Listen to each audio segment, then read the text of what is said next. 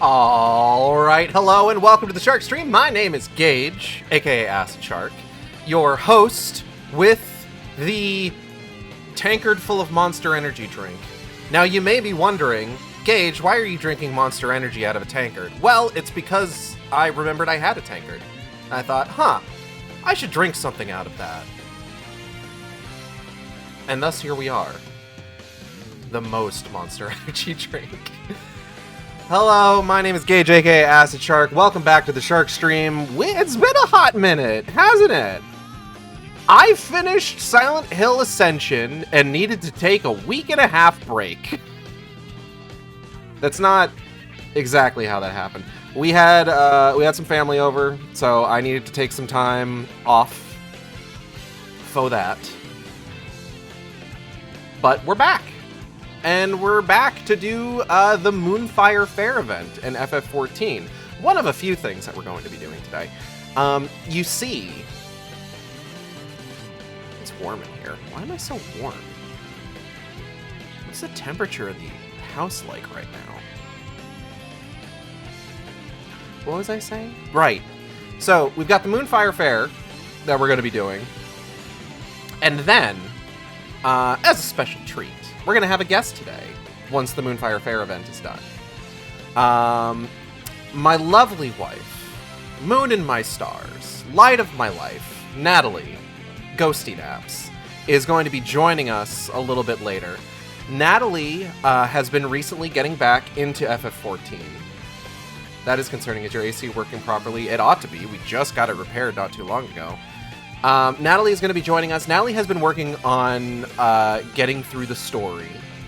She is in the middle of the Dawn Trail patches, but she's having a little bit of trouble with one of the boss fights in one of the patch dungeons in terms of, getting through it on duty support. Because, as some may know, in duty support, if you fuck up and die, then the whole thing resets. It's not like your AI companions can continue the fight without you and res you when they get a chance. So we're going to go ahead and the plan is we're going to assist Natalie with that dungeon. I forget which one it is. It's the one where you get split. It's 4 dudes, and each of you needs to take one guy down, but you're trapped with that guy. I thought they added a thing where you get 1 life. Well, still. 4 dudes at once? Yeah. In a fight.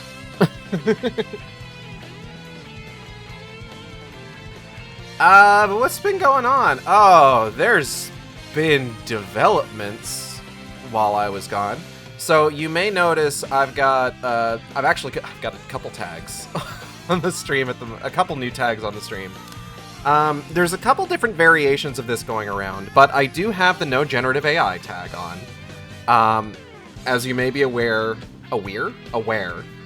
Twitch recently added a fun new setting where you are automatically opted in to your stream training generative AI models. Which, disgusting? Absolutely disgusting. Get it away from me. Hello, human resources. So obviously I opted out of that. I don't want to be a part of that. But Twitch is refusing to make it clear what streams are currently allowing themselves to be trained on generative AI models. So, fun little grassroots movement. Basically, just put something in your tags or in your title indicating that your stream that you have opted out of generative AI, which I have, so that's there. I've also got the trans rights tag on there because there was a kerfuffle after that option was added where people were reporting that the trans rights tag was not being allowed to be added under like some Twitch policy. It seems like they walked that back because I did try adding it to mine and it seems to have stuck around. So I figured I'd just keep it there because trans rights. What else been going on? Darksiders 4 is being reported to be aiming for a fiscal year 2027-28 release. Saber Interactive. Okay, let's talk about this. So Saber Interactive announced a game called Rideshare quote-unquote Stimulator, right? Now, I first saw a report about Rideshare Stimulator when they were like, oh, the trailer has a dig at Randy Pitchford. And I mean, you know, full disclosure, Randy Pitchford sucks. So I'm just like, haha, funny.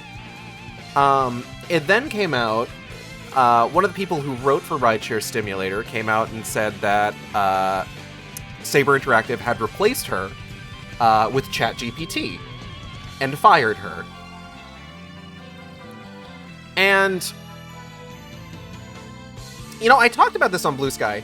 There's kind of a silver lining with a lot of this, like, corporate AI brain rot shit, where the most obnoxious dudes you know about generative AI can't keep their fucking mouths shut. So first and foremost, Saber Interactive did come out and say that yes, there is some generative AI content in the game. Of course, framing it as like, oh, this, and this, it's all made by humans. We used it for some like conversations and some voices to pass on the savings to the consumer. You know, try to frame it as like a consumer friendly bullshit, right? Which is, of course, hollow as all hell. Like, that's bullshit. We know it's bullshit. Don't bullshit us. And then the CEO of Saber Interactive, whose name I've already forgotten, comes out with what I think he thought was a clapback to this person pointing out that she was fired and replaced by ChatGPT. It gives me the same vibes when someone asks Wooly if it's okay to wear blackface and he just leads with the camera, do it and tell everyone, brag about it. Lunar Foxfire, thank you for the follow. Welcome to the Shark Stream. But the CEO of Saber Interactive put out an official statement. Made an official statement. The person who was fired, her name is Stella. I don't remember her last name offhand, but apparently neither did he, because he starts the official statement with Stella who? I had to ask Claude who that was, and it's just like, okay.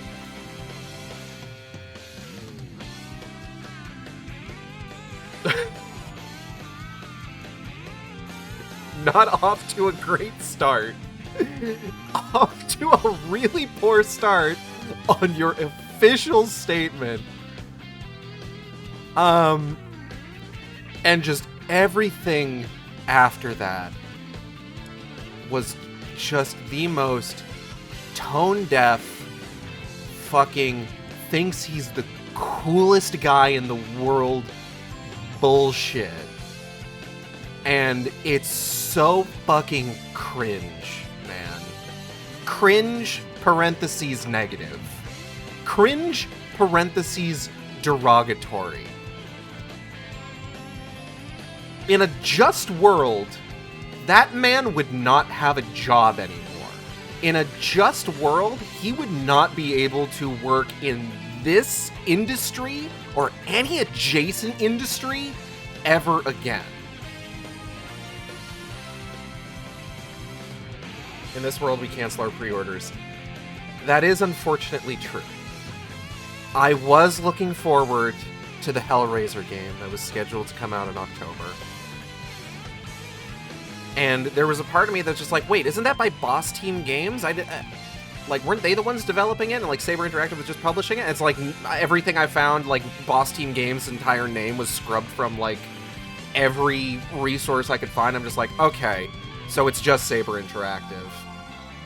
So I went and I canceled my Hellraiser pre-order, which hurts, because I was really excited for that game.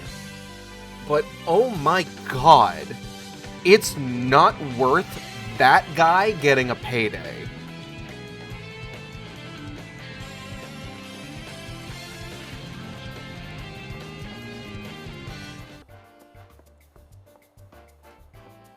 Hello, Xanda. Welcome. Good morning. Good day, even.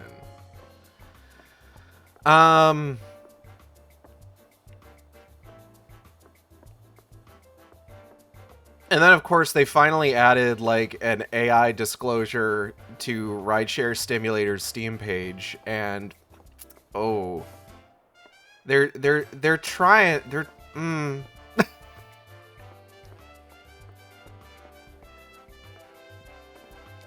I've talked about this before. There are situations where, like, there's a degree of reasonable doubt. Are they trying? Bear with me.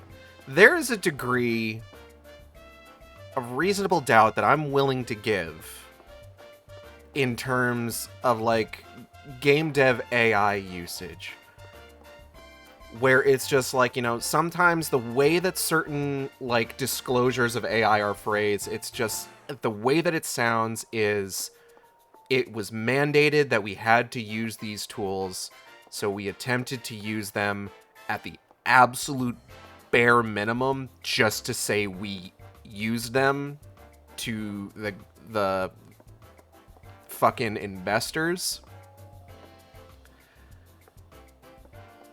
But then that always gets couched in that really, really kind of disgusting phrasing where it's just like, everything was made by people. Ake, thank you for the continued sub. 11 months, goddamn. Everything in this game was made by people. And it's just like, because they have to couch it or the investors get mad. Yeah. Like, they need to admit to using it because, like, there is incentive at, like, the investor level for them to, like, I would imagine, get some use out of this stuff, because I would bet the investors poured a lot of money into this shit. But then the people who are all sorry we got caught will use the same wording. Yeah, no. It's the same sort of thing where it's just like people talk about like, oh, everybody uses AI these days, but what they're talking about is like GPS and spell check.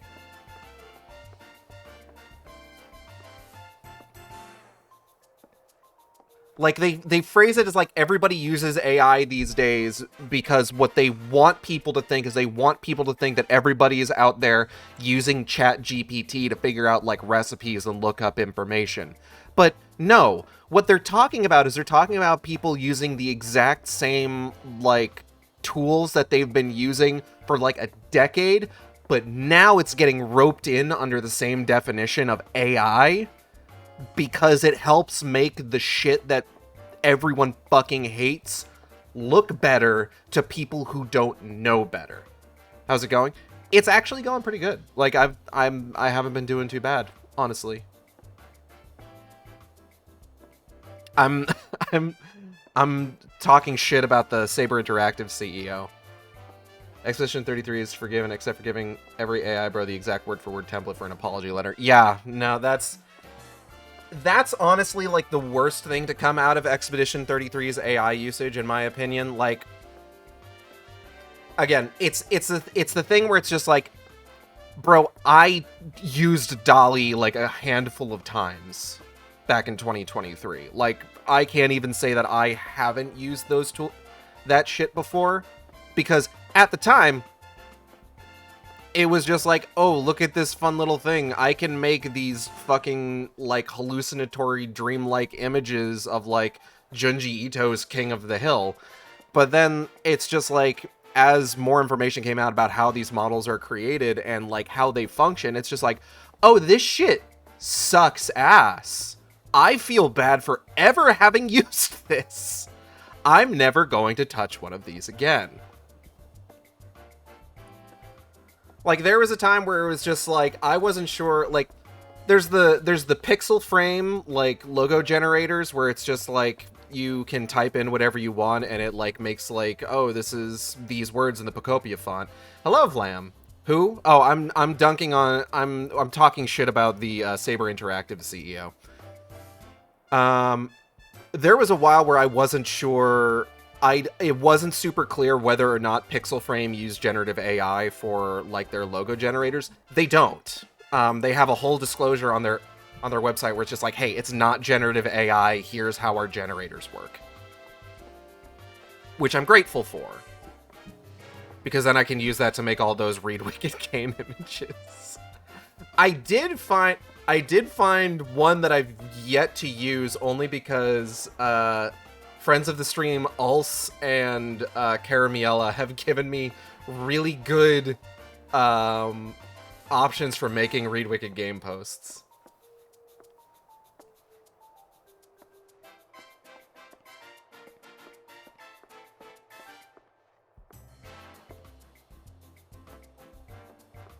Huh?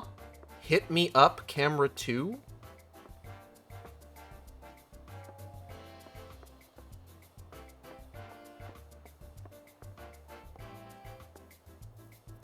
Am I still wrong? Am I wrong to still want to play or watch it? No.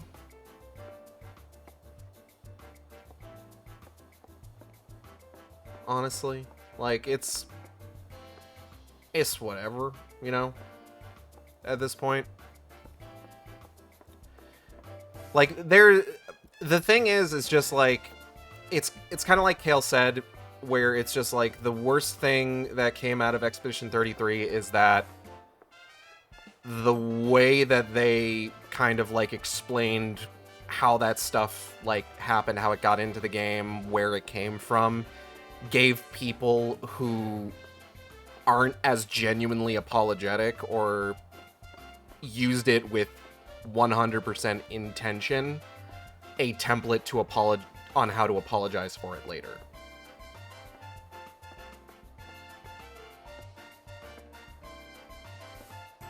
So honestly, like, personally, I would just say go for it with Expedition 33. There's, like, games where it's, like, way more explicit and way more, like, blatant and unapologetic, despite what they may say, where it's just like, it would be like, you'd be worse off.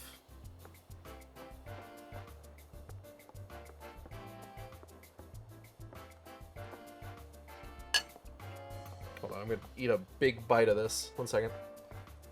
Oh.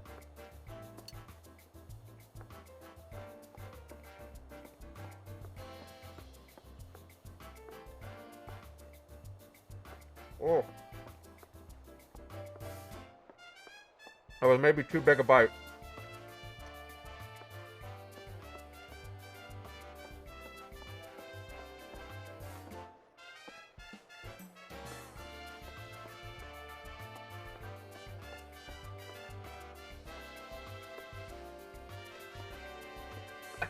All right.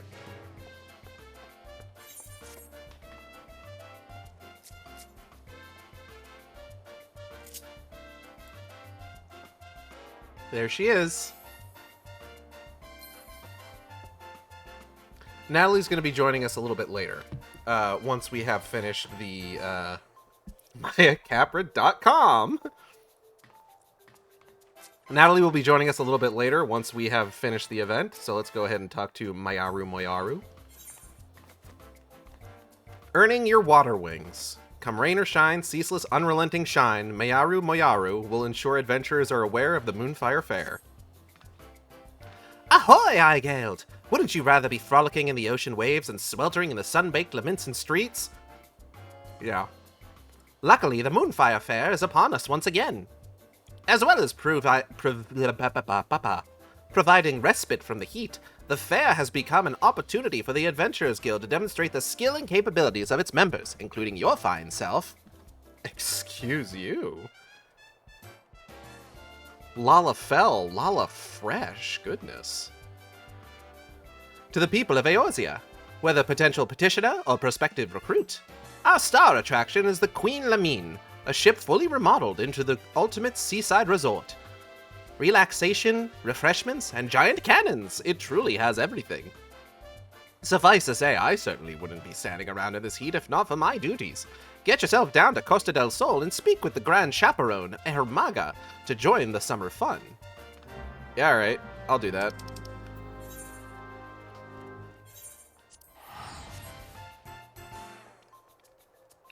Can giant lizards swim? At least better than Alphino. Yes.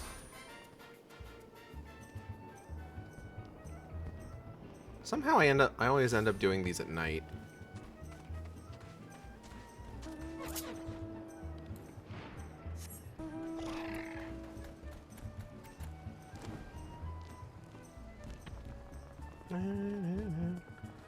So, suffice to say, when we do ultimately get to assisting Natalie with the dungeon, I will need a couple of volunteers. And Igeld is pretty fine. Cage 2. Thank you. I did. But. Anyway. Only on Halloween. Okay. Probably won't do the jumping puzzle. I proved myself last year on our 100th FF14 stream.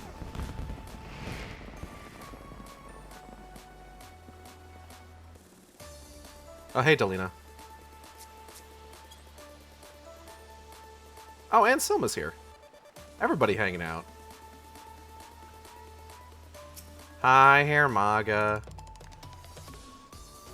Ah, hi, Gald. Mayaru Moyaru roped you in again this year, did he? Always glad to have you on board.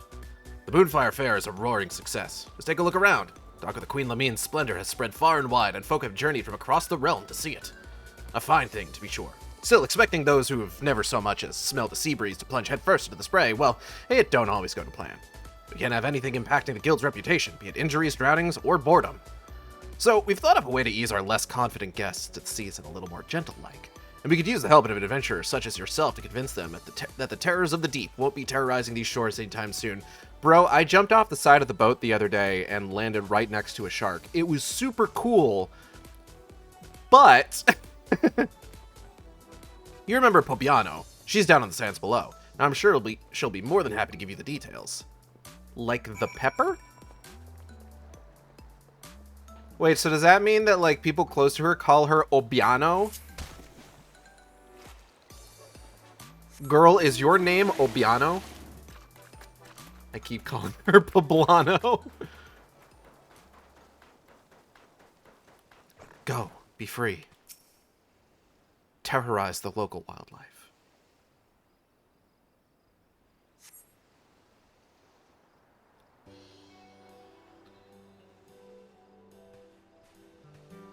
Hey girl, hey. How you doing? Oh, if it isn't Igeld. How lovely to see you.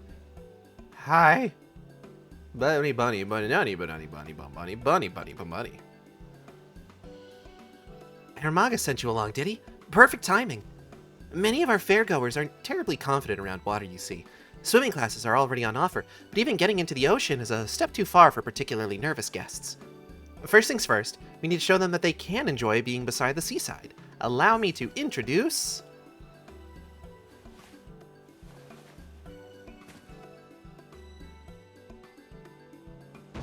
Ah, pooltoy TF moogle. Our inflatable Magraft, proud vessel of the Watery Wings Pleasure Cruise. They give you all a cute fit this year? No, we get this thing.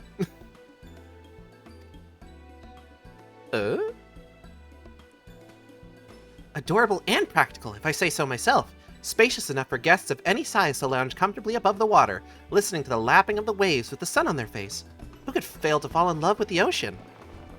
Be nice to him. I'm busy cooking dinner, so I will be AFK a bit. It's fine. It might be a little bit before we're ready to go. Though being dragged out to sea wouldn't be terribly relaxing either. We've employed magics to set the rafts on a predetermined course around the shallows, one we assured was free of ferocious wavekin. Still, the creatures of the sea are nothing if not unpredictable. For additional security and peace of mind, I'd like a member of the Adventurers Guild to act as an escort. Which brings me to my request. How would you like to be our resident tour guide turned bodyguard? Wouldn't be the first time. There's an NPC hunting after all. There is NPC hunting after all. True. The NPC hunting game is good this year. I've been seeing people enjoying it a lot. Wonderful! I can rest easy knowing our cruise is in good hands. Our first guests are already waiting on the opposite shore. Just let the chaperone know I sent you, and we can get the Watery Wings pleasure cruise underway. I'll wait for your arrival at the end of the route. I'm keen to hear how our guests enjoy the maiden voyage. Hey. With exactly 2 noticeable absentees. What could it mean?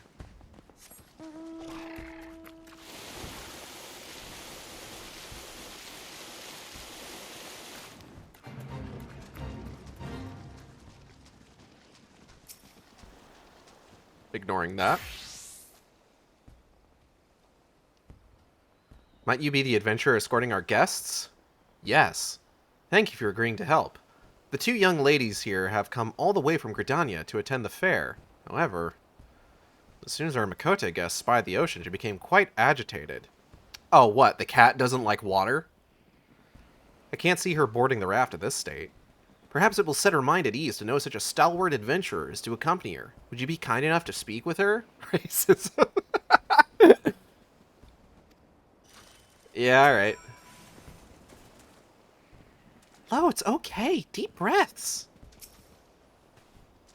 I can't do it. Just look how deep it is. I'll sink like a stone, and I'm sure I heard someone talking about dangerous wavekin. No, I can't. Come now, Lo. It'll be all right. You won't stray far from the shore, remember? Look, here's our adventure escort. I do apologize. She was so looking forward to this, but the sight of the ocean seems to have awoken some kind of instinctual fear. I just don't know how to reassure her. Hi, I'm Warrior of Light Igeld Sjork. I'll be protecting your ass today. Introducing the recurring NPCs we'll be seeing every year from now on. I hope so. I do like that.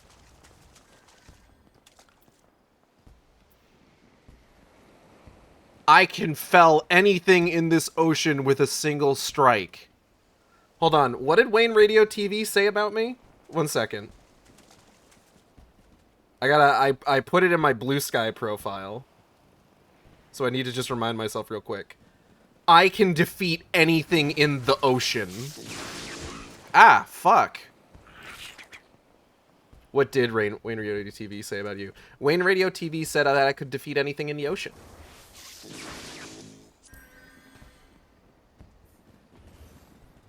He said that in person to my face when I told him that my username was Acid Shark.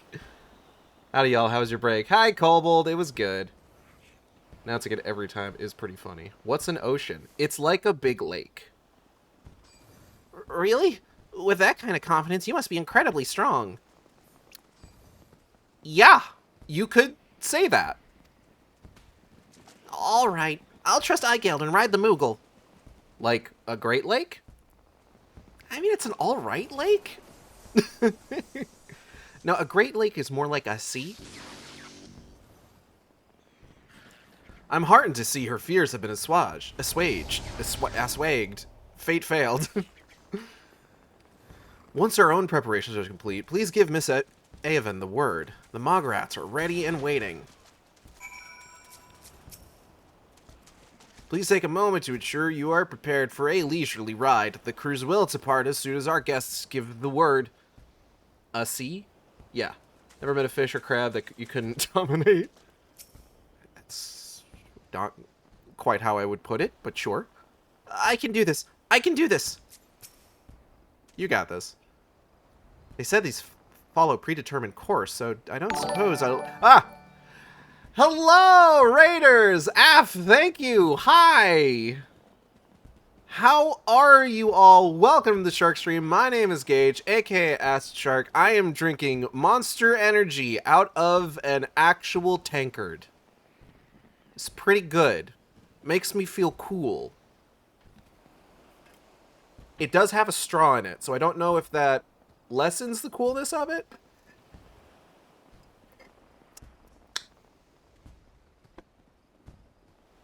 But hello, everybody. Welcome to the Shark Stream. My name is Gage, aka Acid Shark. You might know me already, but I am a variety streamer. Today I've been on break for a little bit while family was visiting. And today we are returning to the grind with some Final Fantasy XIV. Who needs a straw? Just aim. What? We're going to be doing the Moonfire Faire event, and then I'm going to be helping my wife out with some Dawn Trail patch content that she has been having some trouble with. But we'll get into more of that once everything is done. Jules the Wombat Lover. How much do you love wombats? Can you truly claim this title? No, I'm sure you can. Promise to stay right behind me, okay? You have to promise. Dude, wombats are great. Jules is Jules loves wombat. Float away on the Watery Wings pleasure cruise? Yes, is well-known fact.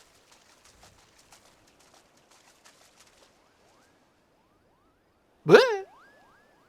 The nice adventure is right here. I'm fine. Absolutely fine. Yeah, man, I'm right behind you. Look at the scenery. Doesn't the beauty calm your nerves low? Buildings atop the ocean. How do they stop the posts from rotting, I wonder? Breeze must feel so nice up there. How different everything is to Gridania. He's probably fine. Avon, a crab! I've never seen one like that in the 12 Woods rivers. Where? Where? Oh, I missed it. I'll have to keep my eyes peeled. Beds on the beach? Now that sounds more my speed. I could doze right off to the sound of waves. You know, I saw a man explode over here one time. Not like all on his own. Bombs were involved. I wouldn't worry about it. Swimming classes! Oh, how I would love to learn how to swim, as long as we don't go too deep. Let's do it! Now that we've overcome this, we can do anything together, Lo! Oh, they're lesbians. Are we supposed to be heading right for that massive ship? That's the Queen something or other? Oh, Avon, it's amazing! I'm so glad we came!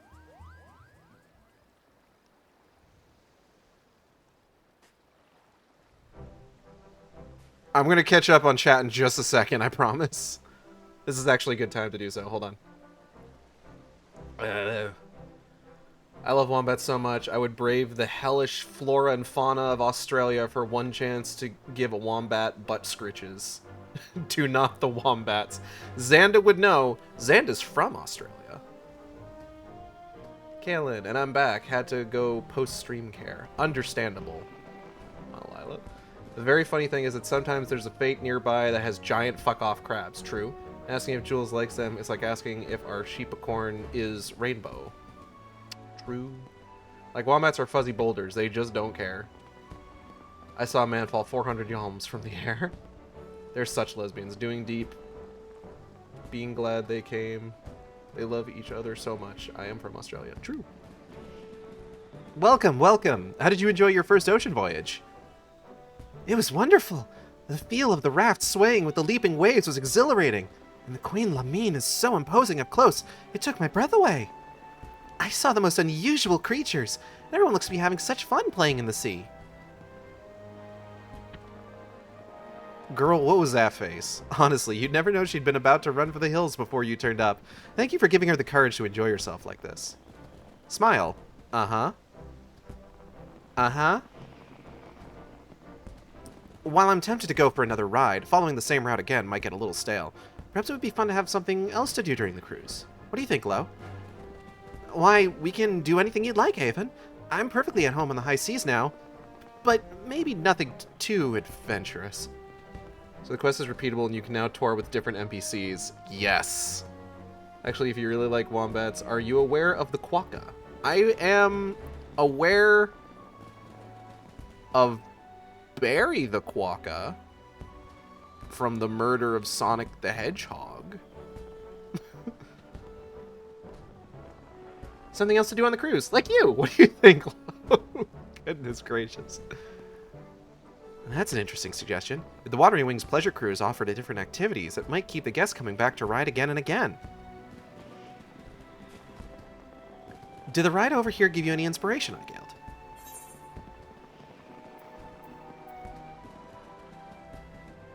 Ooh, Small handheld water cannons to drench your companion. I'm aware of quokkas. I have a quokka plushie. Her name is Sheila. No, she does not throw her babies at predators. Be back later, y'all. All right, Zilla. There's the correct answer. That's awesome. Small handheld water cans to drench your companion.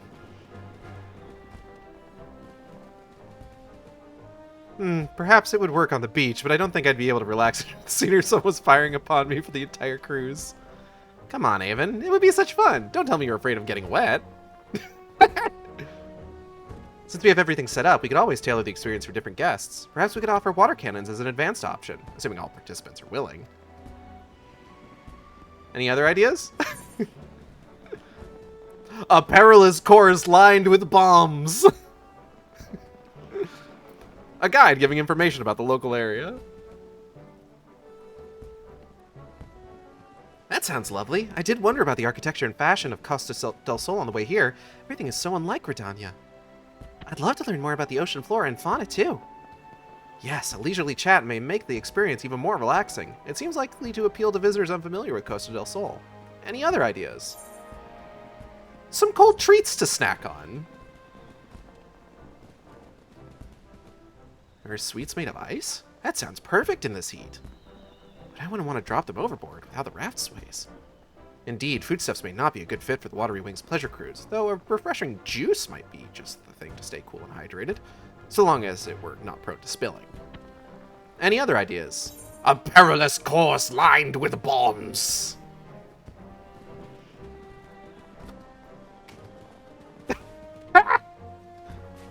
What? Bombs? The poor moogles will pop and we'll all be swallowed up by the sea. The Igald, bombs at the Moonfire Faire? Surely not.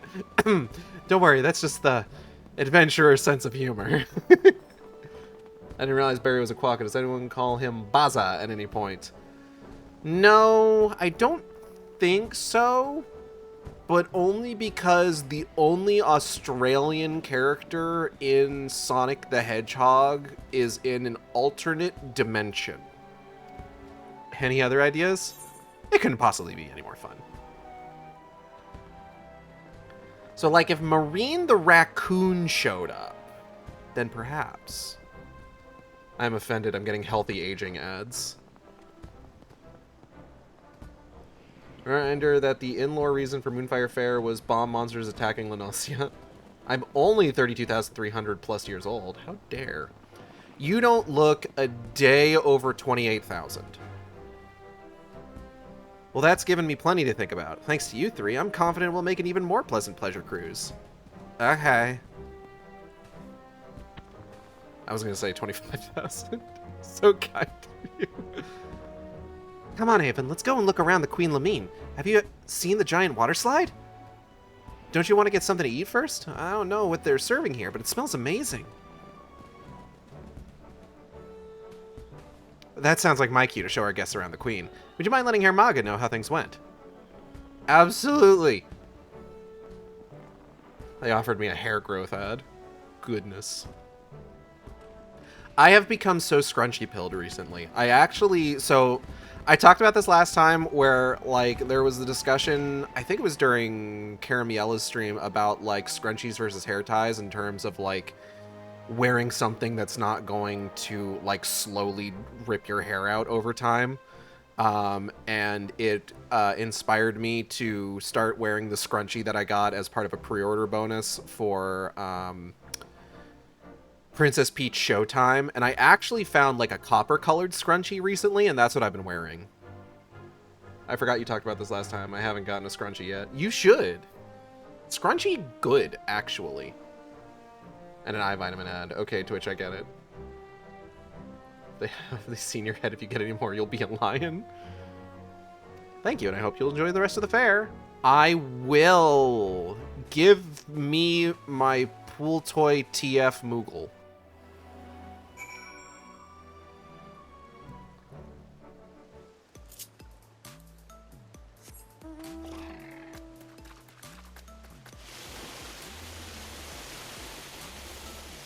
Alright, he's up there. Hold on. I need to get as much height as possible.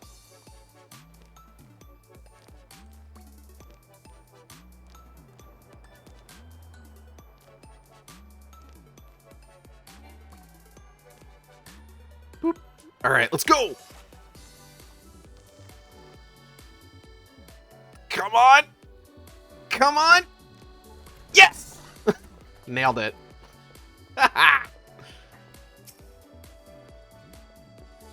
When did we tell him there's a geyser on the starboard side? Never. Never deter me from my course of action. Sounds like those Gridanian lasses had a grand old time.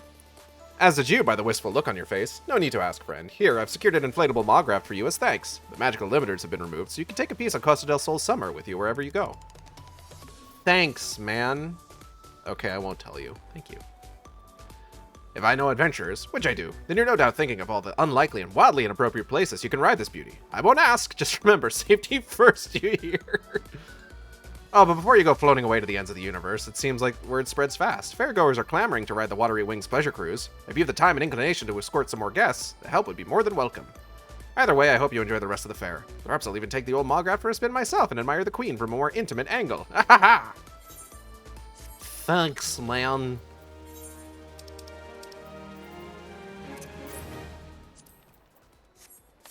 I've got 2 Shinryu Vanadil cards. I should probably, like, do something with those. I've just got the Kaine theme? Odd. I found Grandma.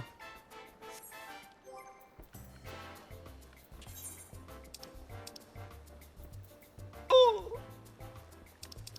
Wait, what's this? Oh! Right, my gay unicorn. By the way, if you haven't gotten the gay unicorn head... Head? What? If you haven't gotten the gay unicorn yet, is it still going? I actually don't know. I don't have the drops enabled tag on my stream anymore.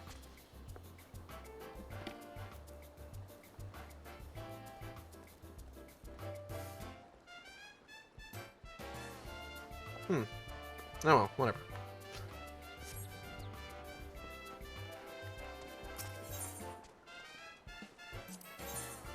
Whoever floats your raft. I get 10 pinwheels. Oh, good. Hermaga's trying to catch your eye. Are you enjoying the fair, Igeld? Fancy another jaunt on the Watery Wings pleasure cruise? Of course you do! Our man on the coast sent word that some folks turned up looking to ride the Mograph, so when they heard they'd be joined by an adventurer, they requested you by name. You know the place, just along the shore from Costa del Sol. Head on down there when you're ready and make sure your friends enjoy the ride. Up on the bow. The bow. That's the aft, is it? Can't see it on the map. Okay, hold on, I'm going.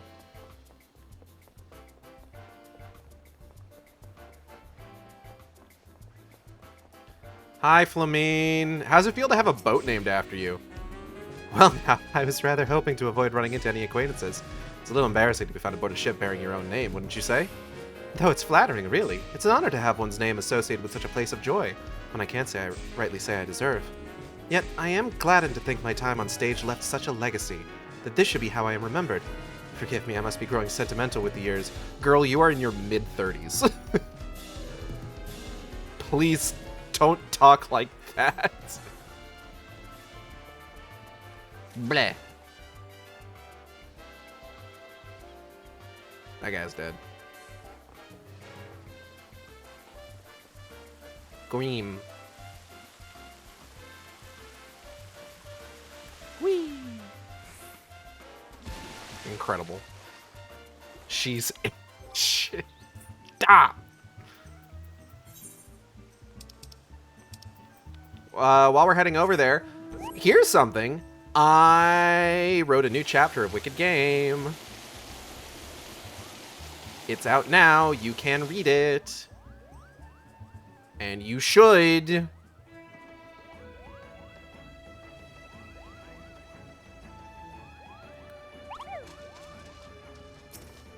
Hello, sir.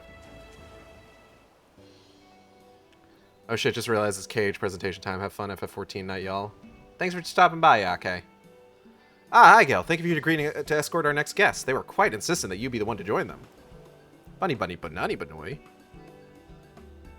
If you take one of the cannons, you can get on the additional platform. Oh, I know. That's where I took the... You have some incredible choices, so I've heard. Their identity? Yes, they were quite distinctive. A piratical pair, 3 esteemed figures in the Adventurers Guild, a refined Elysian couple, a duo of Garlean defectors, 2 imposing Ora. Oh boy.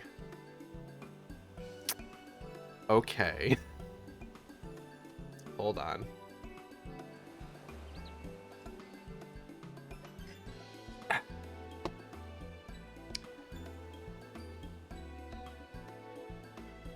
I know who this last one is, and I do want to save them for last.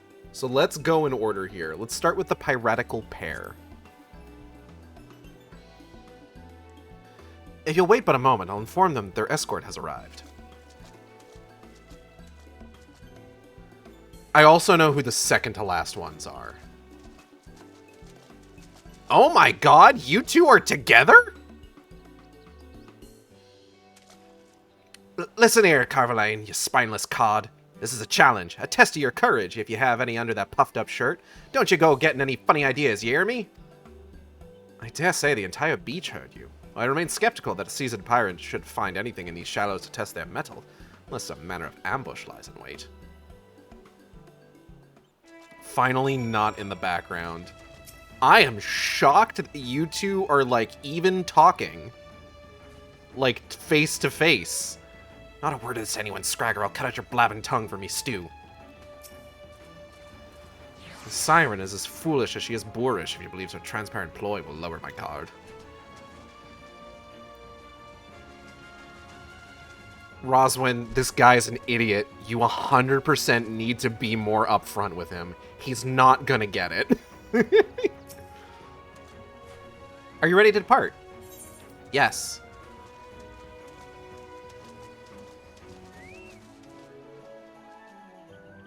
Haha, wee. Time to see what you're made of, you lily-livered fop. Keep your eyes on me. Indeed, I must observe her keenly till I can discern her true motive. Oh my god, he's a dumbass.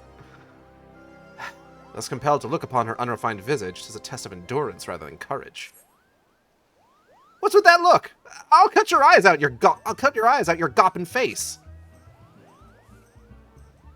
Pay more attention to your surrounds. Your surrounds, unless you wants me to haul your arse out of the brine. I'd rather a watery grave than accept the hand of a siren. I'd rather suspect I could simply stroll back to shore. Still, the fair is remarkably peaceful this year. 'Tis well, given the Krakens have provided our financial backing. Aye, I can just imagine me girls and their little ones splashing about. Not a bad life.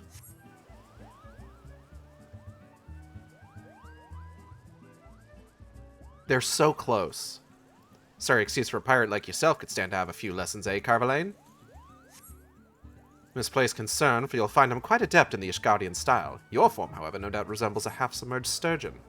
Spriggan, excuse me. We seem to be nearing the end of the course, and I cannot say there has been much need for courage thus far. Speak for yourself. Yeah, it's racing up here. Yeah, but... Girl?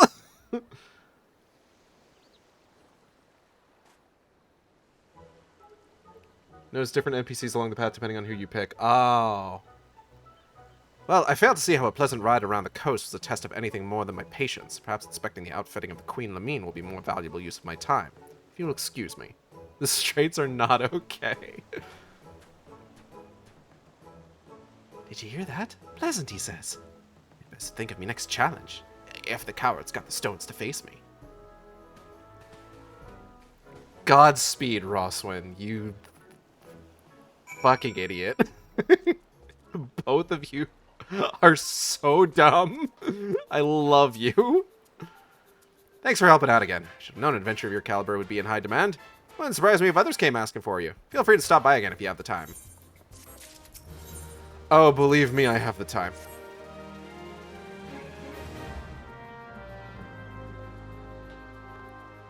Whoop.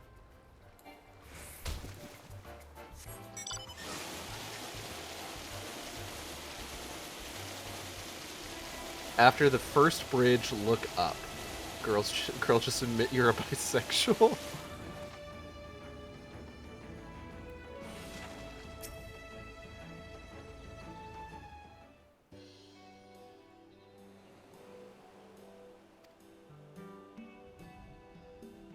But yeah, a new chapter of Wicked Game is out. I was a little worried about getting back into the saddle for Wicked Game, but I do think the new chapter turned out really well.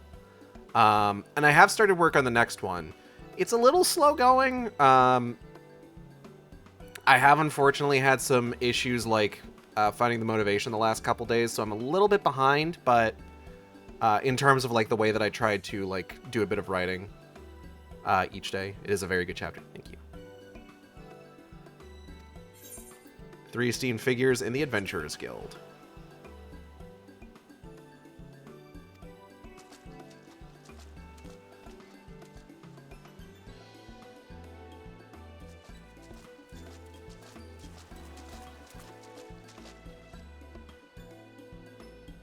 I'm sorry, I saw Mother Mion and I forgot where I was for a moment. Hi, Gale. How lovely to see you. Baderon invited Momody and I to experience the Lenosian summer. As you can see, we're quite enjoying ourselves. Ul'dah and Gridania are good ways from the sea, so a trip to the coast makes for a nice change of pace. Jules, thank you for the follow. Appreciate you. Hope you enjoy your time here at the Shark Stream. I feel like a young girl again. Another day by the sea is nothing new for old Baderon, so I'll be sitting on the Queen's deck with a flagon of ale for company while you ladies enjoy the cruise.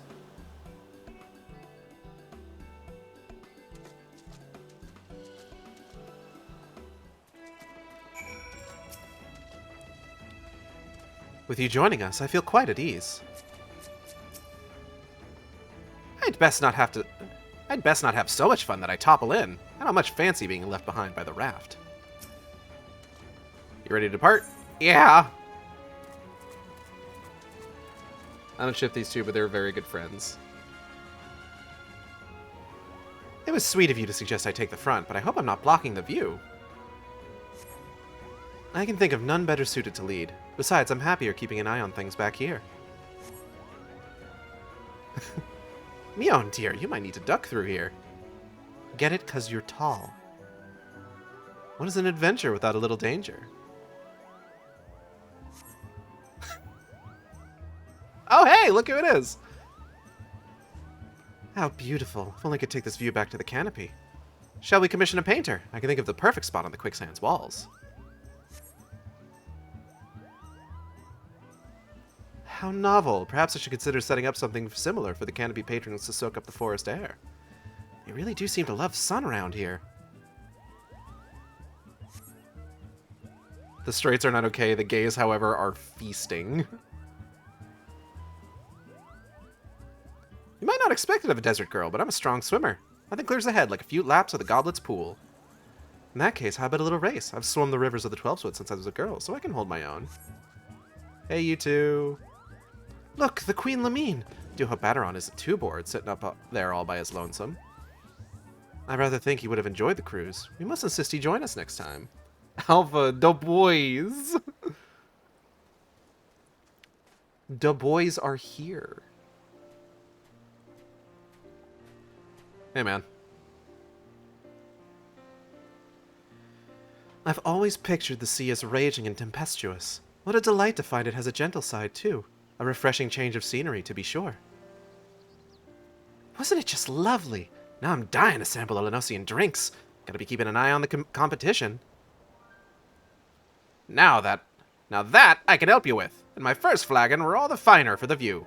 Always a pleasure to see friends enjoying themselves, and all the more so when it's in your own backyard. Thanks for showing him the ropes, Igeld.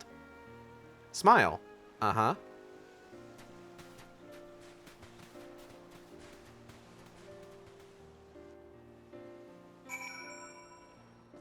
The gays are feasting, and we passed by Alpha and Omega. Thanks for helping out again. Next. I need more.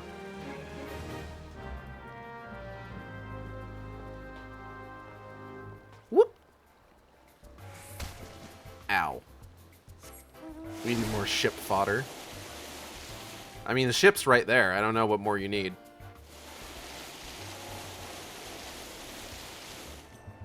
Wait a second.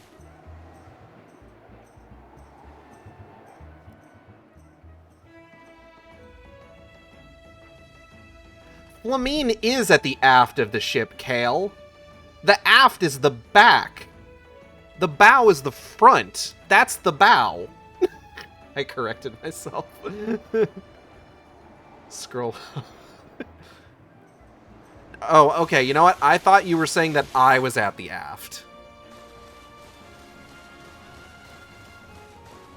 I thought you were trying to correct me. My bad. I will still make fun of you. No, I'm kidding. I did, but then I saw the mask and realized my mistake. Don't worry about it. You're good.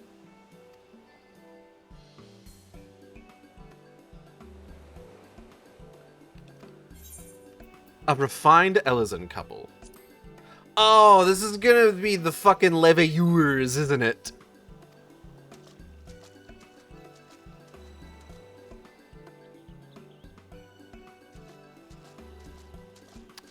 Mommy? Sorry. Oh my god. Ameliance! Hi! You look great. Fortuno. Bro, her husband is right there. Yeah, and? Just because there's a goalie doesn't mean you can't score. No.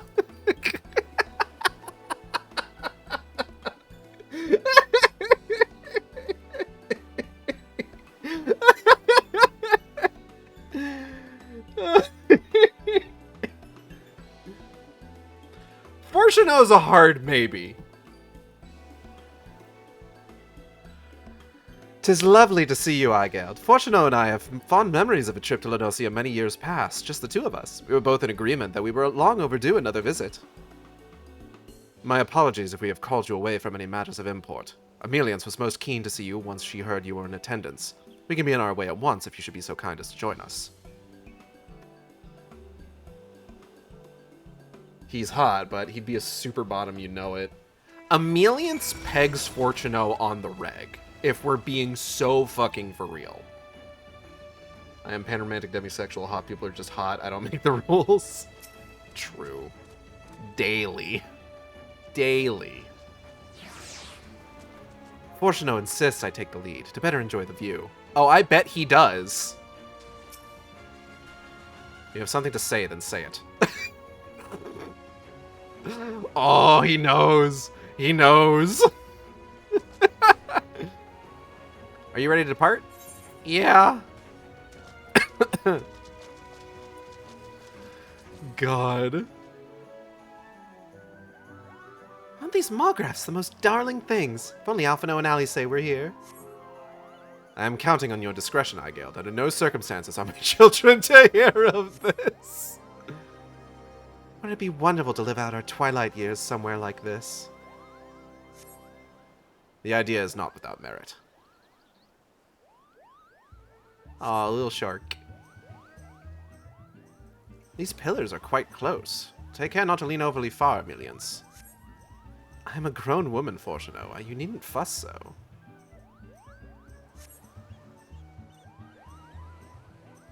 Doesn't that take you back? Remember that night we lay together on the grassy slopes of Tranquility and watched the ocean?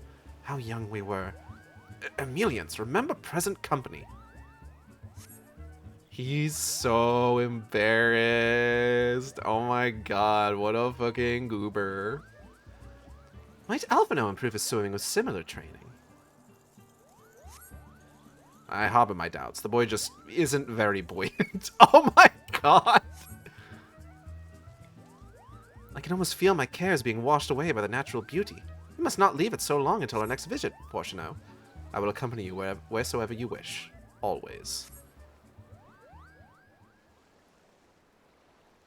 Are you going to tell me my wife's hot? To my face? Oh, Fortunal. Remember that one time you put twins in me? Alphino catching straight. Bro isn't even here to defend himself. And his dad is still dunking on him. The vibrant sea of Costa del Sol seems a world apart from the ocean around Charlian, and yet both leave one feeling quite exhilarated. Admittedly, I find my spirits rather uplifted. I was a much younger man when I last felt this unencumbered. Thank you, Archaild. Smile. Uh-huh. Okay, enjoy the boat. Minfilia's mom is up here. You could probably talk to her.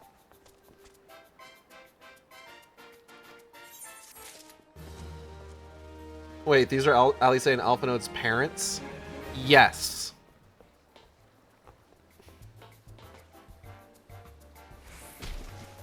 Didn't someone already dunk on him earlier in the stream too? He's catching all the strays. This poor boy.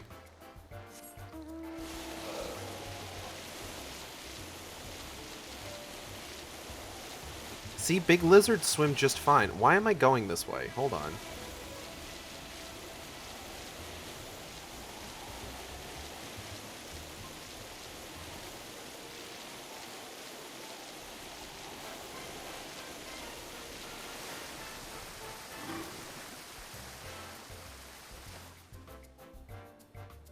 Honestly, it'd be weirder if Alphino didn't catch strays. True.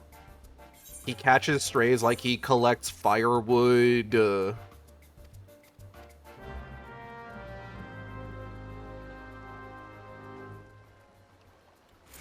Alphino firewood reference. Red alert, all hands on deck. We have combined MILF Dill alert. This is not a drill.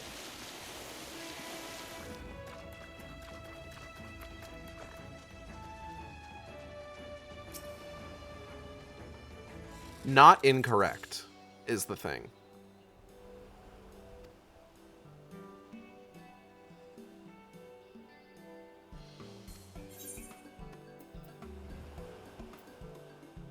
Speaking of Eorzea's hottest couples,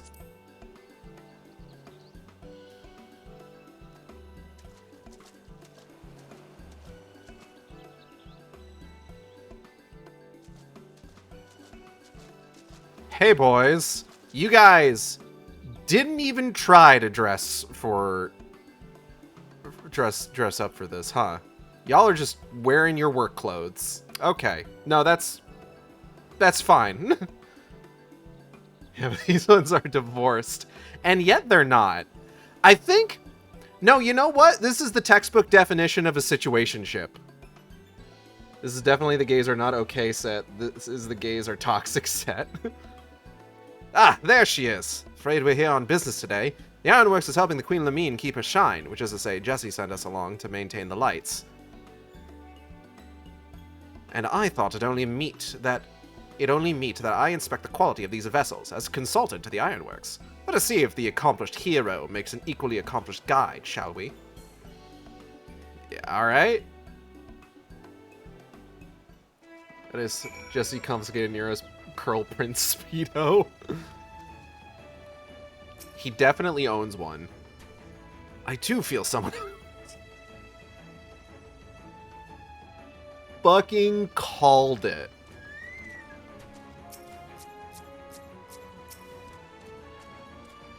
A coat of red paint, a decent propulsion engine, perhaps a few weapon systems. Yes, there's potential. Nero, no, no. Bad Nero. They are inflatable pool toys. Are you ready to depart? Yeah.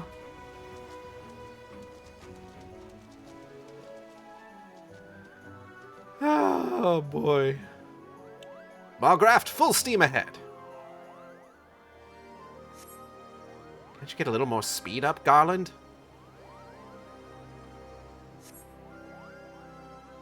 They must be quite confident in the magical pathfinding to lead the course under the buildings like this. It's not that low. It's automatically compensating for the movement of the waves. Child's play.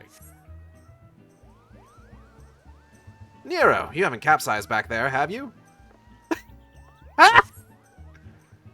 Why, is the vessel proving too much for you? Say the word and I'll take your place, Chief. That's great. Love that. Just imagine if we had a couple of those on the deck of the Enterprise. The view wouldn't be half bad. I'd rather enjoy looking down on the world.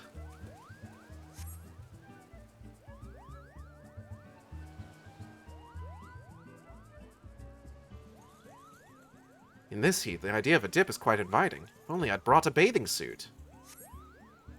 Far cry from the Academy ice plunge, though herding new students into freezing waters did instill a certain camaraderie. Alpha and Omega are not here. We're approaching the Queen Lamine. Time to get to work, Nero. Which is a notable absence. I can scarcely conceal my delight. Somebody gotta move this I keep flying into this whale's fucking ass. Get this guy off the path. I feel quite invigorated. Our maintenance work will fly by after that. I'll give you a shout if we stop by again, Eigeld. Very interesting indeed. Such a rudimentary contraption. Granted, my expertise lies not in magic, but the control systems seem more than adequate. Should I return to investigate further, I expect you to make yourself available. Sure? The swimming bro and his baby sis are taking swimming lessons. I maintain my headcanon that Jessie fucking hates Nero. She hates him so much. It's so cute.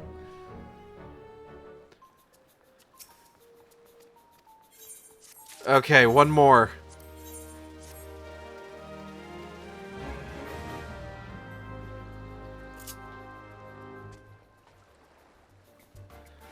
So I've seen a few people posting screenshots of this next one, but there was a very funny one where somebody I know,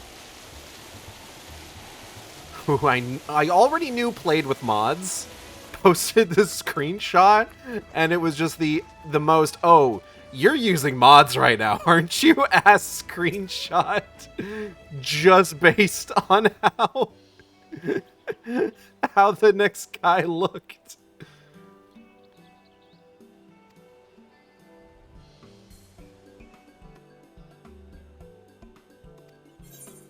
The too imposing aura.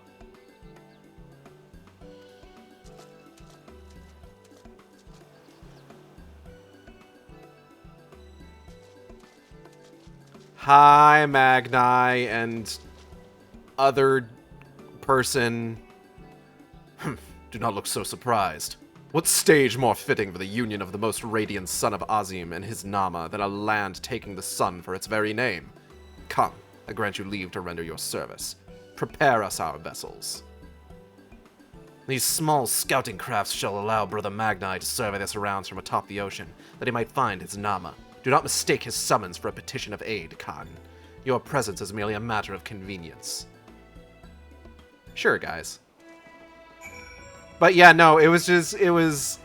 I don't know if I want to say who it was, because I don't know how much of, like, a faux pas it is to, like, name folks that are using mods. But I'm talking, like, Magni's tits fat, nips out is the thing.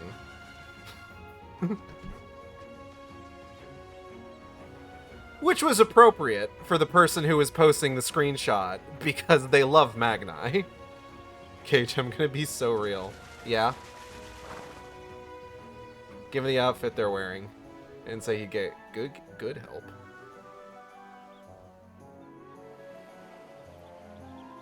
Yeah.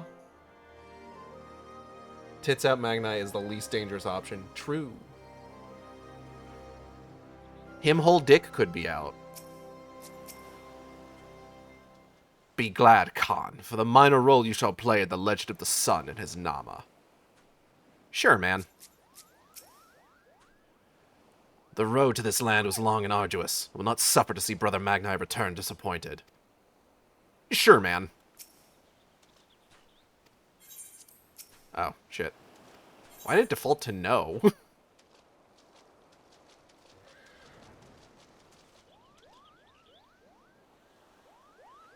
Onwards, Batu, in search of my Nama. Have you ever seen a more gallant figure than our most radiant brother, Khan? They build their abodes on stilts in supplication to the sun. Similar in purpose yet inferior in execution to the awe-inspiring heights of the Dawn Throne. There's so much. What light could it be my Nama's smile shining softly on the waves? Nay, 'tis only the reflection of the sun. The ocean is vast, Brother Magni, and our search is young. Surely my Nama would not expose her tender sleeping form to one and all. How shameless! You guys need so much help.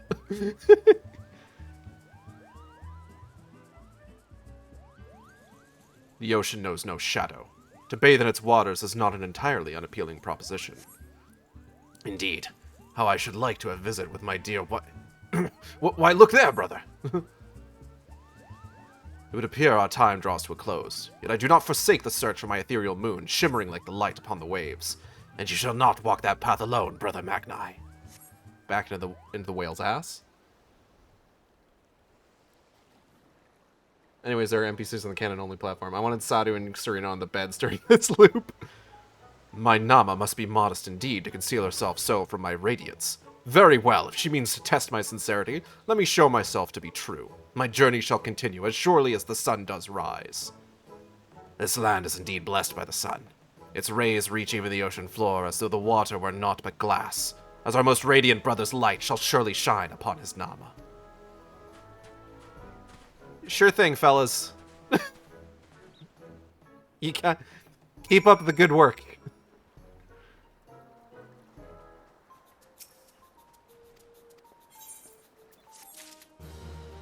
Is Batu straight baiting? I have bad news, one of them is married, and that he needs to avoid mentioning his wife is hilarious.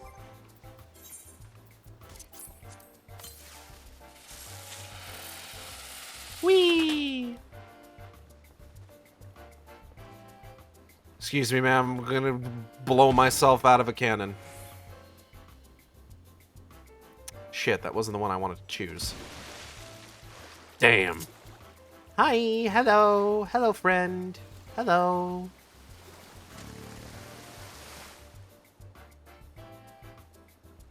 It was worth it. It was worth it for that. What? Man, come on.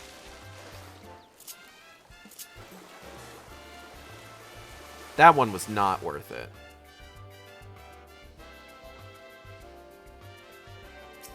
Surely this one. What?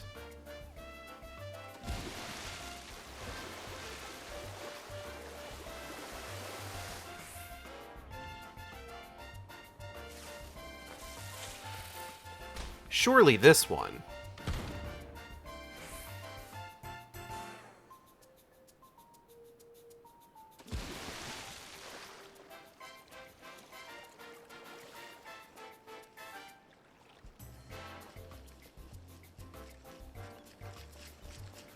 Alright, who's around? Who's around? Oh!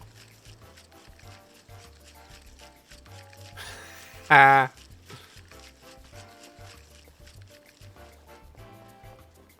Hey, guys.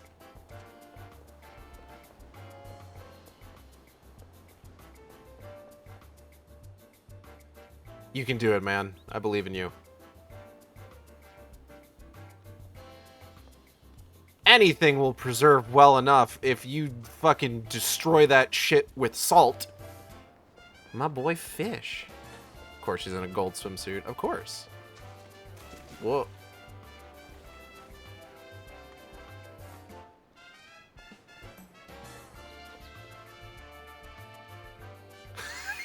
Oh, I love her. Margat is not okay. She is okay by Margat standards, and that's all she needs to worry about. Realistically speaking. What's up? Psst, over here. Where is over here? Ah! Hey! A fine ship indeed! Aye, more than I'd expect from that lout Gegaruju. Love them. Love them. Godbert is shockingly overdressed. That is probably the most fabric I've seen that man ever wear.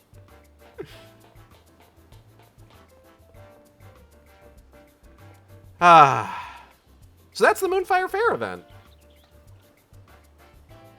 He put on layers to go to the beach. Oh, man. Chip.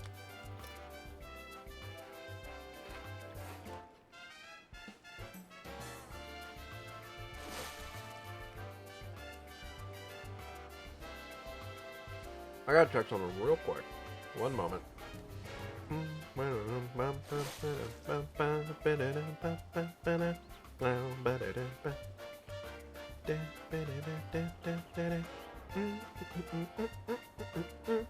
Okay.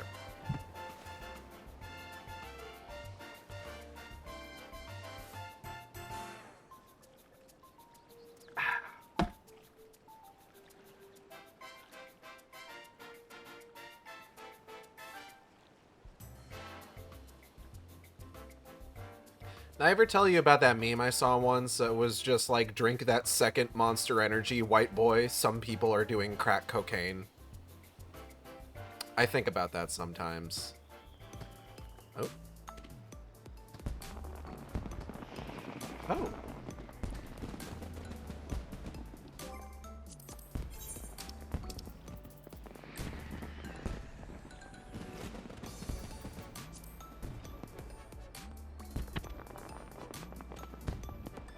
How nice.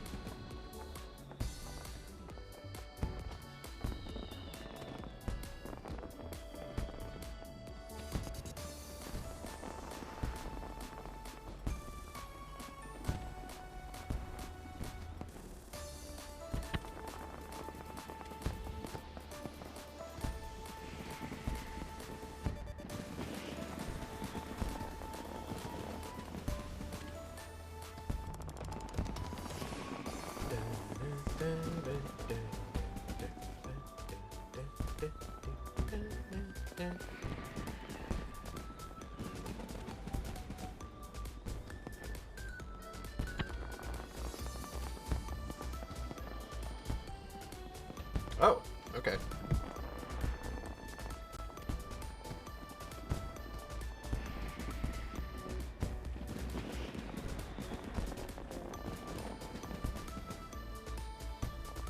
Hello? Hello. Hello! Alright, so now that the Moonfire Faire event is done, I am joined by my lovely wife, Natalie. Hello, Natalie. Hello, Gage. Special guest, Maya Capra. You might hear echo. You might hear my fan freaking the fuck out. So far, no echo, which is nice. Good. Is your fan freaking the fuck out right now? Yeah, it's going vroom. Like a rage-baited fat dog? Yeah. Yeah, nope, don't hear it, thankfully. So, Right. Natalie, why don't you describe in your own words what it is that we are going to be helping you with today? I don't remember the name of the dungeon, but it is one of the dungeons. I think we were talking about it in chat a little bit earlier. I think Kale might have mentioned that it was the Meso terminal. Yes. Mm-hmm.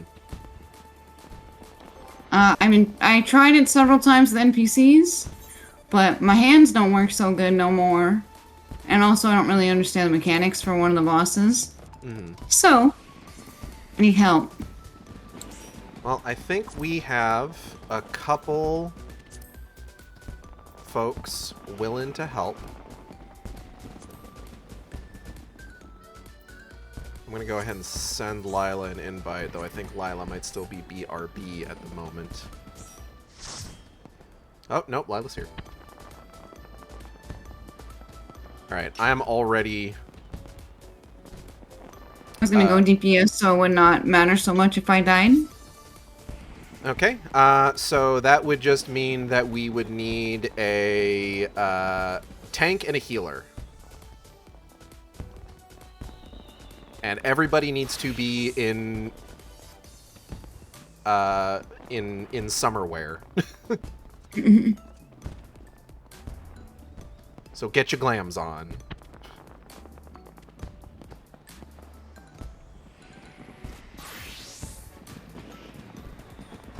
Okay. What do you mean glamour plates don't work here? We're a little far off from the sanctuary, unfortunately.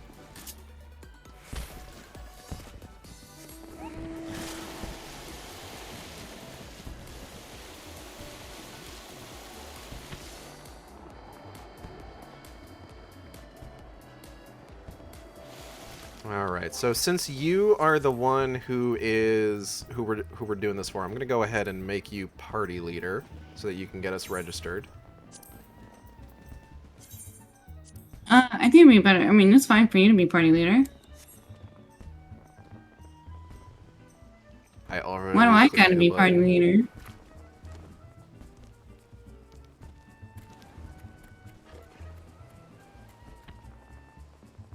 You can go ahead and give it back to me, I don't mind. Now we'll get back to you. Okay. You're just streamer. I'm just here. That's true. You are just here.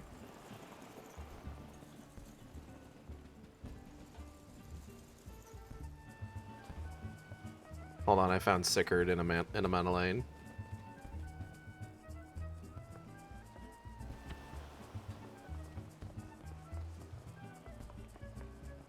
Okay.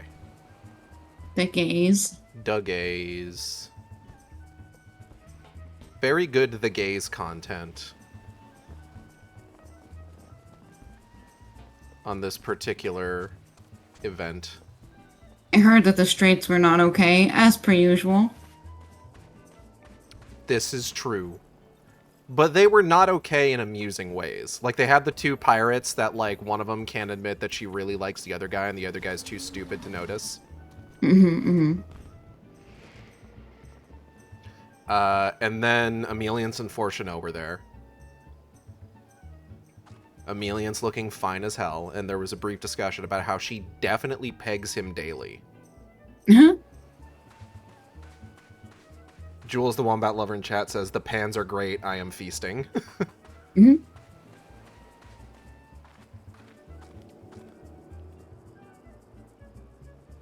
Lila, are you going to put something summery on? To be in theme? Whoa.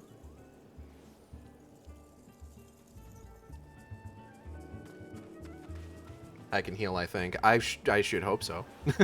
I'm kidding. Alright, I'm going to do... sexy little ready check.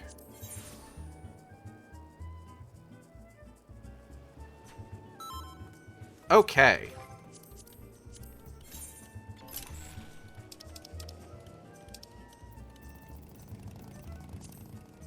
So, sounds like Meso Terminal is what we're doing. Wow. I'm nervous. You'll be fine. Performance anxiety. I had to put on a different swimsuit because I didn't glamour plate it. Oh no.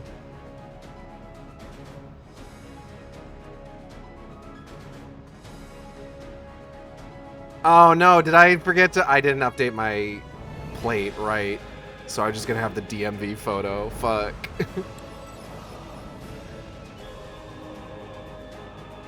Alas. Imagine I'm just like, we gotta leave the dungeon. I have an update I gotta make.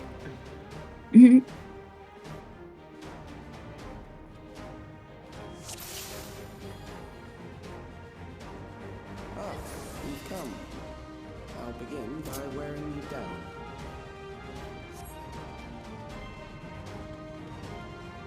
Okay. I think we got this. We got this. We'll be fine.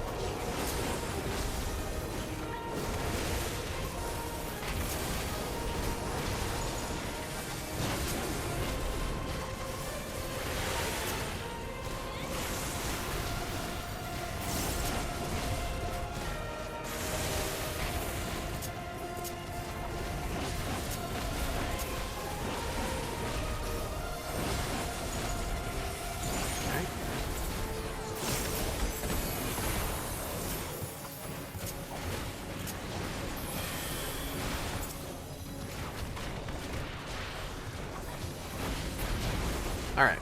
Off to a good start. I've created new endless for you. Not all the warriors, but they I heard that this dude got a plushie. He did. will and survive and so forth. Here, I shall prepare to stage battle.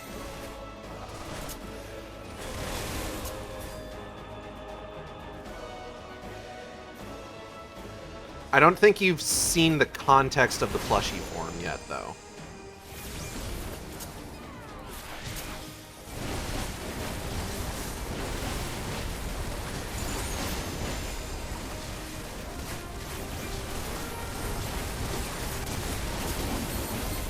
I don't think you get that until the next patch, if I recall correctly. Am I still like a patch behind? So this would be 7.3.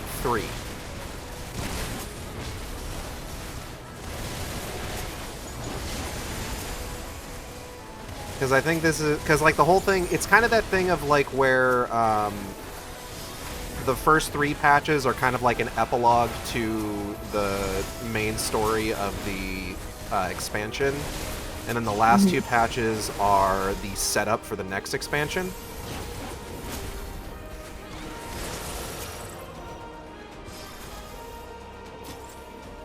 The memories of a physician. One who saves lives should be reluctant to die. Alright. Kawujin Denowo.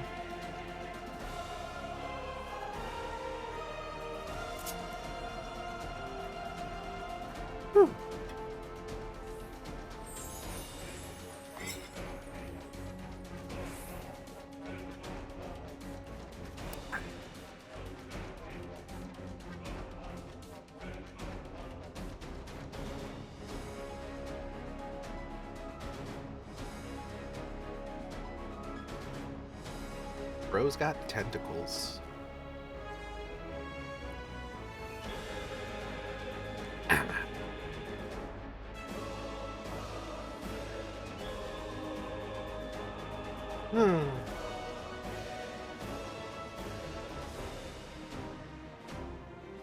I'm trying to think about what I'm going to be getting up to now that I'm getting back, winding back up to stream. Yeah. Yeah, because I could just, like, and I probably will just kind of, like, get back into what I was doing previously. Uh-huh. But I do know that one of the things that I wanted to do prior to, you know, end of September, when, like, a bunch of games, and getting into October, where a bunch of games that I'm going to be wanting to play are going to be coming out, is play some FBC Firebreak, which is like the little co-op PvE game that Remedy put out. That's like a follow-up and takes place in the world of Control. Mm-hmm. But I might not go immediately into that, because I know at the very least, I have at least one game that I was working on that I know is like, I've only got like one stream of it left, and that's like Resident Evil 5.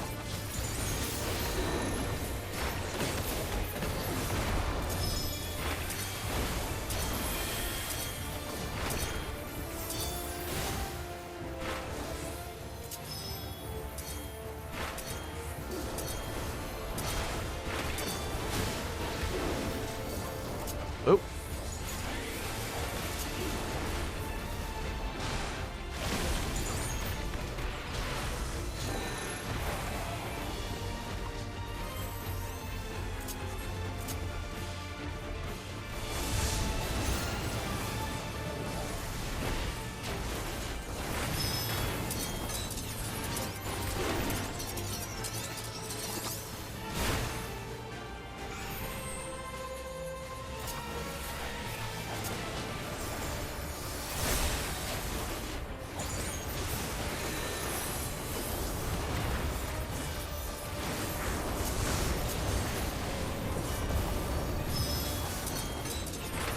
Okay.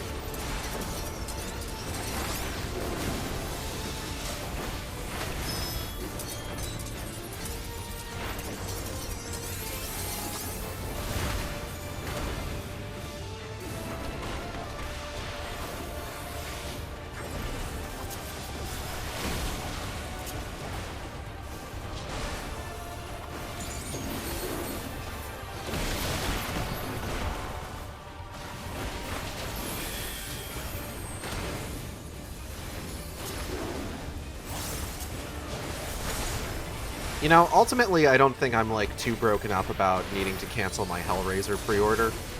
Because, like, I realized just, like, oh, wait, there's, like,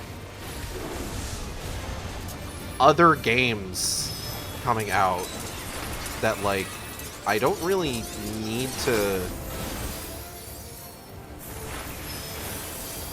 What am I trying to say? I've got a lot on my plate as is, I guess is kind of what I'm trying to get at. I am not exactly hurting for options in terms of, like, new things to play. Because, like, Sinking City 2 is coming out this month. I got my Kickstarter code for that already.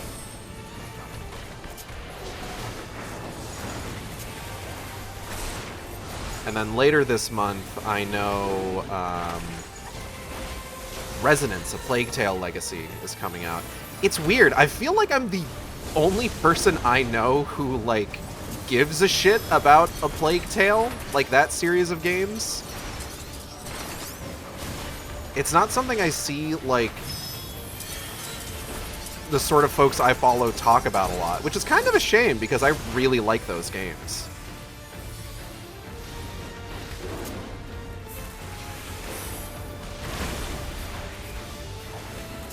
But I remember I was thinking about A Plague Tale, specifically when the Saber Interactive stuff was going down, because I had found, or I had been looking at its Wikipedia page a few weeks ago, and there was an entire paragraph on it where they were talking to, like, the developer, and the developer's just like, oh yeah, we absolutely do not plan to use generative AI.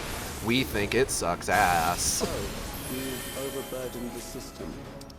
No matter, it served its purpose.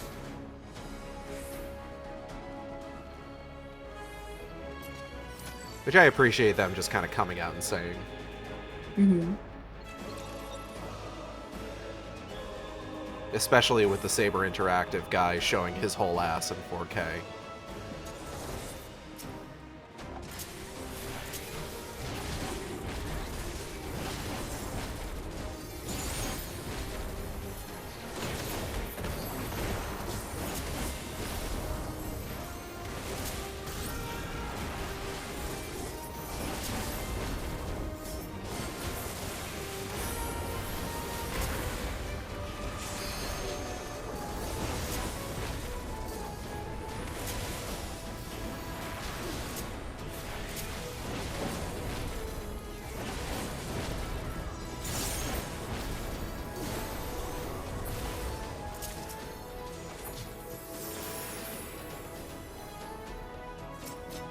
I'm like focusing so hard, bro.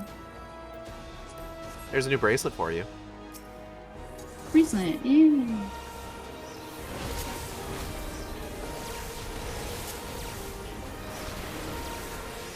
You're just like, haha, wee.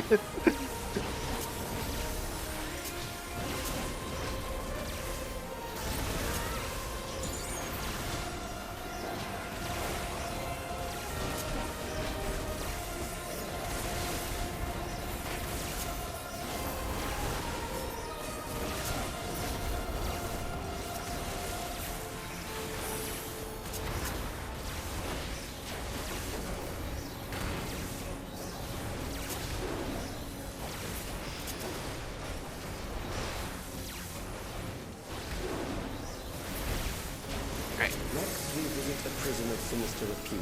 I need not compel them to fight.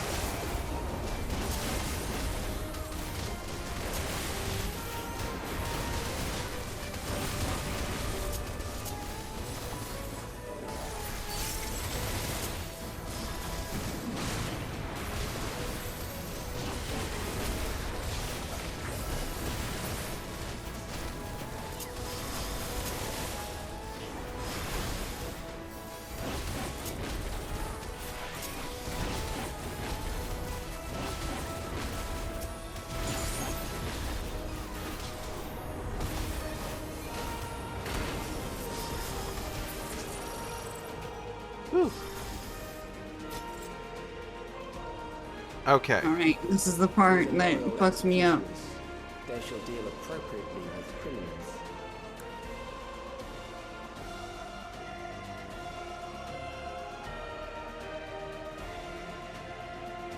These guys can kind of get it, though.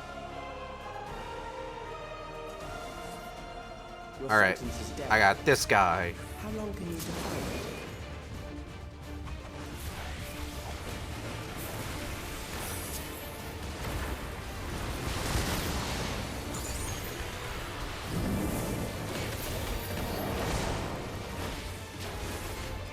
Do you want to use the limit break on your guy? Criminals may run, but they cannot escape. I'm okay.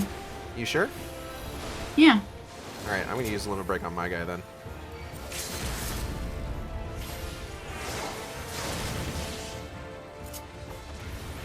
If I have to worry about another button, I think I'm gonna freak out. You know what? Fair enough.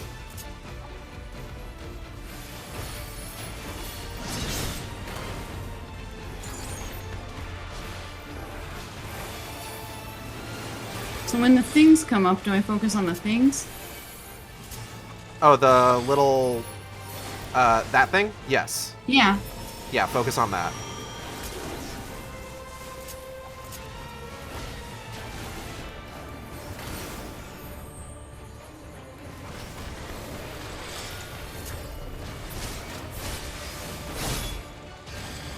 Ah, fuck. I'm not doing so hot, though. Oh. Oh, I started fucking targeting someone else. Shit.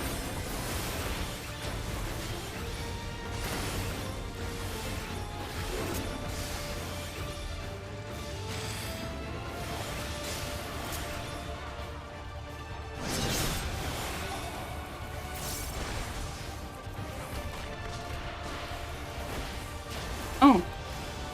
Pardon me, I did not realize. I was not aware of your game, sir. Shit. Huh? Fuck. Ah, damn.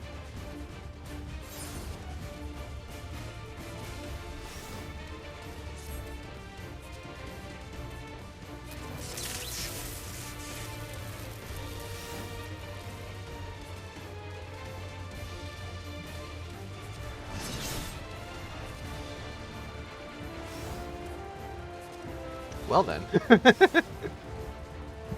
We're gonna give it another try. Now you can see what happens when, like, folks die. It does look like it essentially frees up that particular dude.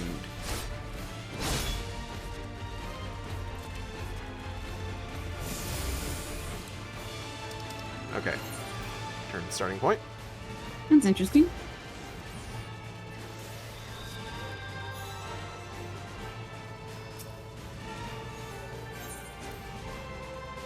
But yeah, the important thing is that with this context, like, at the very least, it doesn't, like, just end. Like, we have a possibility of, like, getting you back up, of, like, continuing the fight, and still probably winning, honestly. Yeah. Oh, don't get too close. Don't get too close.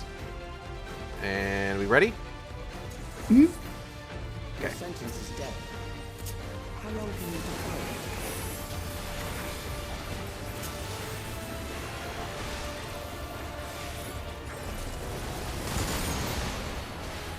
I got those? Okay, sure. I'll take it, I guess. Criminals may run, but they cannot escape. Oh, whoops, hold on.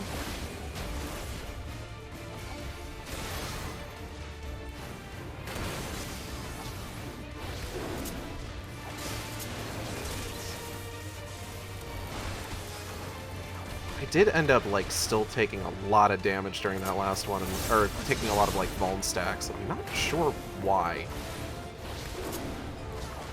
I think it was the balls. I think the balls got me fucked up. For whatever reason.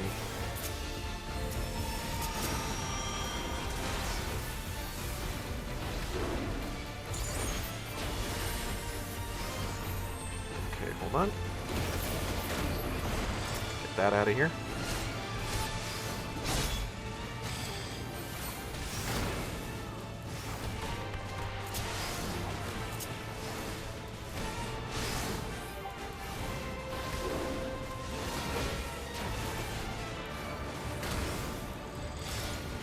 Oh. Dead. Oh, shit.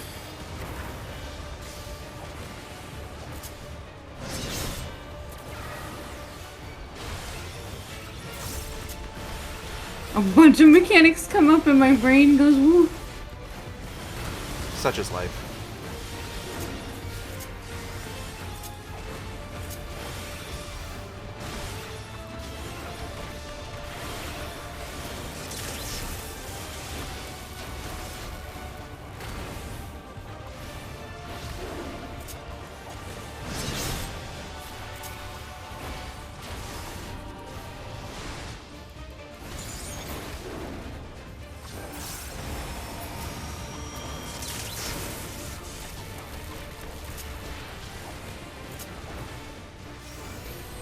Damn. Whew.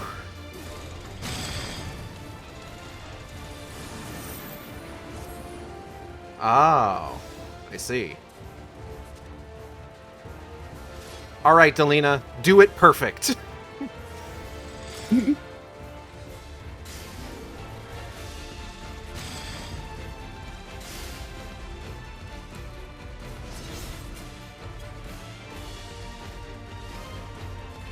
It's a really cool fight. It's just really hard. Yeah. I remember I definitely like died a few times the first couple times I tried this, just because they do sometimes like throw a lot at you.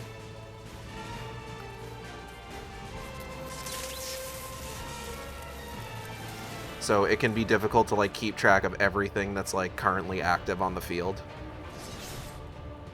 It's also a little difficult to do such precise movements for me personally. Yeah.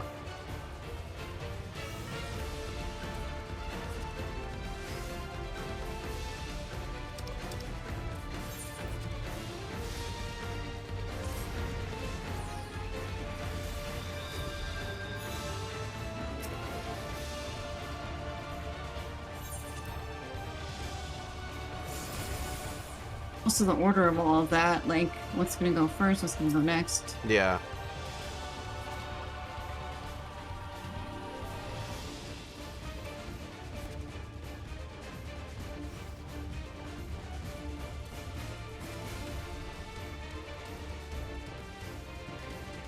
Uh-oh.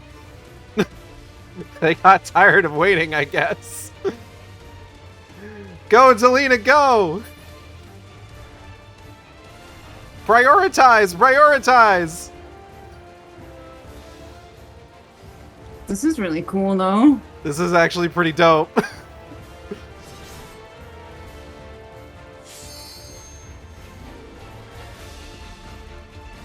Kale might have this.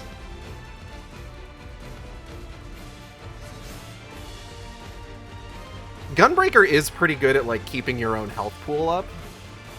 Just because, like, so many of, like, your direct strikes, like, have, like, a healing component to them. Uh-huh. And you do have, like, a mitigation that's just, like, healing over time as well. I need to get started on Gunbreaker. I like Gunbreaker.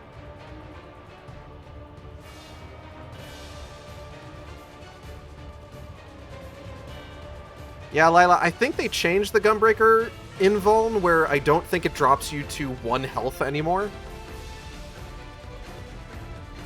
Yeah, I do remember when it took all but 1 HP. That was scary to accidentally hit. I remember accidentally hitting that a couple times as Gunbreaker in the past and just being like, oh, all of my health is gone. Heal, please. But yeah, no, Gunbreaker's a lot of fun. I really like it.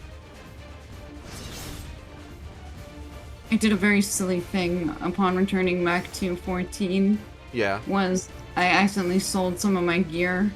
Oh no. Yep. So currently I can't play Gunbreaker until, not Gunbreaker, Dark Knight until I buy a new sword. Oh yeah. What's your Dark Knight at? I have to check. Let me see. Was that like your only sword, or was 90. it just like your? It's 90. Yeah. You could probably go get the artifact sword from Endwalker. Oh, maybe. Like if you were only level 90, like it wouldn't be like the highest level sword that you could get at 90. Although with that in mind, I wonder if like the current level 90 sword, if you can get it with like tomes or not. God damn! Let's go! I bid you continue on. Excellent work. Excellent work. And Natalie gets new earrings.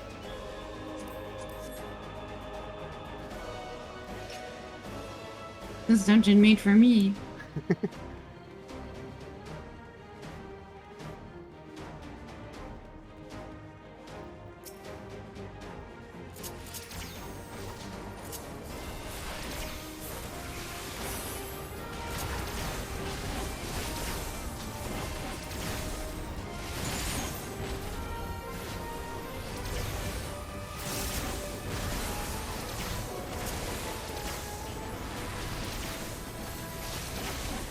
So now you get to see the rest of the dungeon. Are you excited? Finally.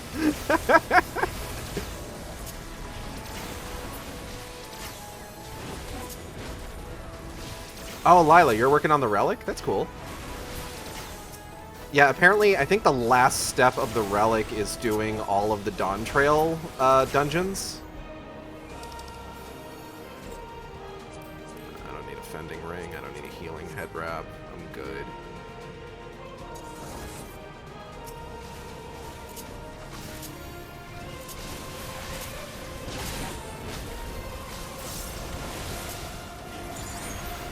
I've never done any of like the weapons building stuff. It just seems like so much of a grind. And it can be. I think the only one that I've, like, actually, like, managed to do and do repeatedly was the Manderville one, which, like, I do Manderville questline stuff anyway.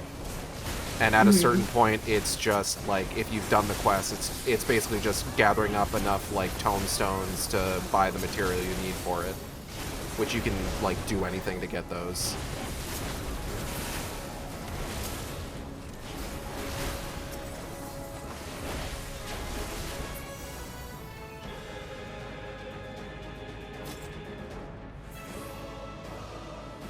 Oh, there's something. If you wanted to get, like, a really good level 90 sword, you could do the Manderville quests up to Endwalker. Uh-huh. And then do the Endwalker relics.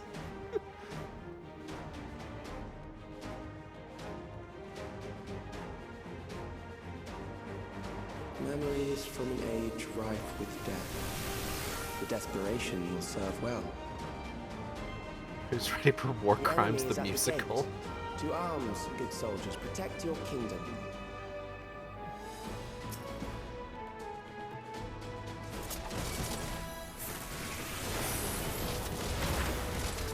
Alex, could you, like, have a little bit more oomph, maybe? I'm not really feeling the desperation you're claiming.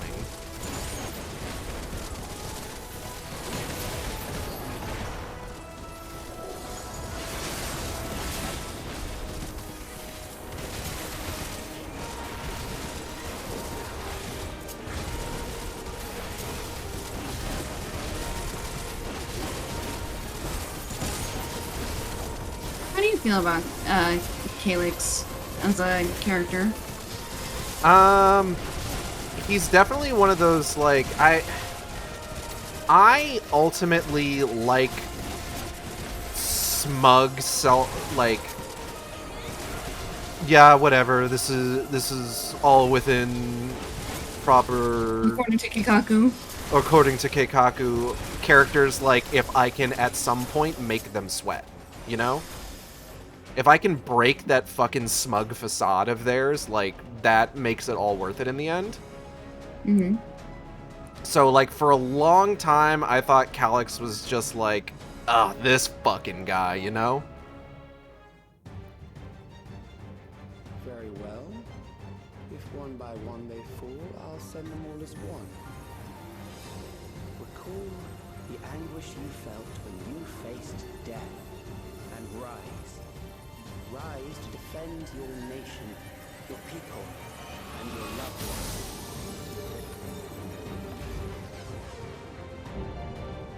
Ooh, this looks cool. Yeah. The freaking goop. The goop. Rise and meet the foe. I would eat this thing. Yeah, that makes sense. There's so many... video games don't have stuff that I want to eat in it anymore. That's my complaint. That's the problem with the AAA studios nowadays. They don't make anything you want to chew on. Yeah. Oh, I will fall off. I think this guy was an Elden Ring boss. An amalgam of memories. Let us see how it fares.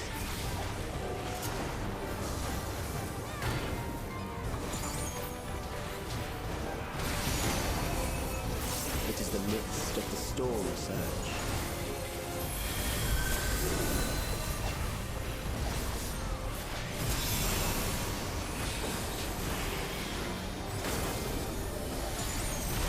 I remember this was one that I had to, like, really pay attention to where the NPCs were standing.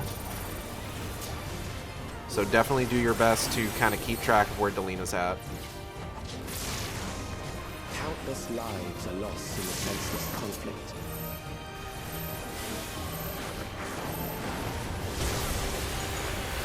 War swells in scope and intensity.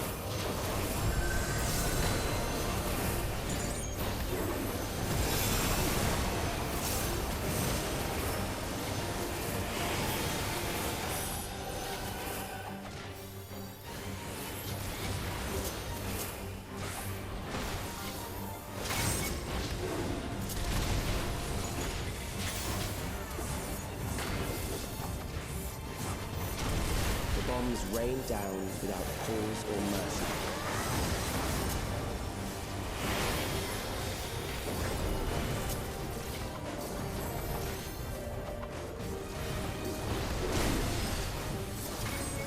Oop.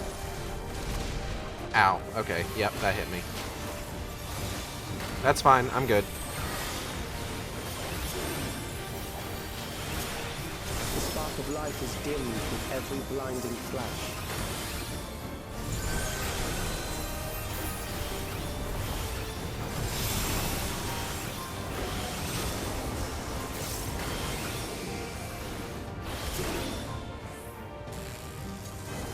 Oh, right, this one. Death is I remember that one everywhere, giving me trouble, forging the promise figuring out of how that future. one works.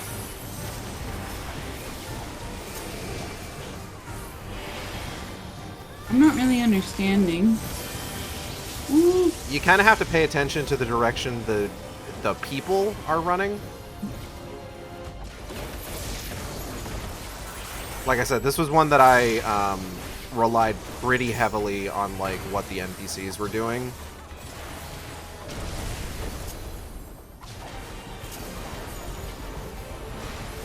When I was doing this with duty support.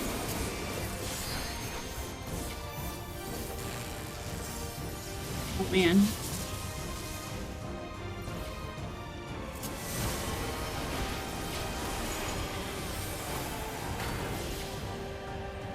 Oh, okay. Like right here. Oop.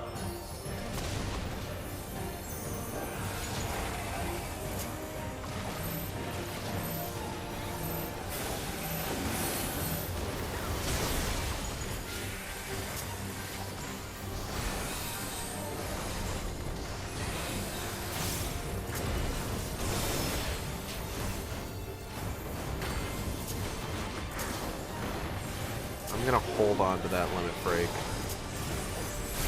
Just in case we need a particularly big heal. Ah, fucked up my rotation. Damn.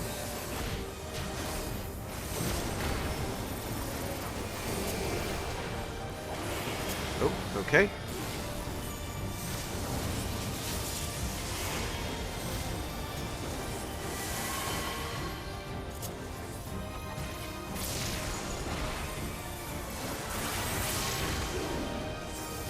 I am kind of getting the hang of it.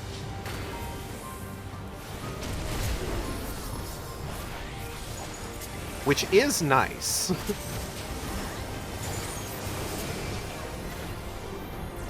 Oh, hold on. Oop.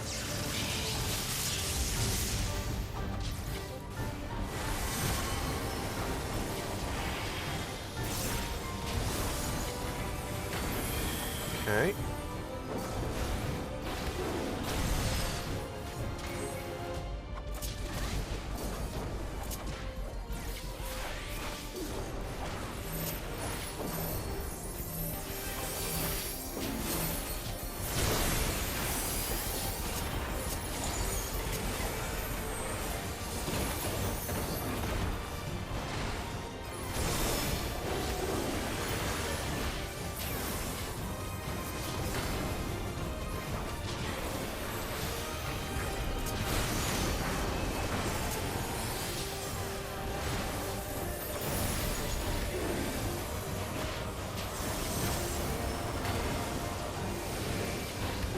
Yep, this way.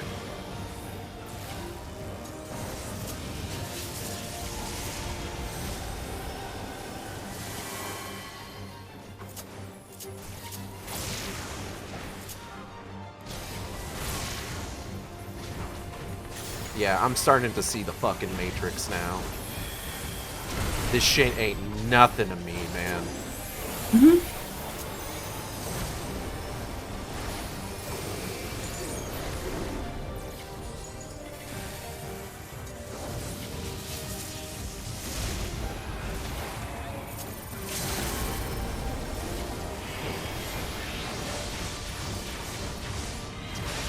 That's gonna hit me. Nope. Just kidding.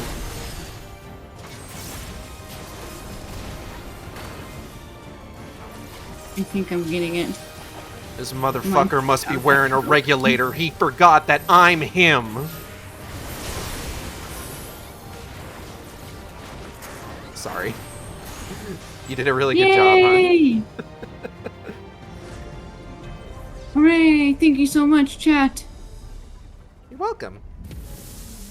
Now, I know that the next one can be played with duty support. Mm-hmm. Did you want to do that, or did you want player assistance? I'll probably do duty support, just so I can go through the story at my own pace. Okay. Well, thank you so much for having me. Thank you so much for helping me. Yeah, you're welcome.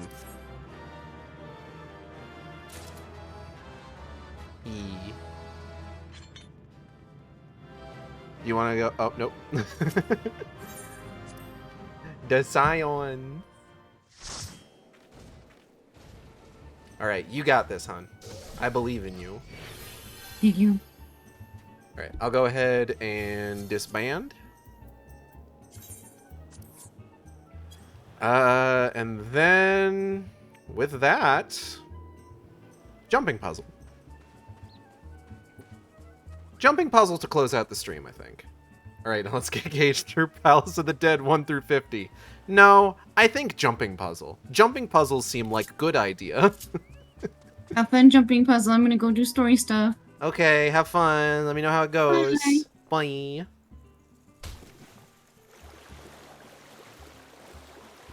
Thanks for helping us out, folks.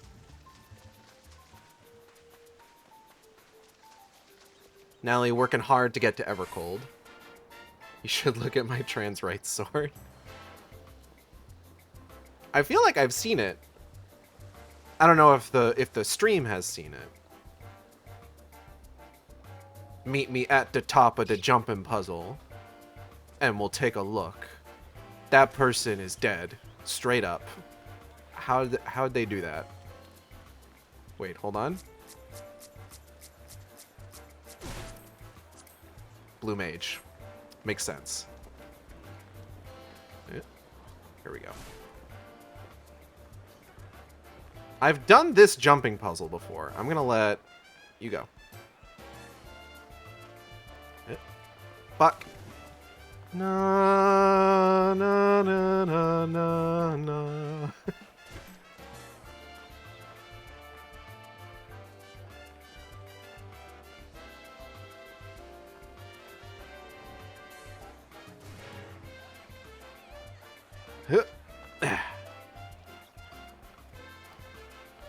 Bro's over there just like, if I go at it with a sprint, it's just like, bro, you don't need to sprint. It's just a running jump.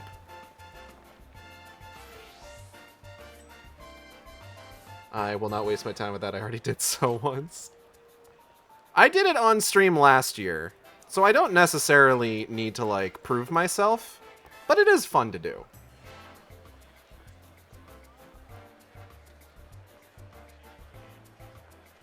I am really looking forward to Resonance: A Plague Tale Legacy.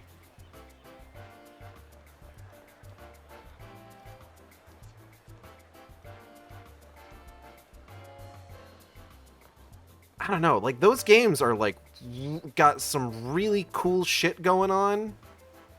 It's a shame that I don't see more people talking about them.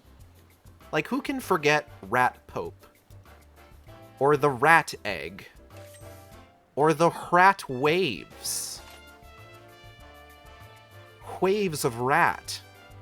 That's gonna be the best one here.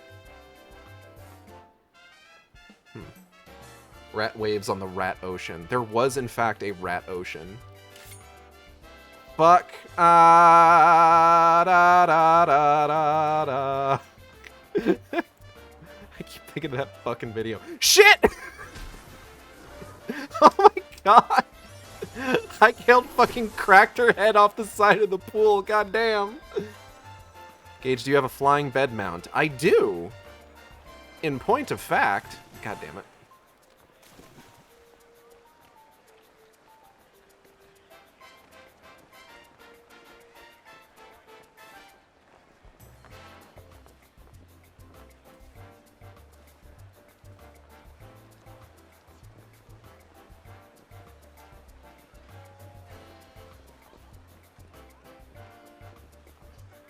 Okay, so I can continue to sell mine for Gil. Yeah, go for it.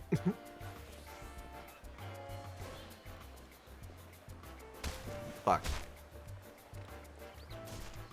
I gotta figure out what, like,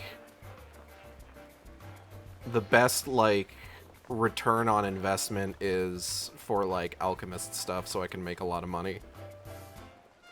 Like, what do I need? What can I, like, spend as little on as possible that, like, has a good price on the market board, you know?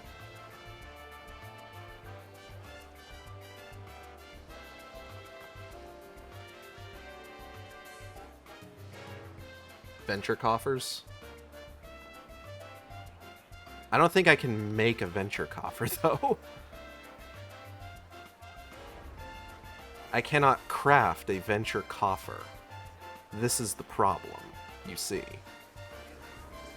I'm gonna be so real, Northhorn has gotten me jet black dyes. Fuck my life, actually.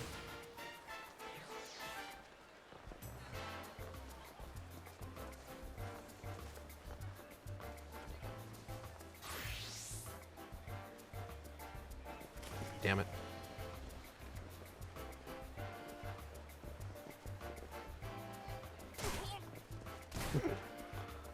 I'm sorry, hearing the fucking ouch noises is so funny. Hup. Hup. Yep.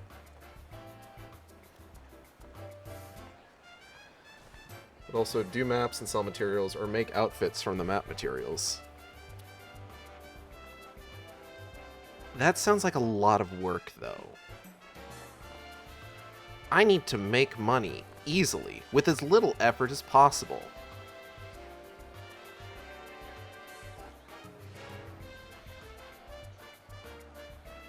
If only there was some sort of dipshit venture capitalist tech bro. Fuck. Who could tell me how to make passive income online. By the way, you can make that jump just because you have jog on. If you don't have jog, then you don't make that jump, but it can mess up your other jumps. Commission me Del Art and I'll give you 20 million.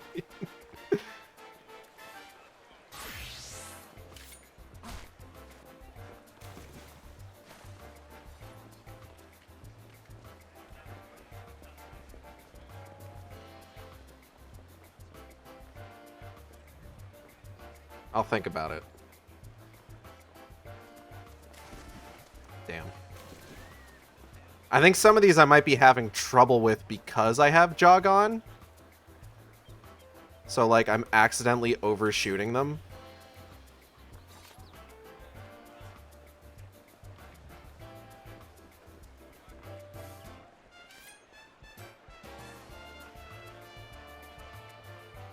There's an easy way to make money. Step 1 is have an FC. Step 2 is get a house. Wanna know a real funny trick, by the way? Ninja Rogue don't have to sprint.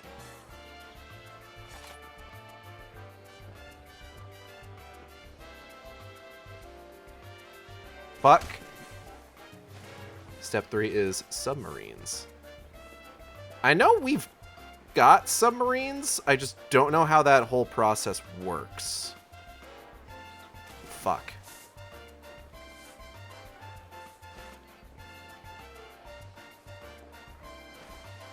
I do actually have a Tira commission in the pipeline from this artist Crybringer, who is having a sale this month, actually.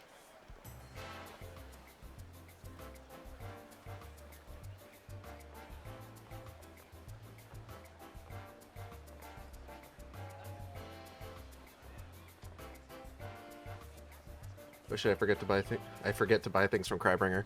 You can get a sketch com from Crybringer for $30 right now. And I got a good Twitch payout from last month, thanks to the 14 gay unicorn campaign.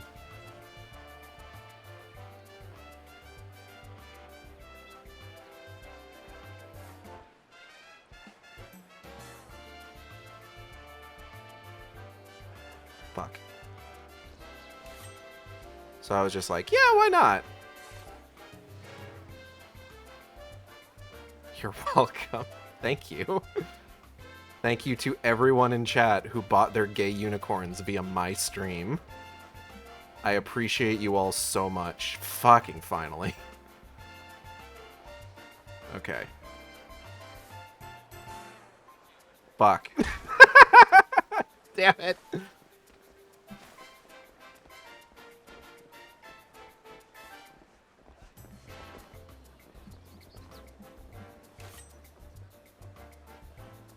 Fuck.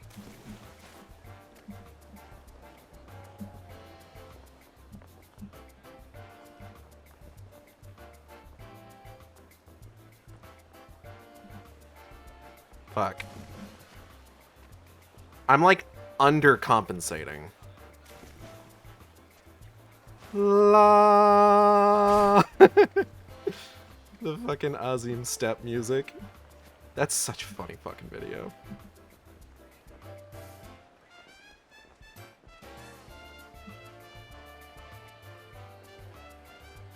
I had a random desire recently to play some of the more recent Resident Evil games, so I started replaying Resident Evil 2 Remake recently. Actually just finished it today.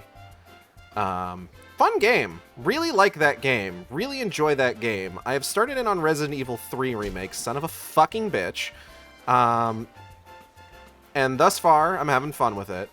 Resident Evil 3 Remake occupies such a weird place in, like, the gaming discourse, where it's just, like, that is, like, a solid title. Like, it's fine, genuinely. If you were to ask, like, a good chunk of, like, Resident Evil fans what they think of it, they would probably act like it murdered their parents. And it's just like, bro, it's not that bad. It's one of those things where it's just like, I think when you become a fan of something and you like hyperfixate on that, and I'm not saying that like I'm not immune to this. I'm not. Under any circumstances am I immune to this. But I feel like when you become a big enough fan of something, and I feel like I've talked about this before, but when you become a big enough fan of something, like, you kind of get a skewed idea of, like, what constitutes, like, quality in certain cases. Where it's just like, yeah, Resident Evil 3 Remake may not necessarily be the best of, like, the modern Resident Evil crop. But that still means that it's, like, leagues better than some other games out there.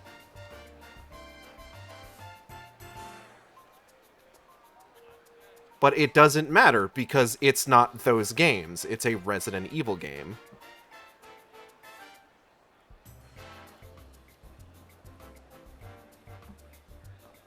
Like, I'm not trying to say that that game is free of flaws or anything. Like, following up, like, Resident Evil 2 Remake is already kind of a tall order.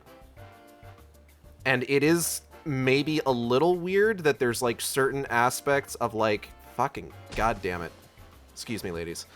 It's already, like, kind of weird that there's certain aspects of that game's, like, mechanics and setup that are, like, drastically different from how Resident Evil 2 Remake handles the same things.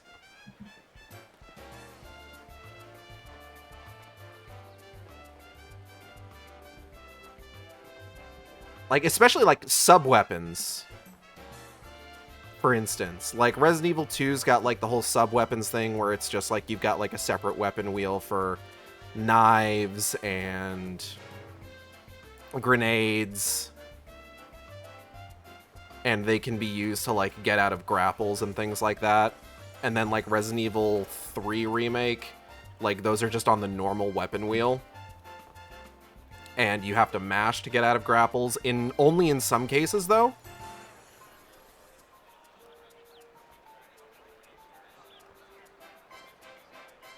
And then, of course, like, everybody loved Mr. X so much that they were so excited for Nemesis, and then Nemesis is basically like, no, these are just kind of like horror game chase sequences, actually.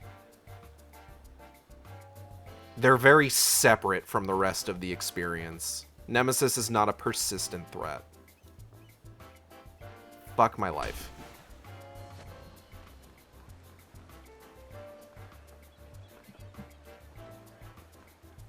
I think the Nemesis thing is what gets people I don't think it's the worst, honestly. Like, it's fine. Like, again, it's fine. Like, it's genuinely perfectly okay. Because 3 is a startlingly short game. Yeah, even before the remake, like, that was the case. It's fine. It's just, its greatest sin is that it follows up Resident Evil 2 Remake. Honestly. Like, that's the worst thing about it.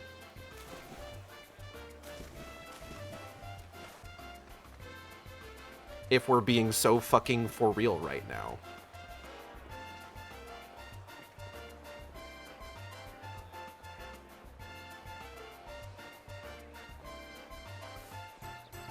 I wonder if the game had been redesigned to make Nemesis a persistent threat. I think part of the issue there is that you'd really have to, like, nerf Nemesis, like, as a monster. I'm gonna let this person go ahead of me. Oh no, they're letting me go. Okay. I think you'd have to nerf Nemesis as a monster, is the thing. Like, as a threat, for him to be, like, persistent.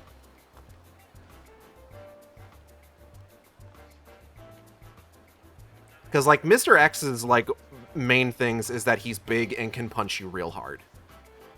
Nemesis has, like, a completely different skill set. Fuck my goddamn life.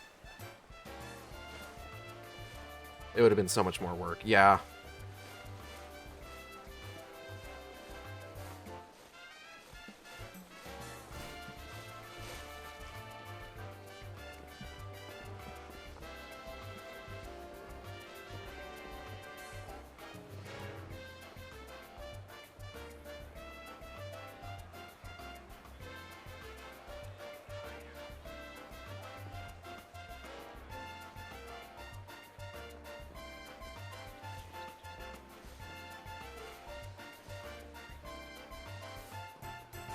You know, one thing that I don't think I got to talk about before I took my quick stream break. Son of a bitch. So I try to check up on the folks at Atooi, ATOOI, every so often. It was the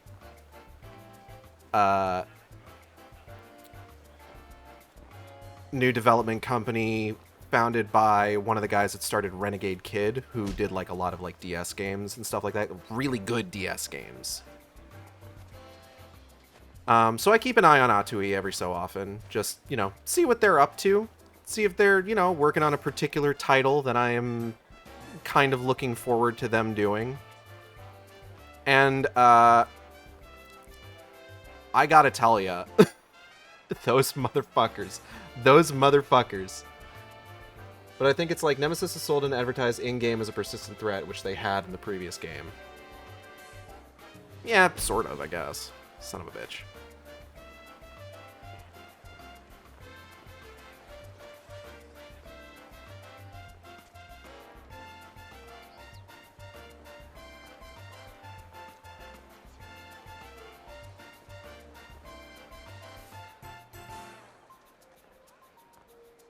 But yeah, if you're familiar, if you've been to the Shark stream for a while, you may know Atooi is the guys that put out the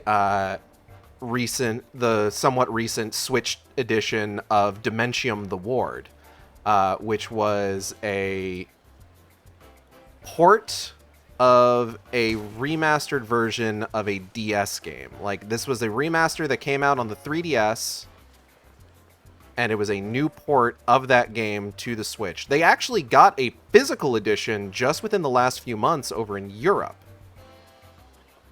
which is neat. I don't know if I'm gonna get it. Dementium the Ward isn't like the big one for me. Like it's fine. It's a fine game. I enjoy it immensely. Except for maybe like that last bit. Like the ending of that game is kind of abysmal. But everything before it, pretty good, especially in like the remaster version.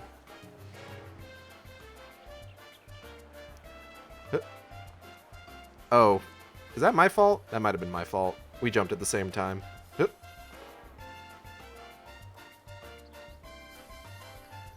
So I check in on Atui every so often.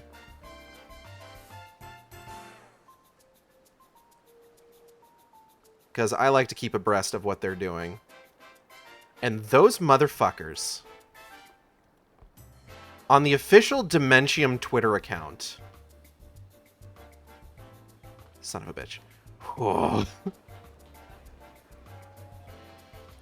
On, like, August 1st, those sons of bitches were like, for no particular reason, we're replaying the original DS version of Dementium 2. I'm just sitting there like, don't give me hope. And they're talking about, like, it still holds up. And it's just like, yes, it does still hold up. Please give me a new port. It doesn't even need to be a remaster. It does not need to be a remaster. It can have the exact same, like, janky DS graphics. I don't care. Please give me my baby. Dementium 2 is by far one of, son of a fucking bitch, one of the best DS games, like, on that platform. And the fact that it's taken this long to get, like, a proper, like, remaster or re-release is criminal. Like, you've got, like... There's a Dementium 2 HD on Steam, but it was not made with the original developers involved, and it's kind of trash garbage.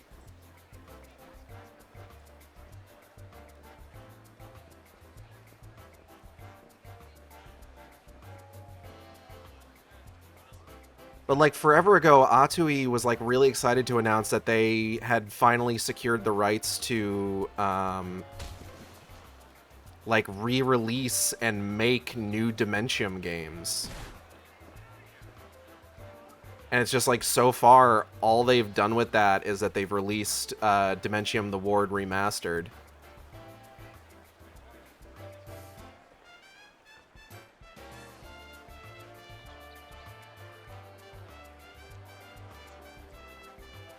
And it's just like, it's fine.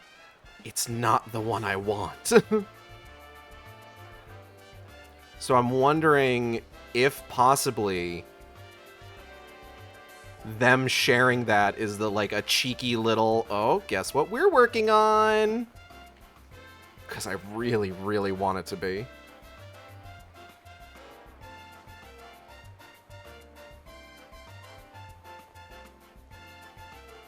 Ooh, okay.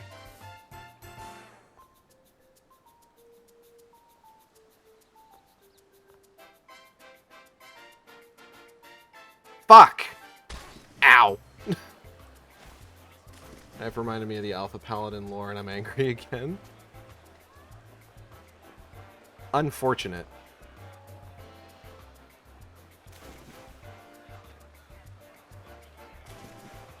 She also looked over my shoulder at your stream and started singing la da dee, da da da.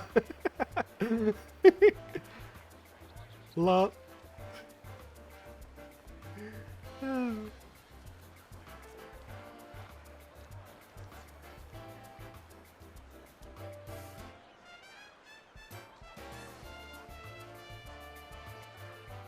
I'm probably going to try and do a bit more writing tonight once we're done here.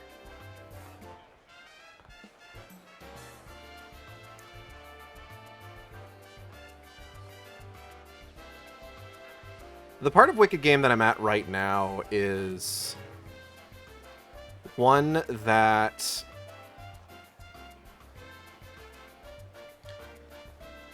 I'm really, really hoping to, like, do properly, son of a fucking bitch. Because it's, like, it's stuff that I've had in my head for, like, a year now.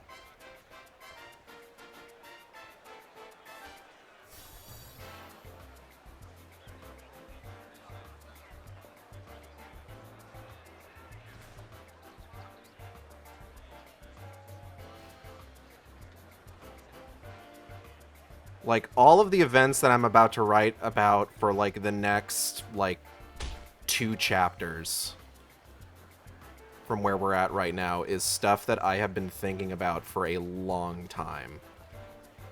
Events that I have been developing, like, for months and months and months. And now all I have to do is put them on the page in a way that is good.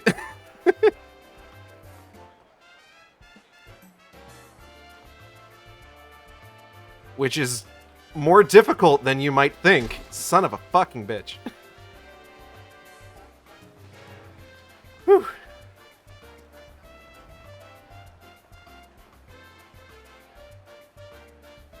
You know what I should also do while my brain is juice? I should read Wicked Game. You should.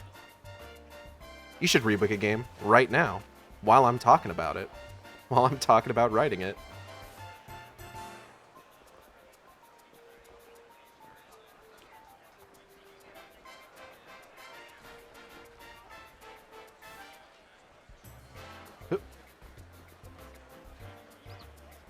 I am on FFF.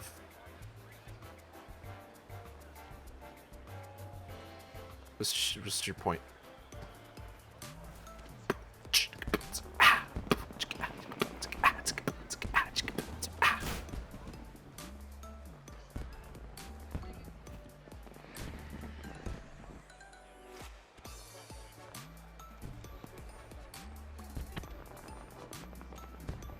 Eep. Okay.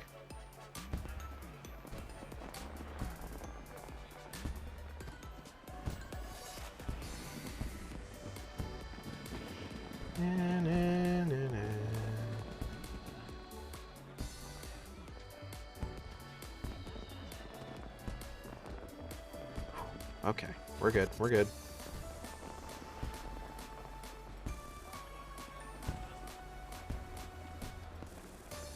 Okay. Oh, Frenzied Forest Fracas is what you're saying. For whatever reason, I was just thinking, like, why are you spelling Final Fantasy XIV like that? Why aren't you using the Roman numeral?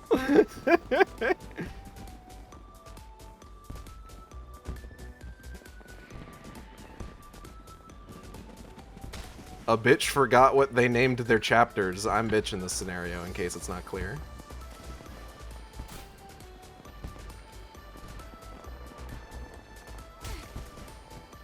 Final Fantasy freed Wicked Game.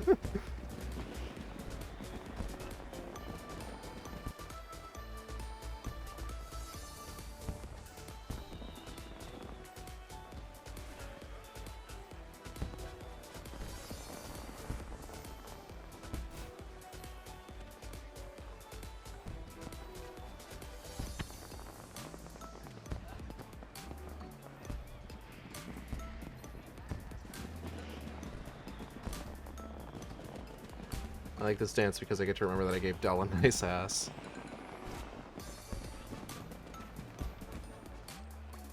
You think it's nice now? Wait till they add the butt slider. Any day now. They haven't said no. They've said not yet.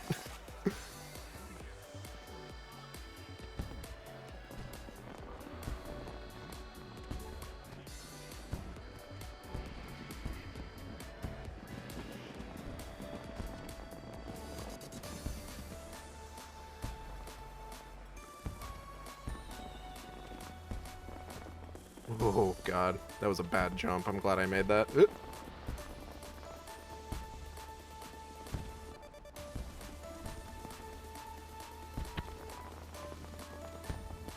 Fuck. Oh, God.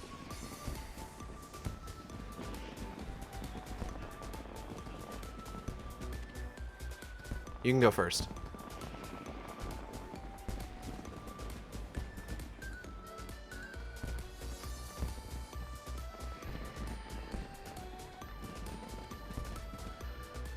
Yes, I'm waiting for the butt slider and certainly no third-party tools, no matter how nice of an ass they may allegedly give.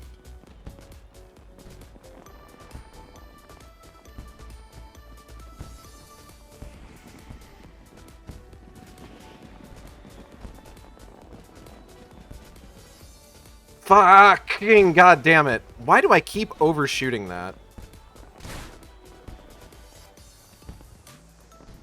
I think it's because I'm worried about undershooting it.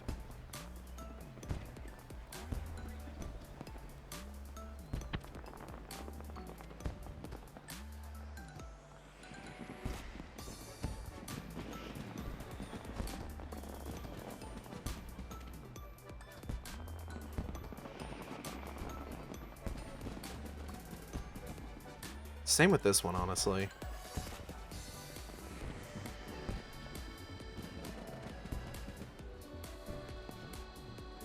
Okay. Eh. Eh. Eh. Eh. Maybe if I start from over here. Yeah, there we go.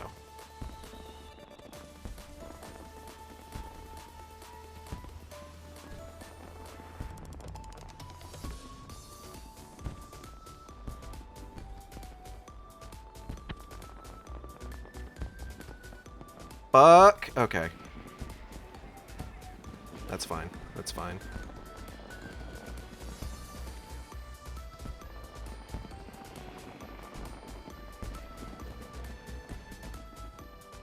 You know what's nice about Vieira? For shit like this, I've got a reticle in the form of the ears. Like, if I can line up the ears just right, I'm good.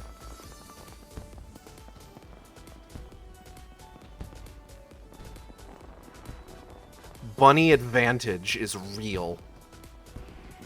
Bunny advantage is real, and it is rapidly approaching your location.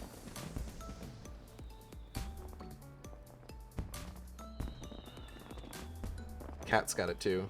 Do we start a lock counter? No, I don't think that's necessary. Especially because I don't know how many times I've already fallen.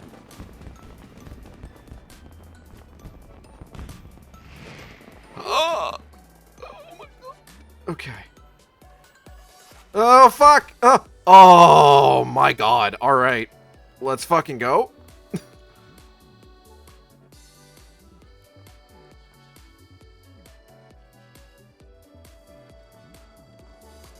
That's so treacherous.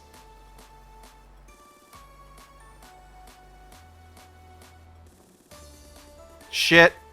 Okay, that's fine. That's fine. We can get back up there. That's not a problem.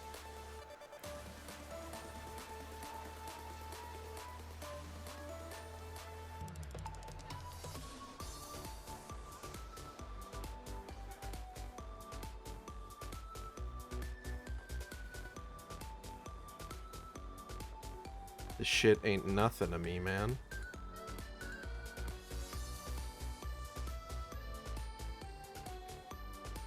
Fuck.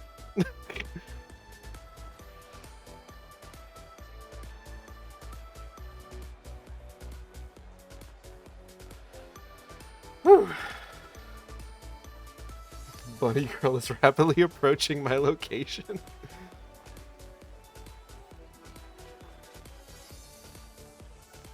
Yes, with ill intent. Fuck my life, actually. Never mind, this game sucks.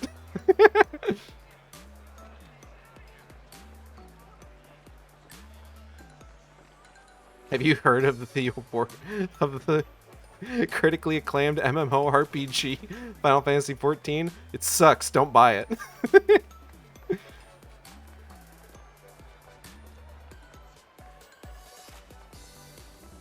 Fuck.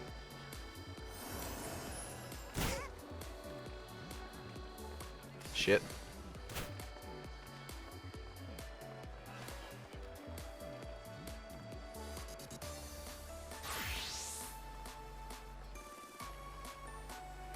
Fuck.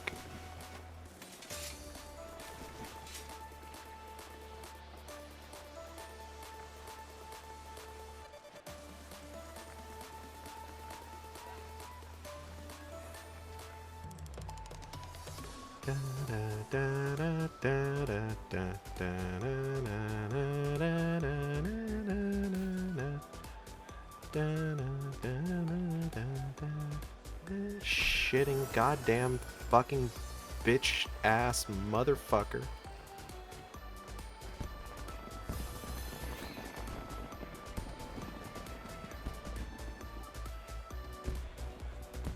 Get your fucking text box out of my goddamn face, you dickhead. Sorry.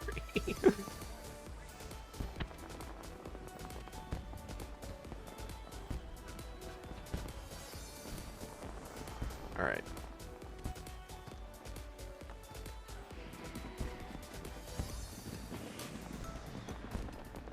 You know, I said it was a reticle. It's a little bit more like iron sights. Bunny iron sights is real.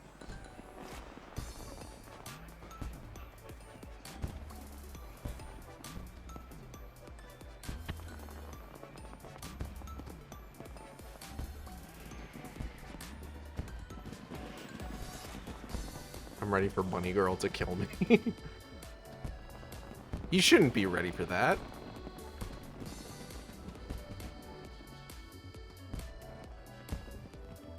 You should have a desire to live.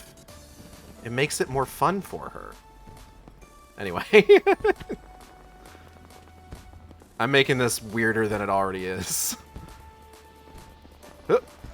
Ah! Okay. Treacherous.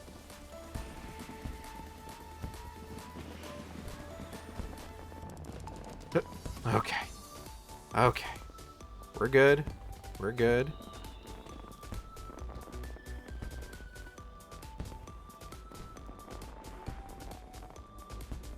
Ah. Fuck off. Okay. Ooh. Oh my god. Oh my god. Oh my god. Oh my god. Oh my god. Eh. Oh, we're so close. Fuck no! Damn it! I think I needed. I think I still needed more sprint there. Shit. It's okay. I know I can get there. I know I can get there. Hey, Gage, do you remember the Moonfire Faire last year when you were watching me do the puzzle live on stream? Swimsuit and hat. Hello, Leona Von Rosa. Welcome. Ooh. Yeah. Yeah. Yeah. Yeah. Same fucking jump, each shit. I don't see you fucking trying it right now. Damn it.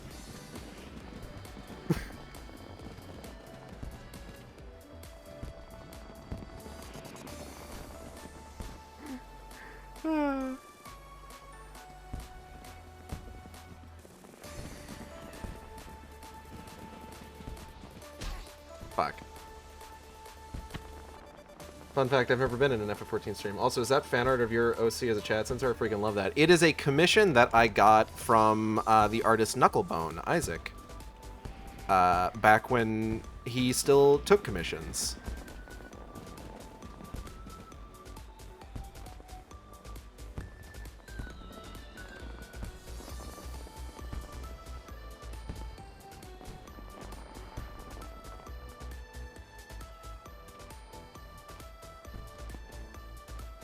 But otherwise, yes.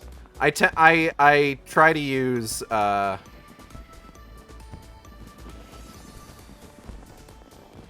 think before I used this for everybody wearing this fucking straw hat this year. I'm noticing. I've noticed like 4 or 5 people all wearing the same straw hat, which makes sense. It was a Moonfire Faire reward one year, so it's in season.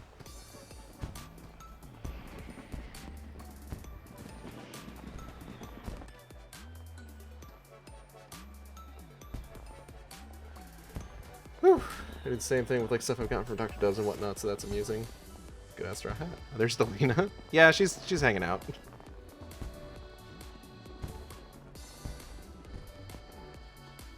Oh shit. Hit the pole.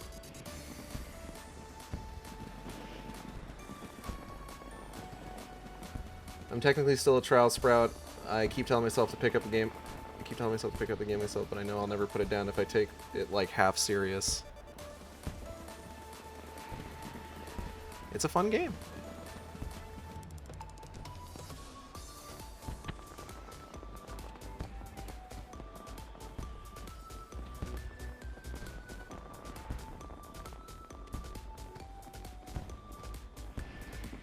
Okay, okay. We're good. We're good.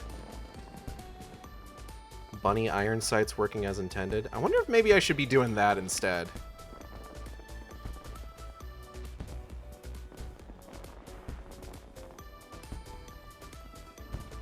Maybe not.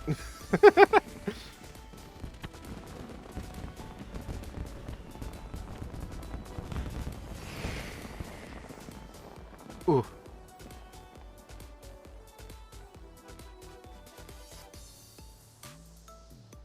So I'd support the devs financially, so does that. I tend to spend a bit more on things I like. Personally, I prefer the slanted path. The squares path is a bit trickier. Fair.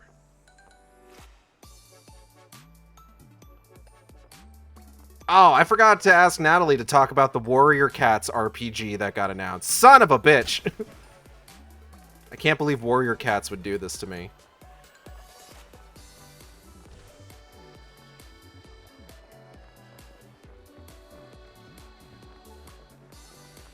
They announced that they were making a turn-based RPG for based on the Warrior Cats books recently. And when I saw that, I was immediately like, I need to tell Natalie right now. Because Natalie was a big Warrior Cats fan growing up. So of course I told her and she was just like, yeah! Son of a bitch.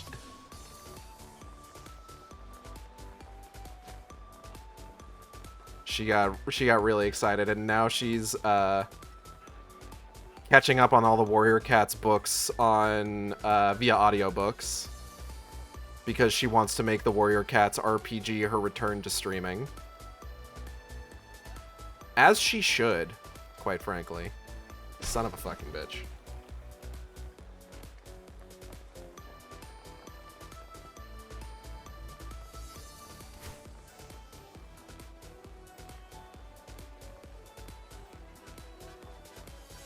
Okay. Bunny iron sights, go! Nailed it.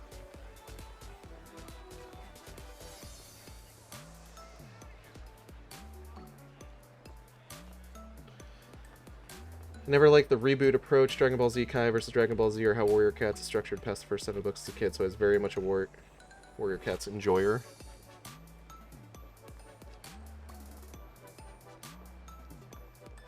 I also never read the stuff with the main character's children.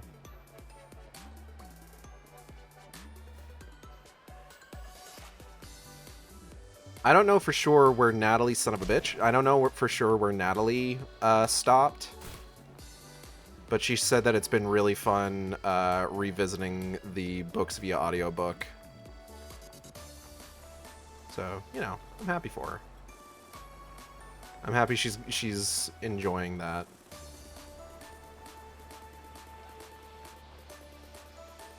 There's already a video game for the children's book series I loved to read growing up. But I think it's on, like, the DS. And I think it's Japan only. Which is weird, because it is a series of books written by an Australian woman, but somehow it got an anime.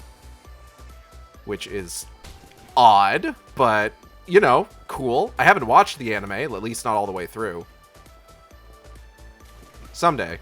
Someday. I'll need to, like, find it again. I don't know where to watch it.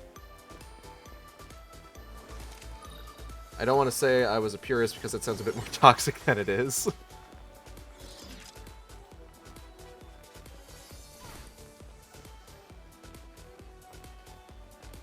never finished. I know, because the series that I'm talking about is called Deltora Quest. It was a very good series to read as a kid growing up. Definitely, like, really got me into, like, fantasy stories with, like, magic and monsters and shit like that.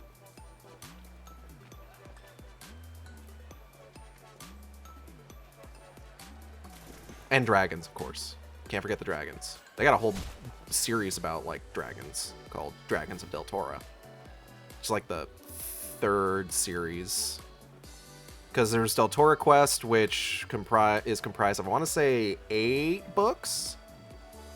It's either 8 or 7. I want to say it's 7. I want to say it's 8, because it's one book for each. 'Cause the whole thing is that they have, like, this belt that's supposed to be worn by, like, the true heir to the throne of the kingdom.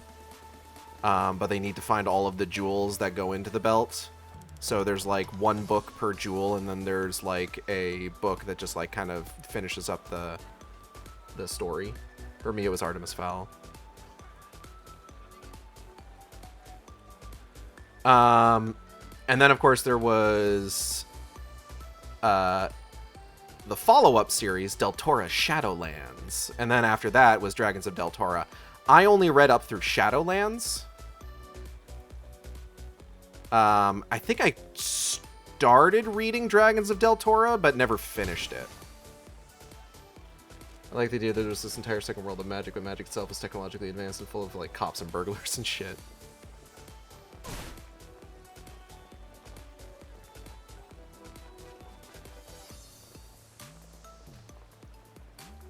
Artemis Fowl unfortunately befalling the fate of many a young adult fantasy novel of that era of getting a terrible movie adaptation that I own. I haven't watched it yet. Not all the way through. I started watching it. It wasn't very good.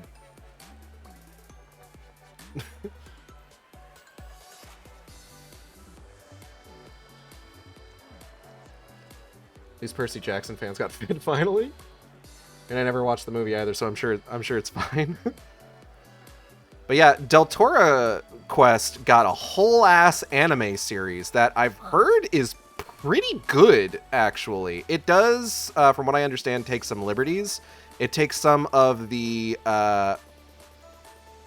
villains of the original series, changes them up a bit, and makes them recurring villains, which is a decision. But I guess, like, part of that was to make, like, a couple filler episodes that have, like, original plots, just to kind of, like, pad out runtime. But, you know, it's neat. But that got a video game that I think only released in Japan. I forget what kind of game it was. I want to say it was kind of like a Zelda-like.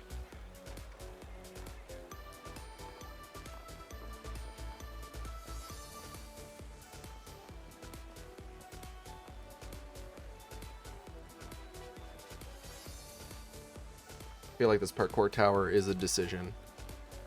This is the Moonfire Faire jumping puzzle is a time-honored tradition.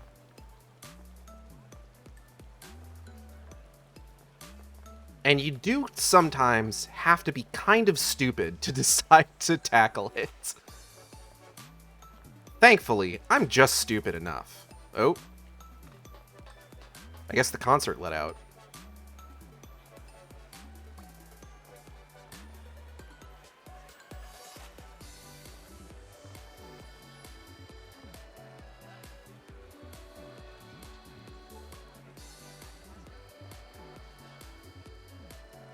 I think it'd be nice to, like,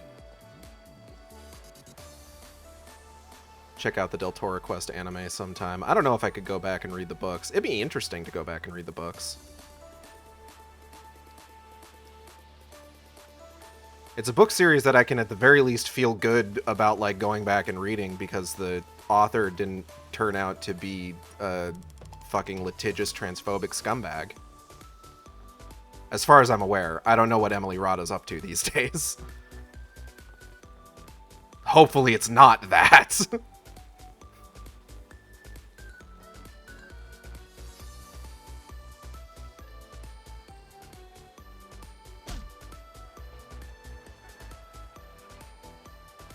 I just remember them being like these fun little paperbacks. They weren't like super dense or anything, but you know, they were fun little adventures.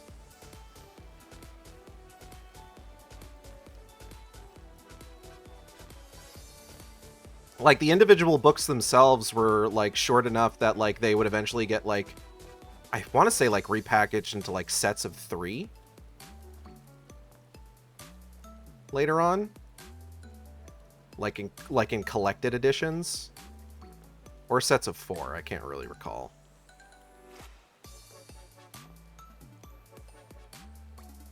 This reminds me of playing Darkwing Faire and World of Warcraft as a kid and, like, never winning anything, just like the real carnival. I gave up on these jump puzzles because they do not have a sightseeing log at the end. I'm like tired of waging economic war on the Wizards of Asshole Alley.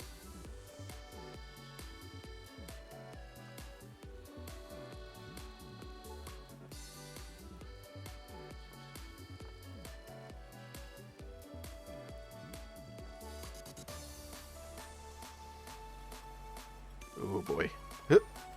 Ah, okay. Alright, this was the sprint one. Okay.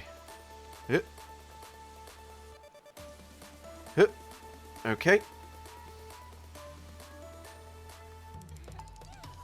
Okay, iron sights. Fuck! Wicked game talk. Hey, weren't there 3 drones? No. Yeah, weren't there? Wonder what that's all about.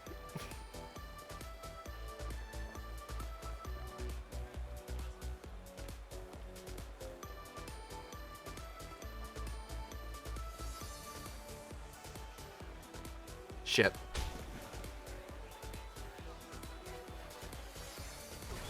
Apparently there was a brief period of time before shitting on the author was cool, in which valid critique of the story was cool, and I encountered some videos on that the other day. I remember before, like... Before it was, like, 100% confirmed that it's just like, hey, supporting her financially is, like, actively making people's lives worse. Was a thing. Like, I had been wanting to check out, there was a whole podcast about, like, looking back on the series. Like, this was after it was just like, oh, she's a transphobe, but before it's just like, oh, she is actively funding, like, the spread of transphobia across the world. I had been interested in checking out that podcast, The Shrieking Shack. That was all about, like, looking at the series in retrospective, like, years on. But, like, now it feels, like, weird to even do that, even if they are, like, critical of it.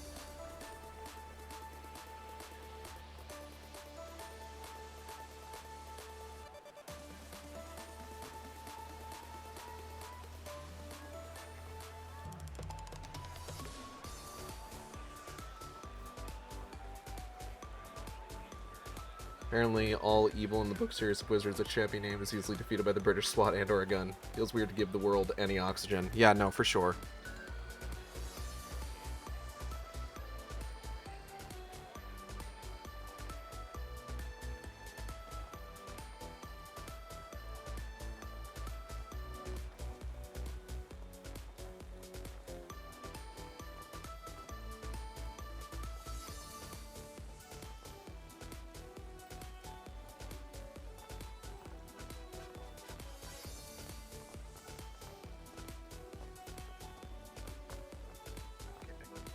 Iron sights, iron sights.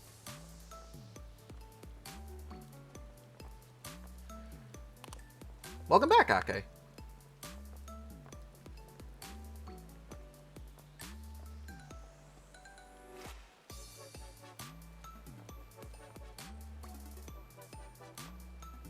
Fuck. Damn.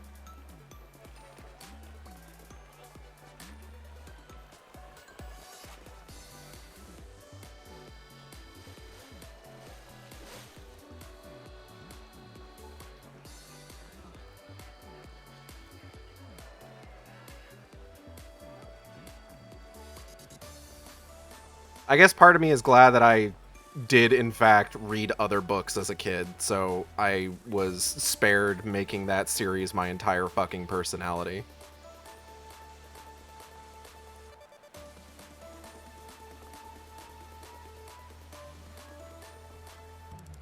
Thank God I diversified my taste. Alright, good night, Lila. Thank you for your help today. Really appreciate it. I know Natalie appreciates it too.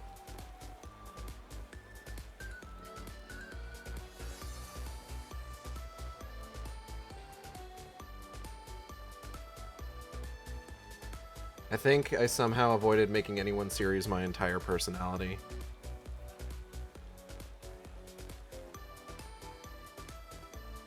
I think ADHD brain helps with that, because it's just like, oh, what are we interested in today? Is it Sonic the Hedgehog? Cool. I'm good on that.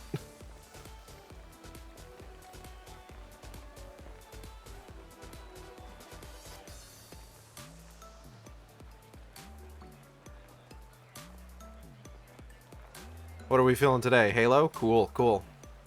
Yeah, no, let's get into it. Let's get into it. Let's get into Halo. What's that? We like Mortal Kombat now? Awesome. Cool. Here's a billion Mortal Kombat facts for you to file away in your head.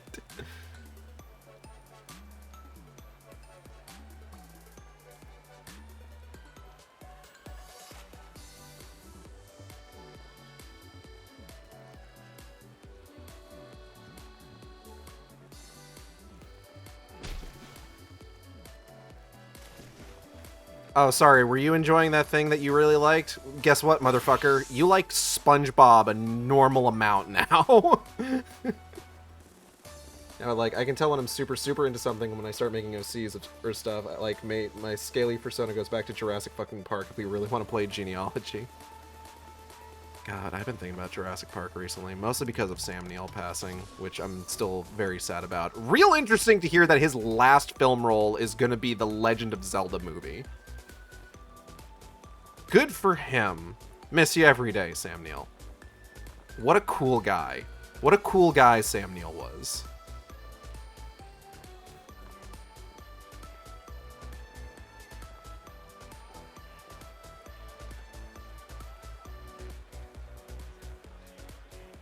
Sam was a real one in every sense. I think my SHARKTASY goes back to Mayhem, the music label that...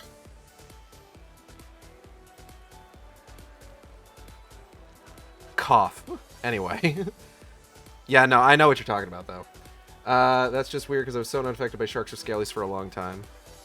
No, I get that. I think part of me wanted to do a shark for the longest... For, like, when I started, like, really getting into furry stuff, like, I was in, like, college, I think, at that point.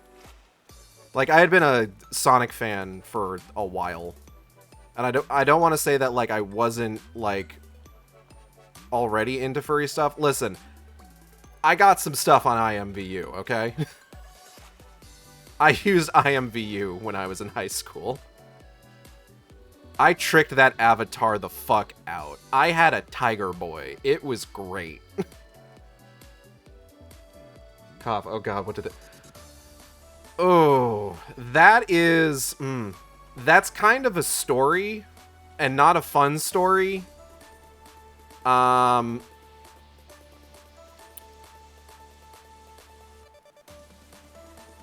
It's unfortunately kind of one of those things that, like, doesn't get talked about a lot anymore. I don't want to get into it on stream because, like, it's kind of fucked, honestly. And it's unfortunately one of the things that, like, doesn't get talked about a lot anymore. Which, it's just, like, people should probably be a little bit more aware. But...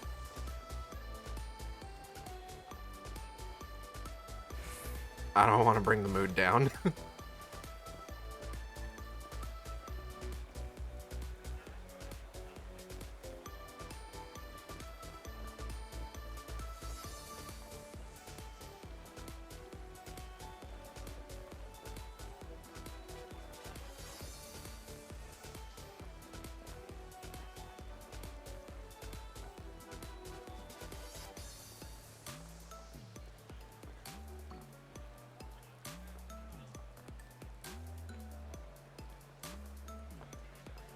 Ah, fuck.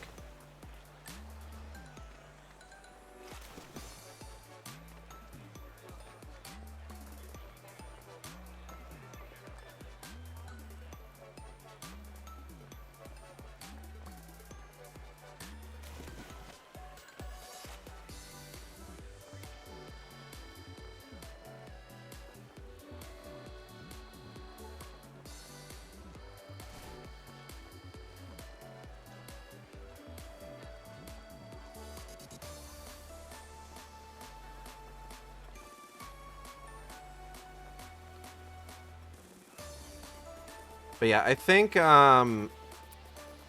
when I was really starting to like get into to like furry stuff, like specifically when I was just like at the point where it's just like I think I want to make a fursona. At the time, I don't think I had seen a lot of sharks. Like it was back before like they really kind of exploded in popularity, I would say. Because like I feel like you see a lot of sharks now is the thing. But like back when I was getting into it back in like the early 2010s, I don't remember there being a lot of shark representation in like furry spaces.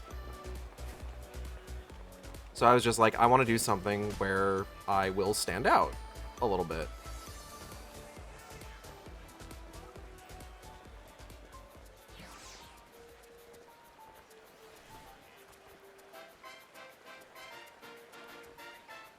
What if like Rain gave the jumping puzzle a new modifier where you have the possibility to slip?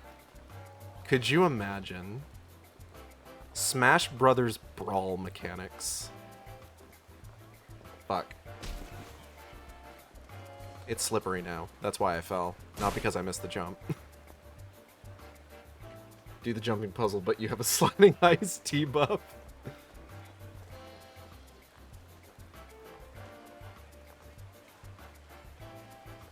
Yeah.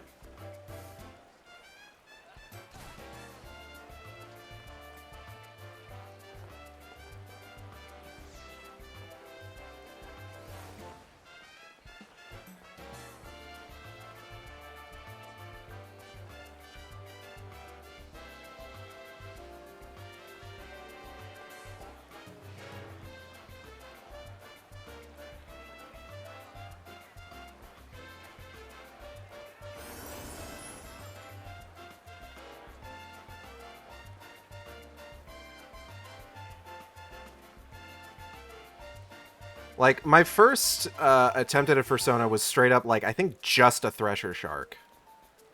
Referred to as Thresher Gauge for shorthand. I didn't create Acid Shark until I want to say, like, my last year of college in, like, 2013. And at that point, it was just, like, I wanted to make something, like, unique, like...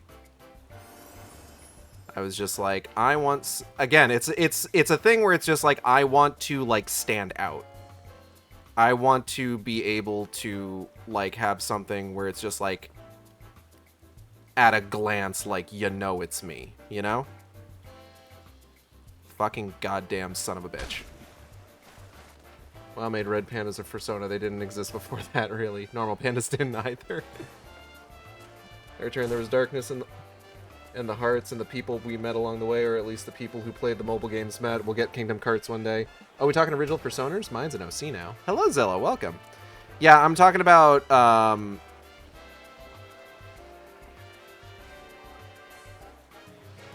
forgot how we specifically got on this topic, and I'm not gonna try and do, like, a fucking Thundercats, Astro Boy, like, spider web of connecting topics for this one.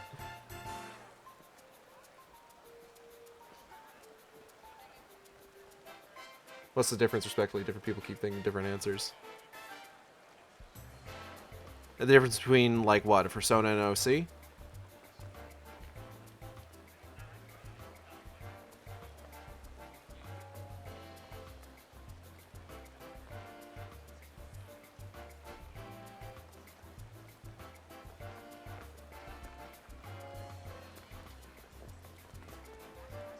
Oh.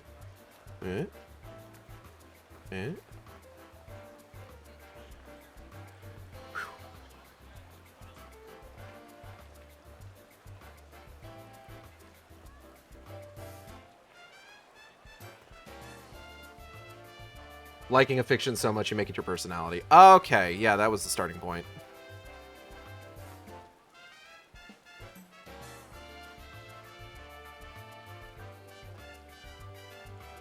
I don't know how often I bring this up. Because Lord knows there's plenty of stuff that, like, I bring up very often. But the entire reason that I went with Acid Shark was because when I was in college, I dealt with a lot of really bad heartburn, to the point where I would joke that, like, I'm going to gain the ability to spit acid at my enemies. So when it came time to make Acid Shark, I was just like, what if I just gave my persona terrible acid reflux?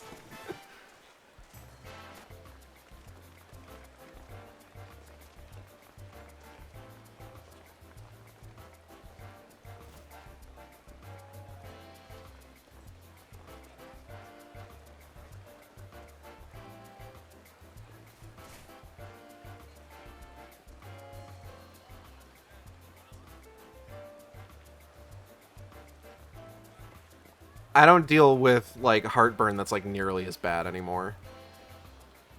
Not really. It does wake me up sometimes, or it makes it difficult to fall asleep, but, you know, I use Tums and I'm fine. I gotta get more Tums, actually. We're out.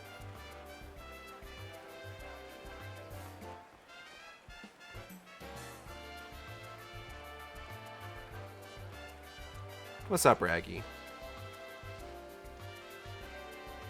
What are you meowing? Ugh, excuse me. What are you meowing for? He wants to leave. I'm going to spit acid. Local man discovers pile of sack.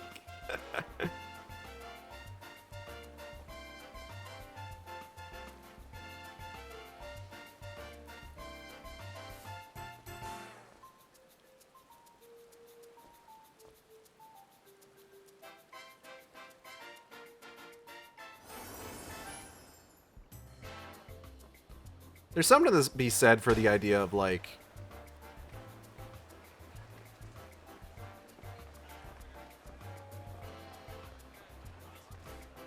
taking aspects of yourself that, like, are maybe not, like, debilitating, but are, like, inconveniences, and then turning them into something, like, cool with your persona. Like, that's the reason, like, I deal with, like, I unfortunately deal with, like, a lot of skin issues. That I used to take some medication for, but haven't been on for, like, a while now. But, like, that's the entire reason, like, Acid Shark has, like, spots and stripes. It's like, I deal with skin issues. What if, as, like, to sort of, like, recontextualize that, I just gave my persona, like, markings, like, patterns. I thought that was neat.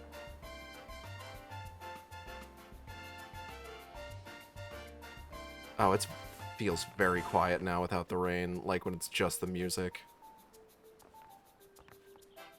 Also the fact that, like, there's barely anyone out. La. Fuck. Oh, now things are getting a little bit more crowded, so, like, the crowd sounds are coming in. Shit!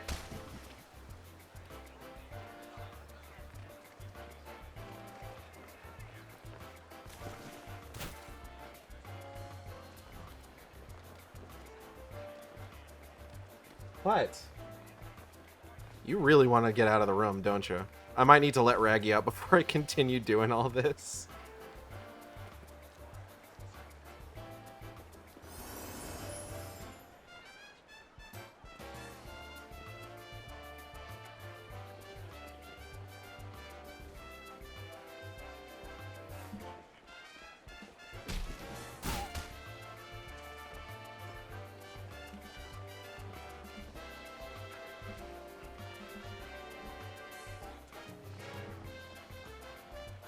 Yeah, I don't know if I could ever be the kind of person that makes, like, one thing my entire personality.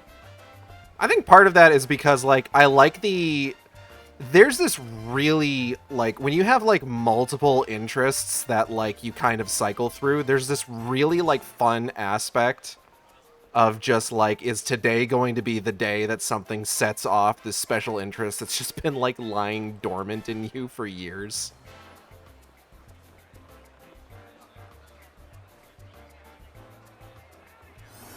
Like, if somebody follows me because, like, I'm in the furry fandom or because I'm, like, a Sonic fan, how long is it going to be until they find out, oh, by the way, for, like, a year, I got really into Mortal Kombat, so if anything new comes out for that series, that might be all I talk about for, like, a week.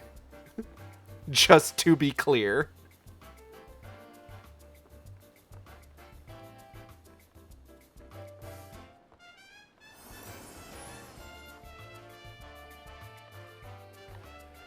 Yeah, I'll never make one thing my personality. Local woman spends all week role-playing. No, there's just, it really is just kind of like, fuck my life. Fuck my life twice, actually.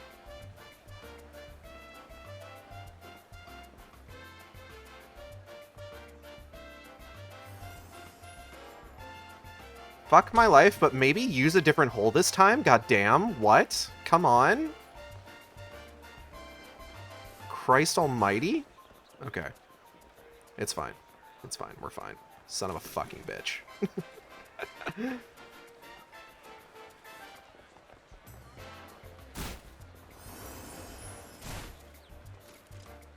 Okay.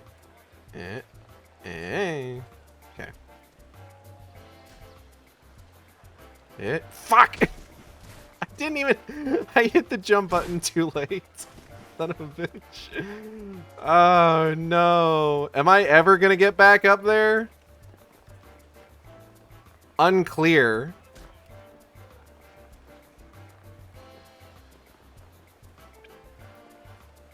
Okay. Iron sights. Iron sights. Oop. Iron sights.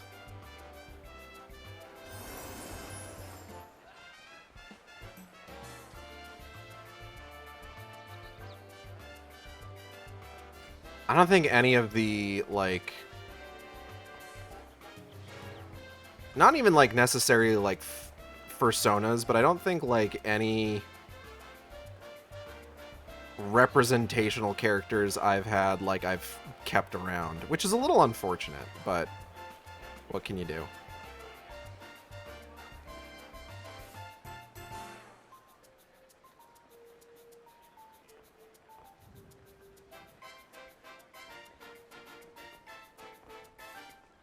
Iron sights, iron sights. There we go. Iron sights. Nailed it.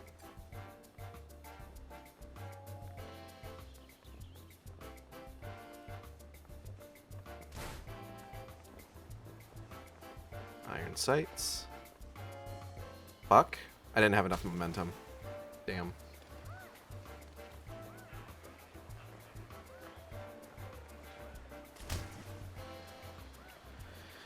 Whew. Okay.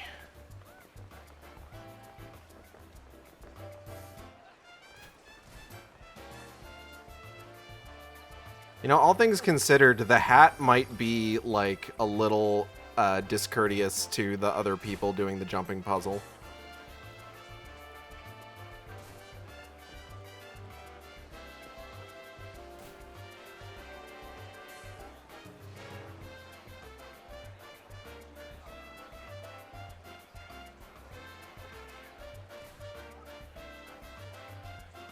You know, gawking at Eigeld in swimsuit, sure, but, like, it's actually considered, like, courteous to other folks doing the jumping puzzle to wear as skimpy an outfit as you possibly can. Just because it reduces, like, clutter and makes jumps easier to do.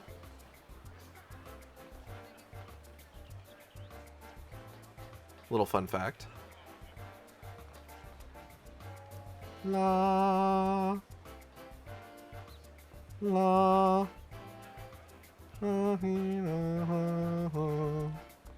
Ah, no! Damn. I wasn't confident. I wasn't confident and flicked the control stick in the wrong direction.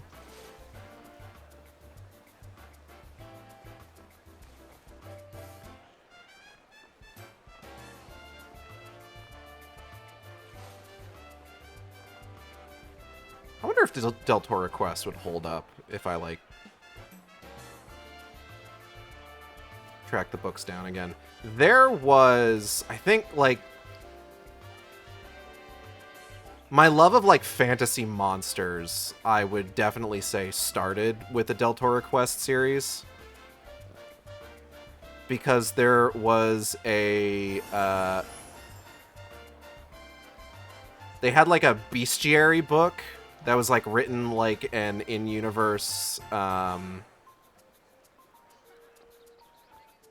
like, guide. Fuck my goddamn life. Jumping puzzle my adversary. That had, like, these really nice illustrations. I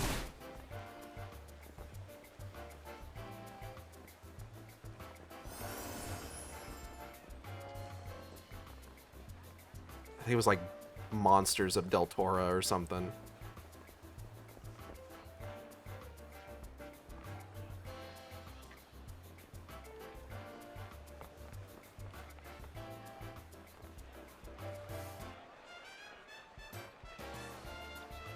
But, like, I remember reading that book, poring over that book a lot and, like, looking at all the illustrations of, like, the different monsters and stuff like that. Like, the main villain of the second book has, like, 9, like, horrifying children that do her bidding. And the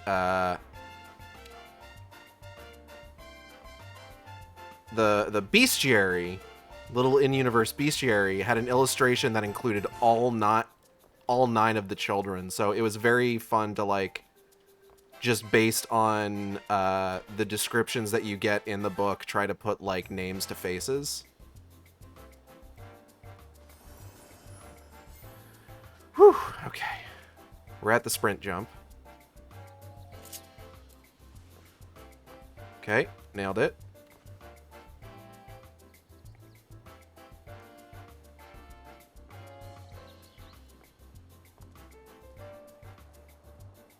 Iron sights.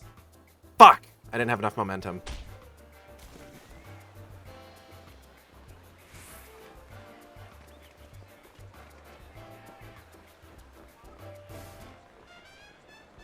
I wonder if I still have those books anywhere. I know my parents brought me, like, a lot of my old stuff when they moved from Nebraska to North Carolina. I don't know if they gave me everything, though. Fuck, overshot. And in fact, I know they didn't give me everything because I had gotten the Legendary Edition of Halo 5 that came with, like, a statue of the Master Chief and Spartan Locke that I did not get to me when they gave me, like, a trunk full of stuff that belonged to me. So for all I know, my Del Toro Quest books might still be sitting in, like, a crate somewhere, potentially. Shit, I was reading Wicked Game. You're good. What's Del Toro? Del Toro Quest. It is a series of, I think it was just straight up just children's fantasy novels. I don't even know if they were, like, necessarily novels. They were just fantasy books. That I read a bunch of when I started reading that when I was in middle school, I want to say. Because I remember doing a book report on one of them. I think the second book. The second book ended up being the first one that I read. So I had to go back and, like, find the first book and read it.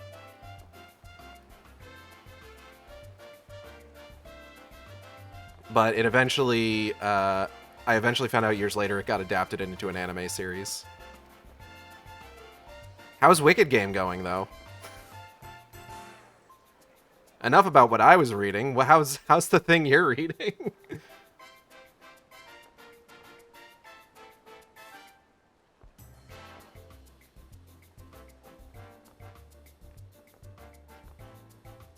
That's why I haven't heard of Del Toro. I was in junior high when that came out.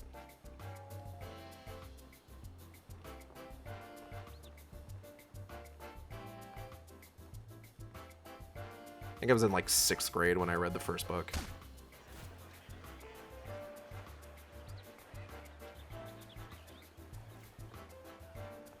Fucking shit, goddamn. Son of a bitch.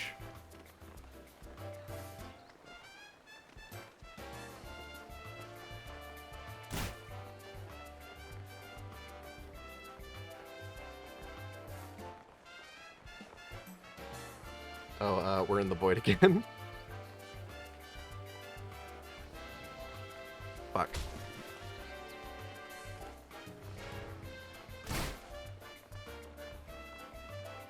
So still in Frenzied Forest Fracas. Gotcha.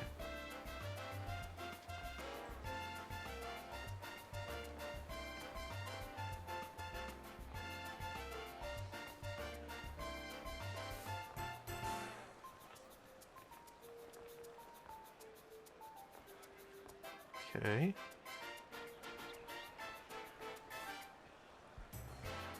Whew.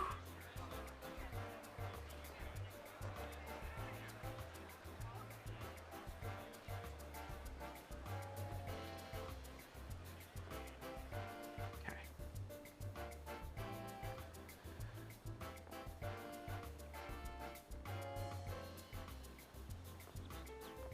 High up enough that the sound of the crowd below has disappeared. Iron sights.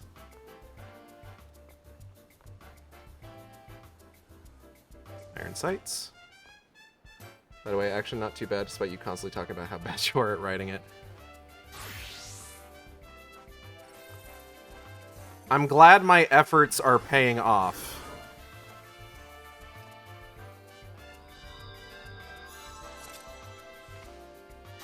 Oh, sounds like somebody just cheated to get up there. Huh.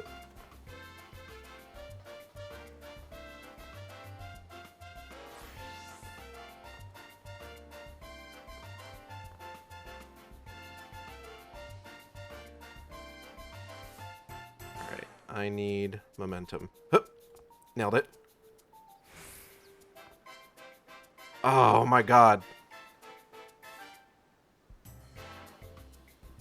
Okay. Okay.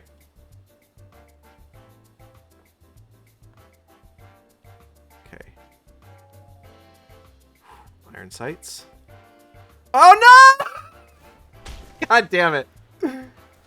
Ah, I was so close. I was so close.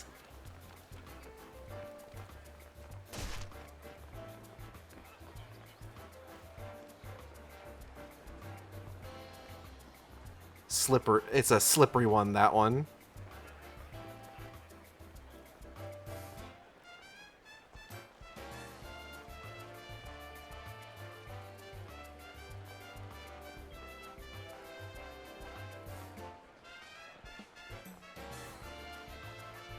Okay. It's cool. I know I can get up there. La.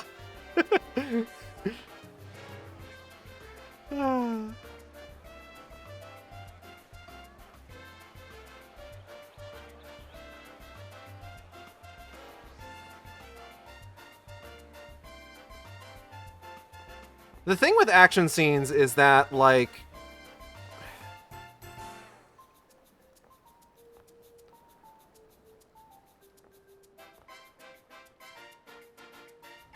I don't want them to, like, seem boring.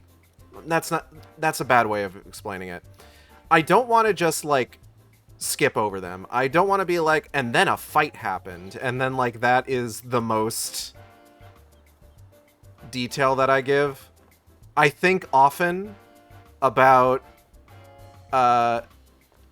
Tolkien effectively being like, I don't really want to write about the Battle of the Five Armies and everything that happens in it. I'm just going to go ahead and knock my point of view character out. And he can learn about it after the fact. Shitting goddamn fuck.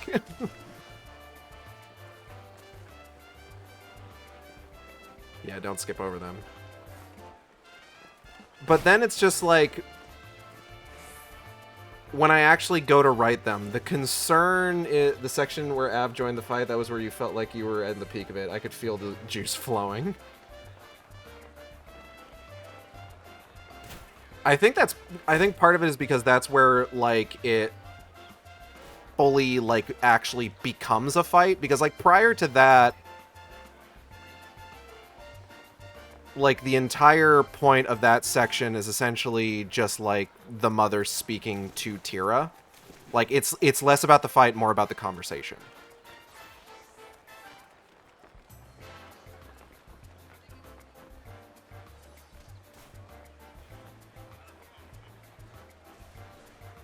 The bit with Tira, like, tearing her own arm off was one that I had been waiting to write for a while, though. I diagnosed you with getting started as fucking hard disease. It is! The start of a chapter is always, like, the part that I have the worst time with. The fact that, like, the current chapter I'm working on, I was able to, like, write, like, the opening few lines so far is kind of a miracle. What are you outing at, huh? He's outing at me. Good job, man. I'm sorry, just like watching him fucking clear that.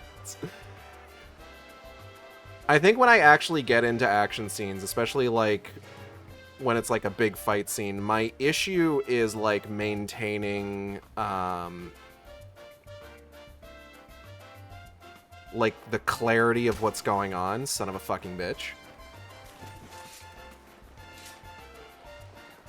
Like, keeping track of, like, where all of the characters are at any given moment and what they're doing and how they're interacting with both, like, the enemy, each other, the space itself, like, makes sense.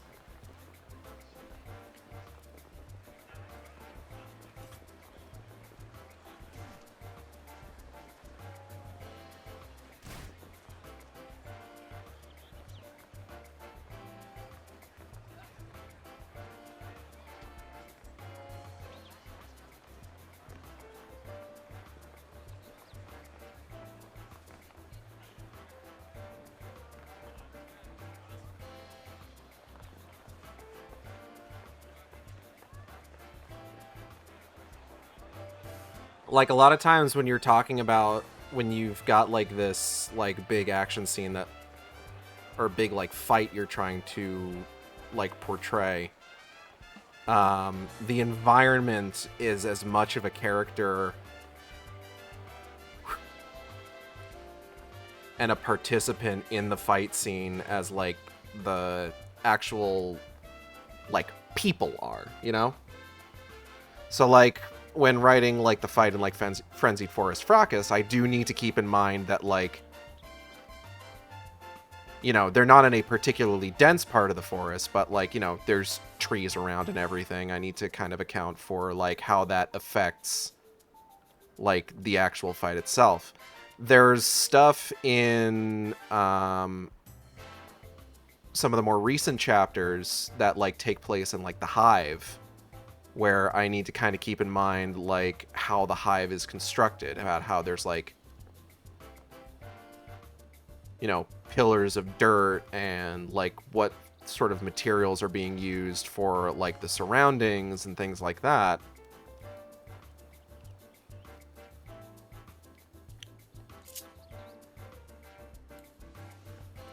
And I think part of that is just because, like, it makes the fights feel a lot more... Oh my fucking god, shut up. Fuck! God damn it. I tried to move at all and the game was just like, oh wait, you're not standing on anything.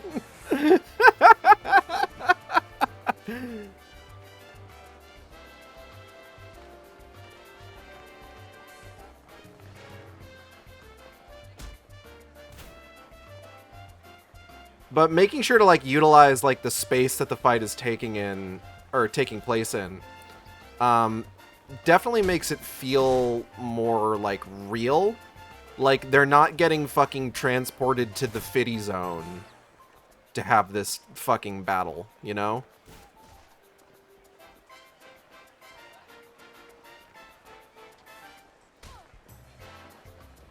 Like, characters don't need to keep in mind, like, their,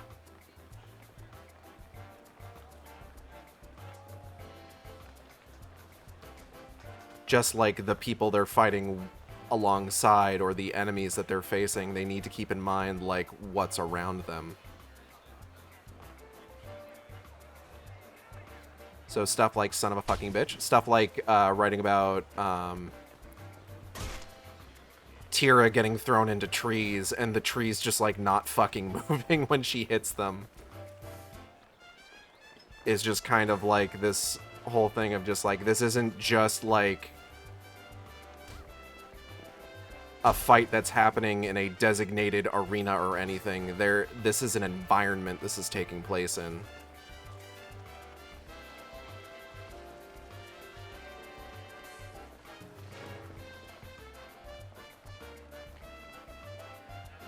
Raggy is now clambering on top of things over on my dresser, which is a signal to me that he is definitely getting kind of fed up with me not letting him out. Because he's stepping on things he probably should not be stepping on. Big guy! Hey! What's up? Give me a second, okay? I am gonna need to let him out because he's being annoying now. Shit. Okay. Fuck. No. No. Okay. It's fine. It's fine. It's fine. Oh. It's okay. We're good. We're good. It's all good. Okay. Hold on. Take a quick rest here while I go let this guy out. Ugh. I'm gonna have to see if Moose finished his food. Come on, big guy, let's go. We're gonna be like that.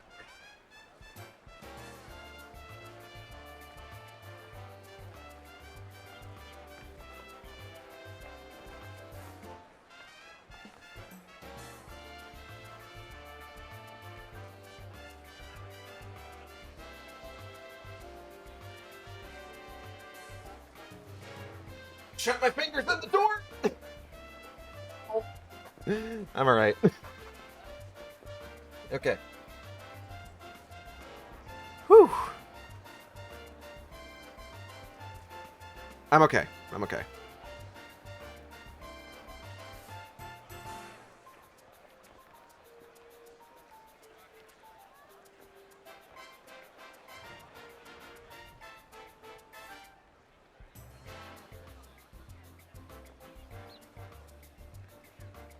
But yeah.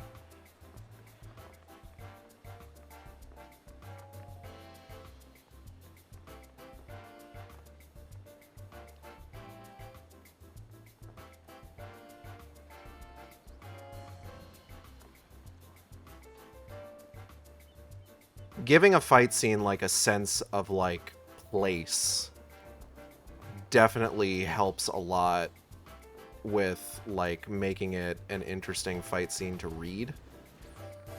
But oh man, it can sometimes be really difficult to write around that.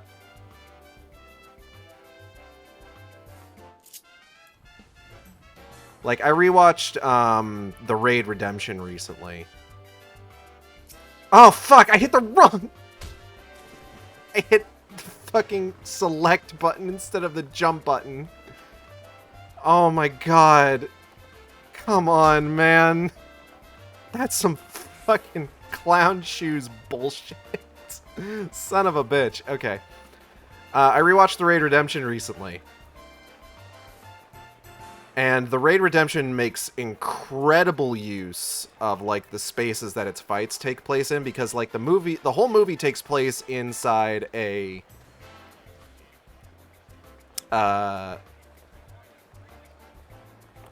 apartment building.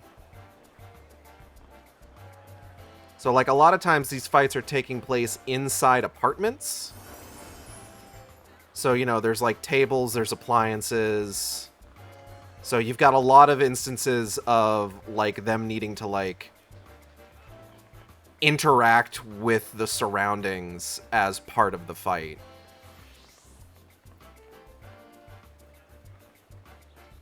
And it really helps, like, sell what's happening, you know?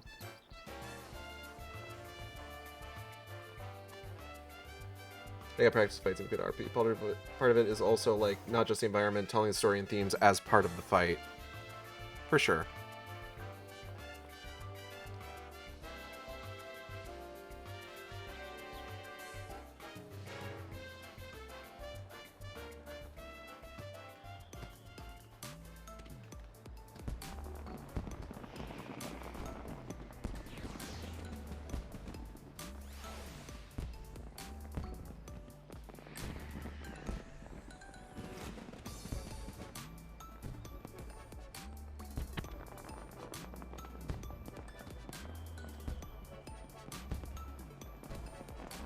Like, you want to talk about, like, story and themes as part of the fight. Mortal Kombat 2, like the recent movie. Best fight scene in that whole fucking movie is the Liu Kang versus Kung Lao fight. I'm the wrong person to ask because all my tabletop games have been either RP in which people don't do very well or RP in which the DM's party is bad. Oh, no.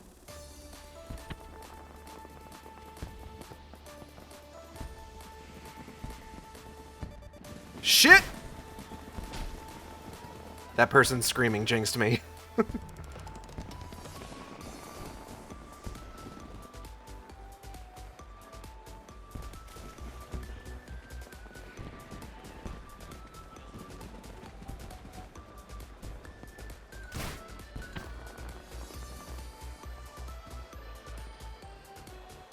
But, like, if you don't know anything about, like, the current, like, the last two Mortal Kombat movies, like, the whole thing in the first movie was that, like, Kung Lao was actually, like, the chosen one, which is usually what Liu Kang is in Mortal Kombat stuff, generally speaking. But Kung Lao dies in the first of the newer Mortal Kombat movies, so in Mortal Kombat 2, he's brought back as a Revenant. And he's made to fight Liu Kang, who was essentially, like, they were raised as brothers. So it's a very emotional fight, and it's also the best fucking fight in the whole goddamn movie. And they know it's the best fight in the whole goddamn movie.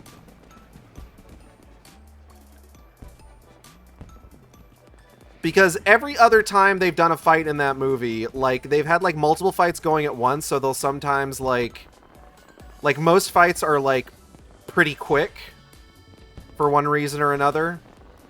But, like, the plot still... Fucking goddammit. The plot still continues for those characters.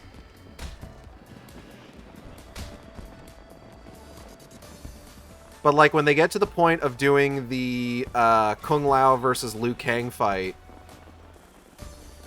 like, they show you that entire fight from beginning to end. And it's two guys who are, like, very well matched. And it is also, like, specifically two dudes without, like, there's no, like, big CG, like, monster. There's not, like, a huge, like, they use their abilities, but, like, it's still just, like, two guys.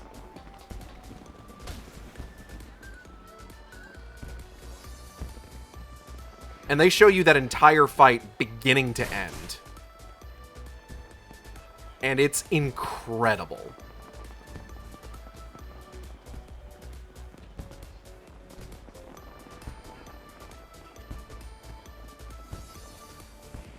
Fuck.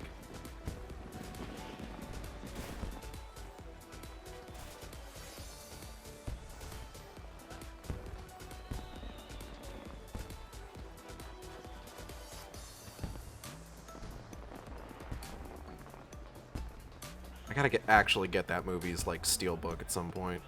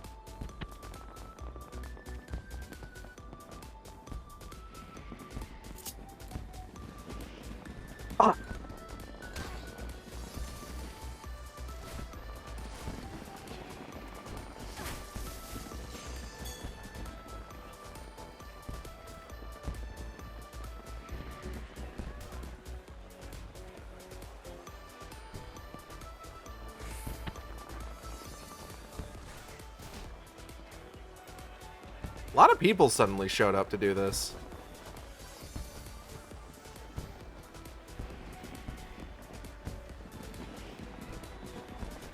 Fuck.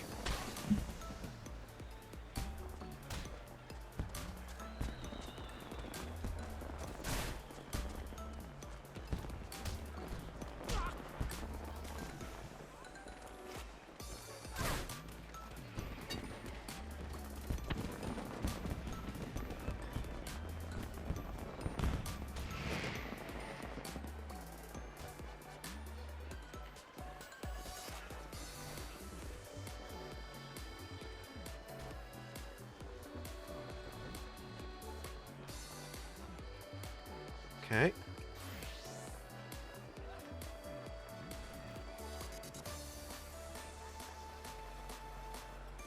Okay, okay. Okay. Okay. Okay. Okay. Iron sights. Iron sights. Iron sights. Iron sights. Iron sights. Iron sights. Nailed it.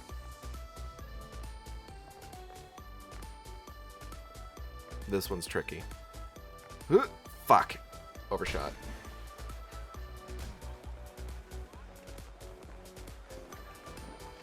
The night is pretty. Especially because, like, I don't know where the... Do they got the fireworks going all night during Moonfire Faire? I don't remember.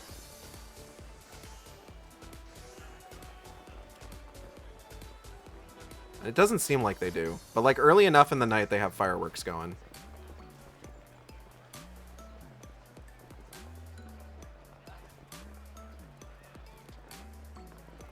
Ooh, okay. Oh, come on, man.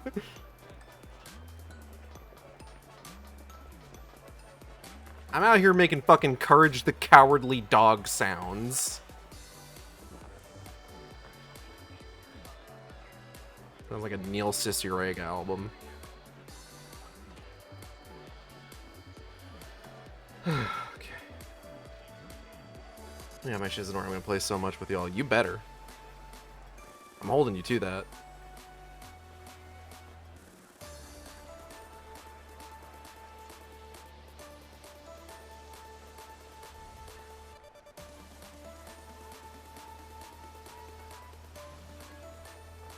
I need to see more of that bunny twink. That angry, angry twink.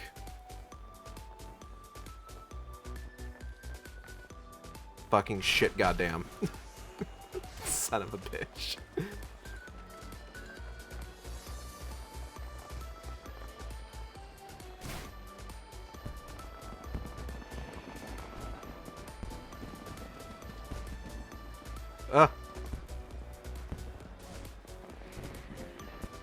That was a bad approach that I had just there. I'm a little surprised it ended up working regardless.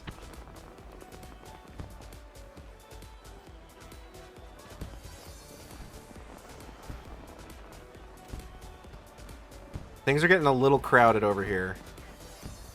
So it's making a lot of these jumps a little perilous. I'm going to hold off a sec. I was wrong, I saw fireworks. I need to figure out new headwear for him. You got a lot more options now. Oh yeah, there they are. Maybe they just go off every so often. Fuck.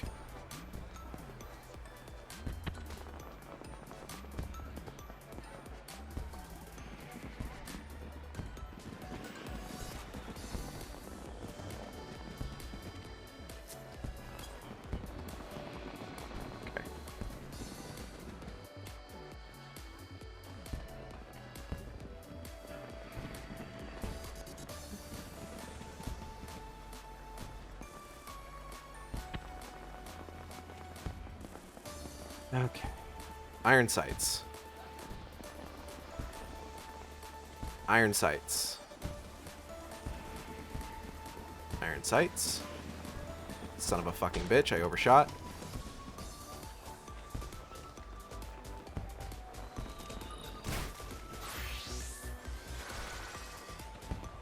I think the other thing that I worry about when it comes to, like, writing a fight scene is pacing. Because it's just, like, I want to have people do cool shit. Like, I want, like, it to seem like there is, like, an active threat. But I also don't want it to, like, drag on too long, you know?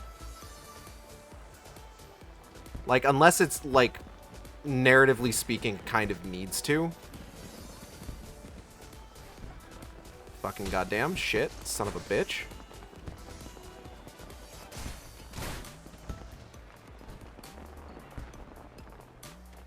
But I also worry about, like, moving too quickly.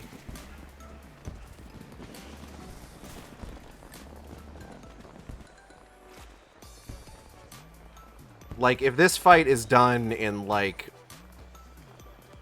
less than a page, then am I, like, underselling, like, the threat that's posed by the enemy?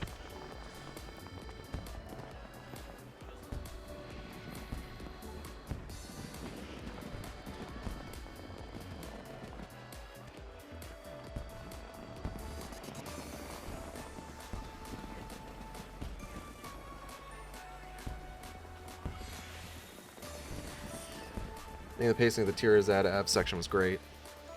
Thank you.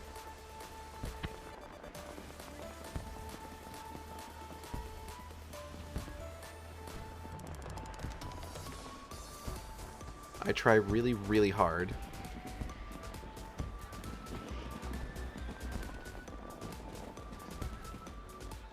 Okay. Iron sights. Iron sights.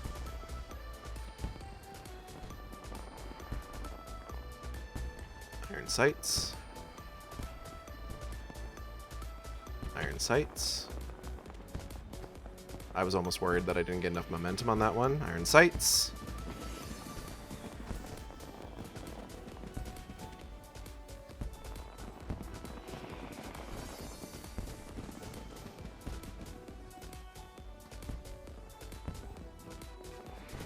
Fucking god damn it. Whoa, iron sights. How do we phrase this to where it doesn't get exhausting or cringe?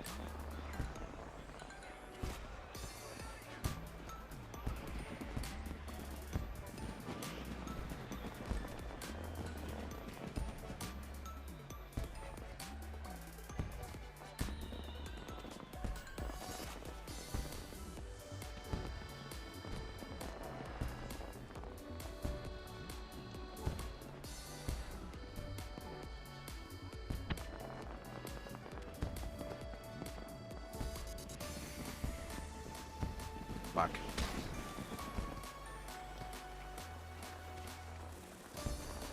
A lot of, like, the minutiae, like, character expressions, things that they say in the moment, a lot of that is just kind of, like, stuff that I figure out as I'm going.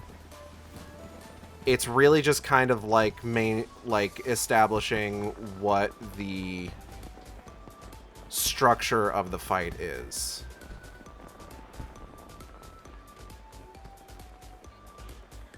Like, when it came to, like, Frenzied Forest Fracas,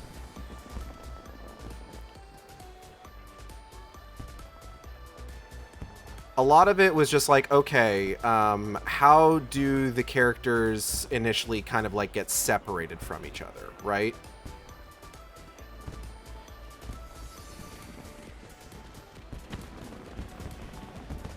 Because, like, the primary function of the battle in that chapter is for the drone that's being controlled by the Mother of the Hive to, like, speak with Tira privately.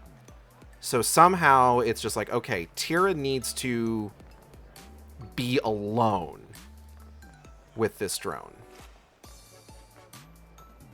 How do we do that? How do we split everyone up? Son of a fucking bitch.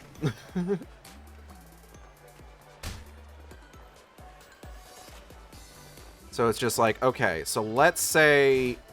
So we've got 3 drones that we're working with.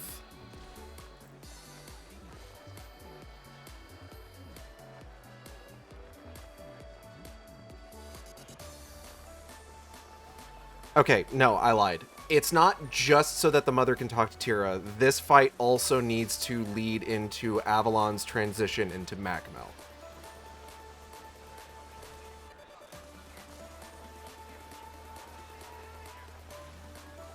So not only do they need to get Tira alone at some point in the fight, but by the end of it,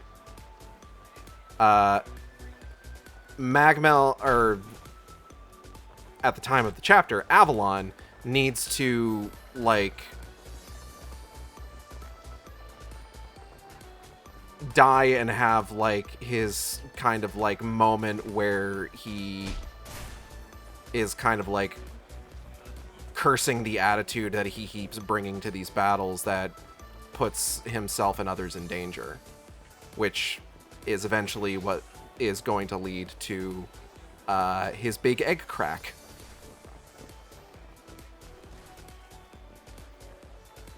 Yeah, it sure fucking did, but shit, that's the void. That's not the action. Well, no, because the action is what facilitates Avalon ending up in the void.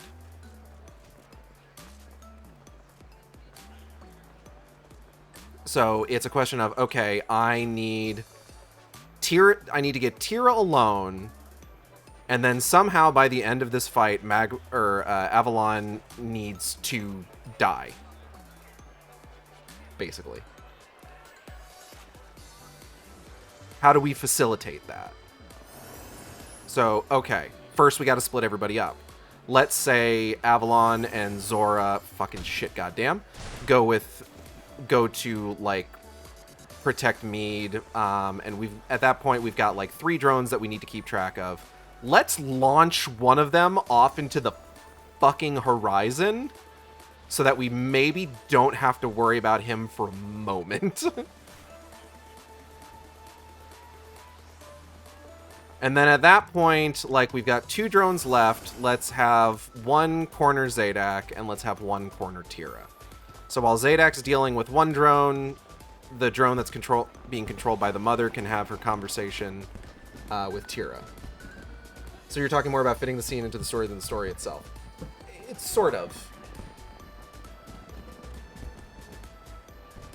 Like, it's not so much fitting the scene into the story, because, like, the scene fits into the story. I have determined that this is a fight that needs to happen, and these are the things that need to happen during the fight. But then it's a question of making sure that, like,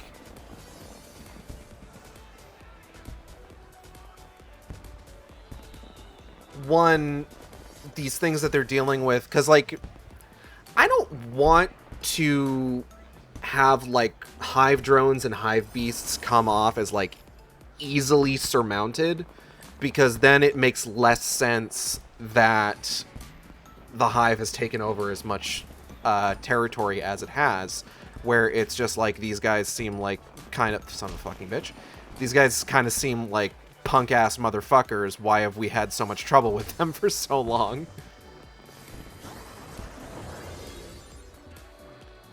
But, like, it also needs to not feel completely insurmountable, because then it's just like, well, you know, fights with them, it's just like, oh, well, what's the point of them fighting in the first place? It's the easily mounted what? It's the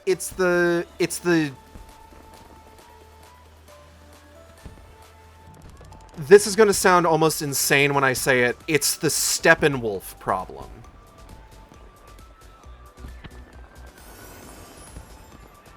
And it's going to sound insane when I say it, because I'm almost certain nobody describes this issue in terms of the character Steppenwolf from the DC Extended Universe movie Justice League.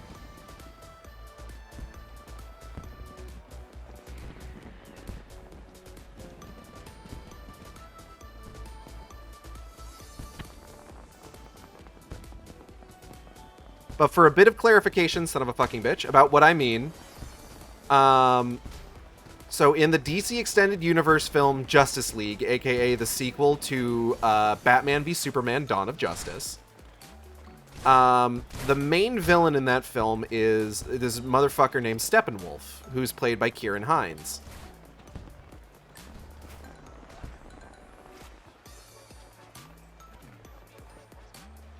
In the theatrical cut of the movie that we got, brought to us by noted rat bastard Jomps Webben,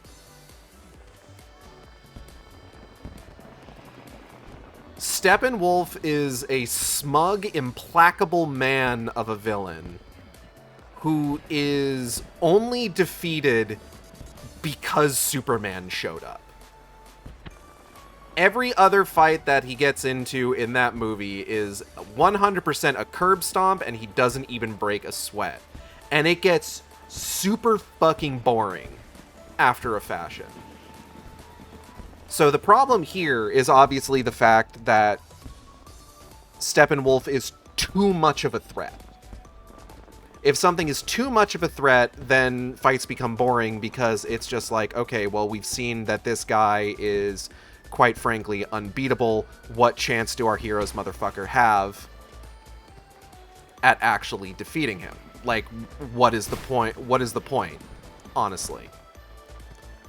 And in Jomps Webben's Justice League, the theatrical cut, the point becomes, oh, we need Superman because we can't beat this guy. We will never beat this guy. We have no hope of beating this guy.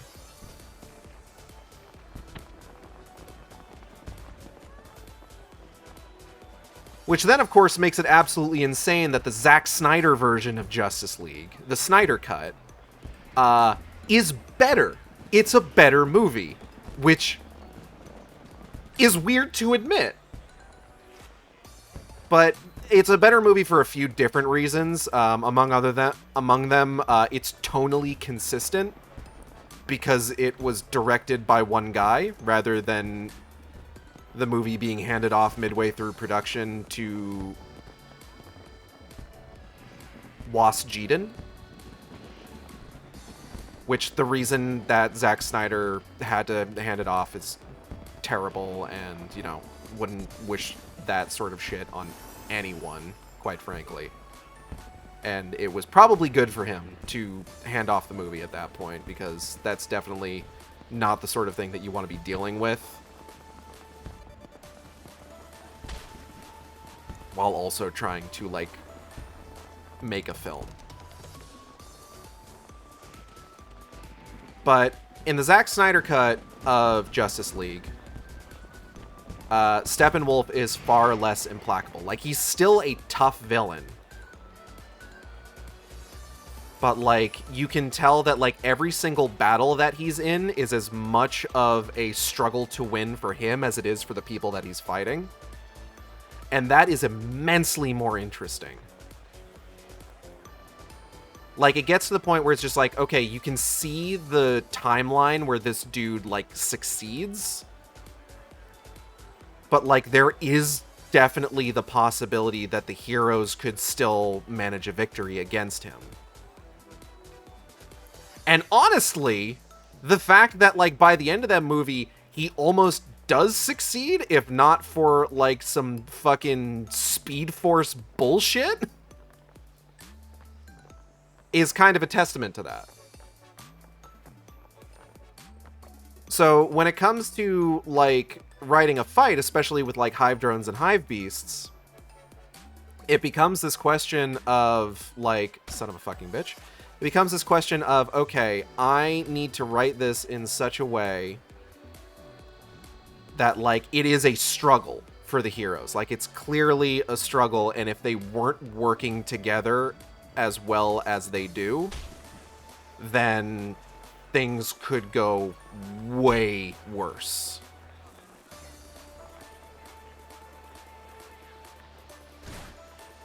But I also don't want it to be, like, entirely hopeless. Like, it shouldn't...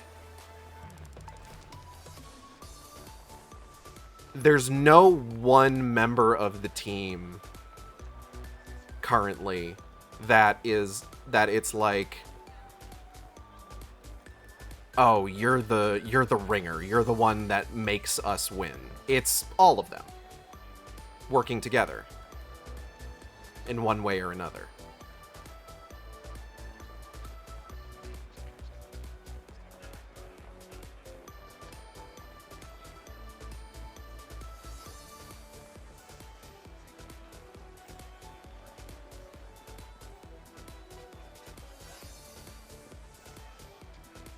But again, it's that thing of like, if the fight is over too quickly, then it becomes a question of how are they having this much trouble with the hive to begin with. Especially the strongest of the team, my beloved Mead Meow Meow.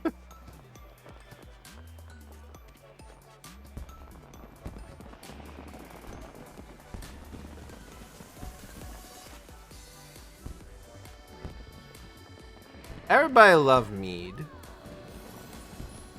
I'm so glad people like Mead. Son of a fucking bitch.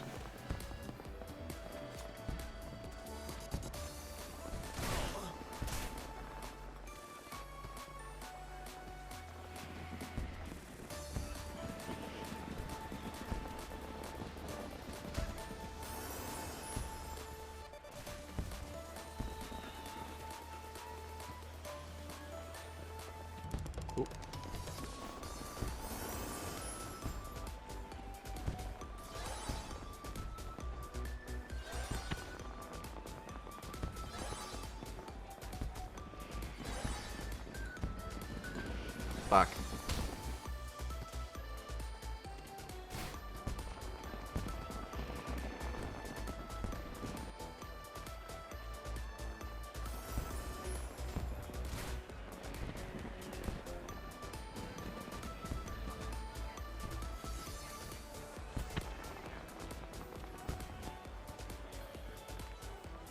To be honest, before I heard you say his name, I pronounced it Mayday in my head. Nope, it's Mead because it's shortened from Archimedes.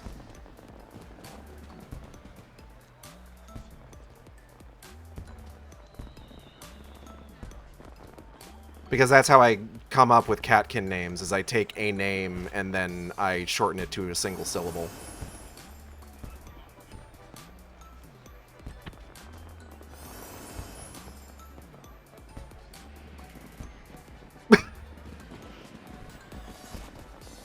I'm sorry. Watching that person gear up for that jump and then fucking miss was hilarious. Son of a bitch. I can't speak on it now because I did the same fucking thing. Glass houses, indeed.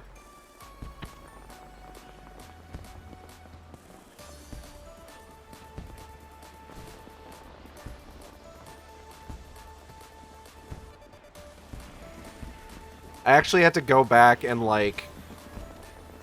The longest time, I hadn't come up with a last name for Mead. Because I didn't know, like, how much of a, how much I was going to like writing him, because he was really just kind of there to facilitate a few things in the story. So I didn't have a last name for him for the longest time. I didn't give him one until the end point of Desire. So he just introduces himself as just Mead in The Right Fools for the Job. I actually went back and added him giving his full name in Right Fools for the Job somewhat recently. Like, not super recently, but, like, relatively so.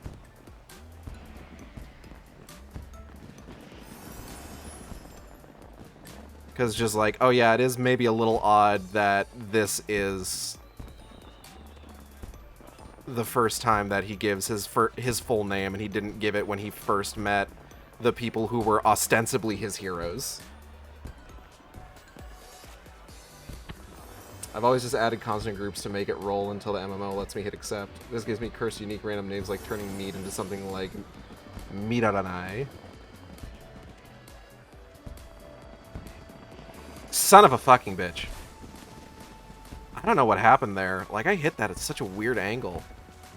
Is my controller drifting? What the hell? The sun was in my eyes. He said at 9:53 at night.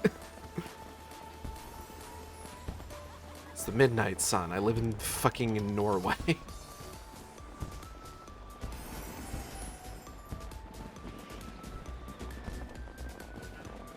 I just watched you overshoot that a full thumb width to the right. I don't know what happened. I hit the control stick at a weird angle, and I went fucking flying in a completely different direction.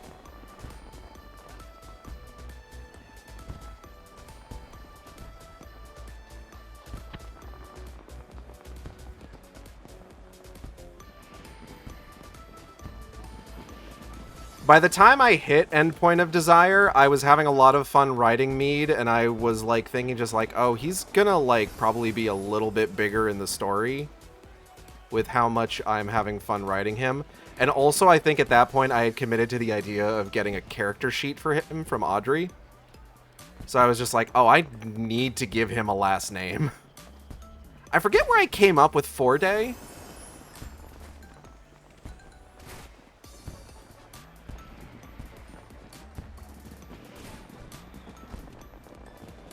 But it felt like it really, like, rolled off the tongue. Mead 4-Day. Fucking goddammit. Mayday 4-Day.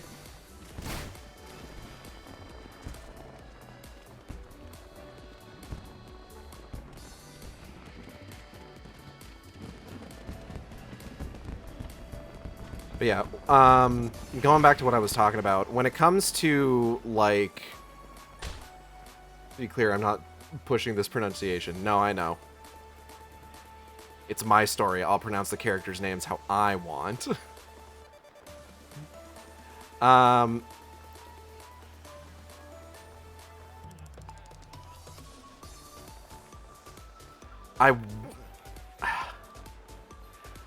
Do you know how badly I want to do a bit in Wicked Game where I have somebody meeting Zora for the first time and they pronounce her name wrong, but the way that I've written it is that they're pronouncing her name with a Z instead of an X, and just have her being just like, no, see, you're saying it with a Z. It's not Zora, it's Zora. And they're just like, I don't get the distinction. I'm waiting for a moment to do that. That's probably a book 2 thing.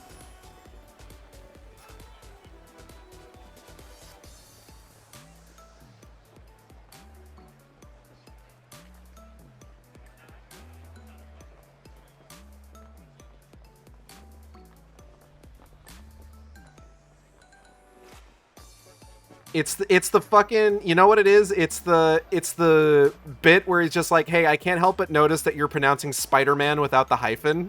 I like thinking about people hear him say his name as Mead and think it's Mead and that his is named after a booze preference.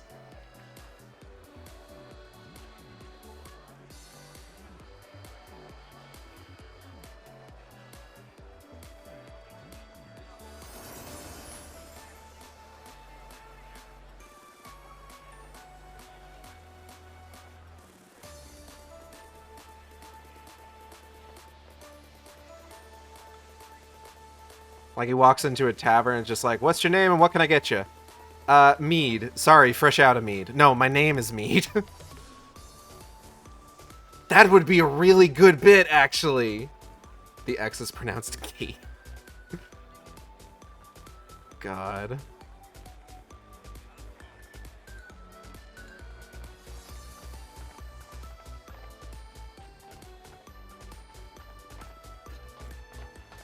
Okay, here we go. Iron sights.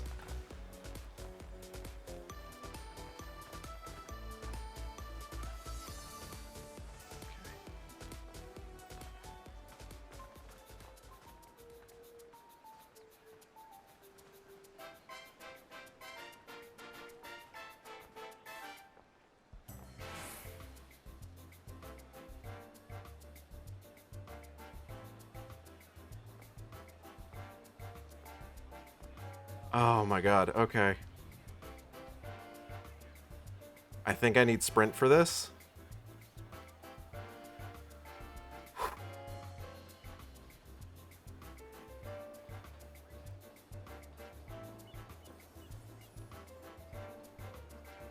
Okay.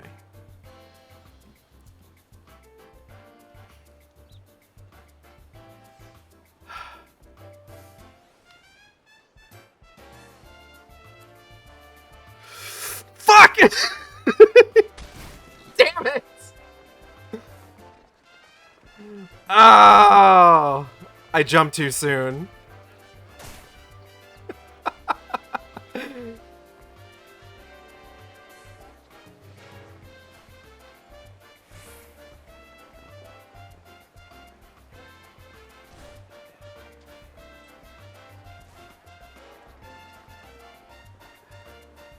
Oh boy, alright.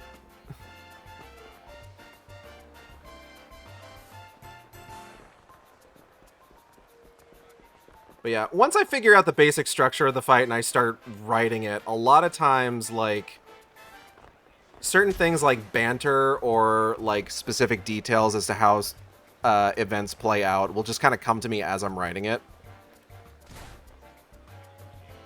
Like, it's not always something I have, like, decided on ahead of time.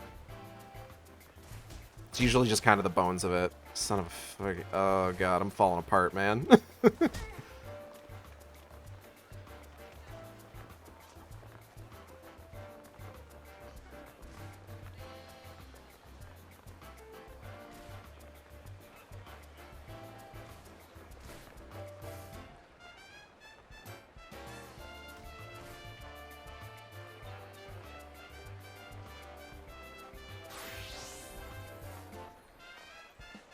Fuck.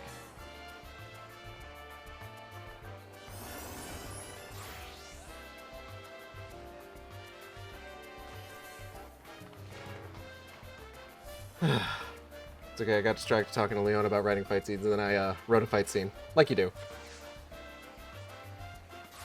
Realizing the sun has set and rise in the span of you doing this. She's been at this so long. It's done that multiple times at this point, I'm pretty sure.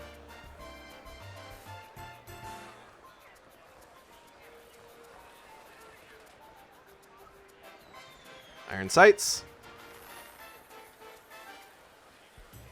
Iron sights. Iron sights. Let them jump. Oh. Unfortunate. Iron sights. Iron sights. Nailed it. Maybe I should try the squares. Nah, I've been doing good with the slants. It's just...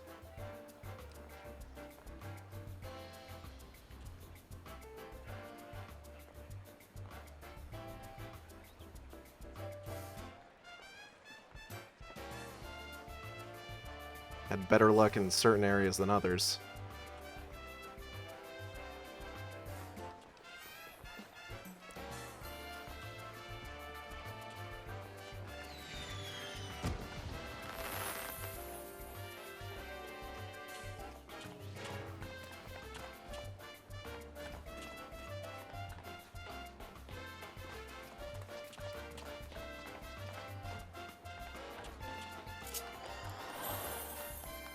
Fuck.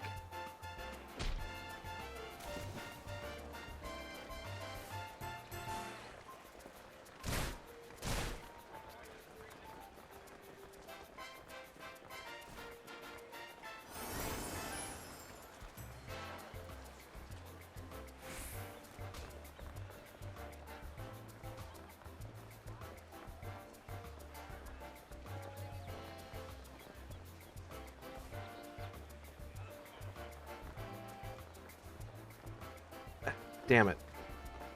Keep slipping through that fucking gap.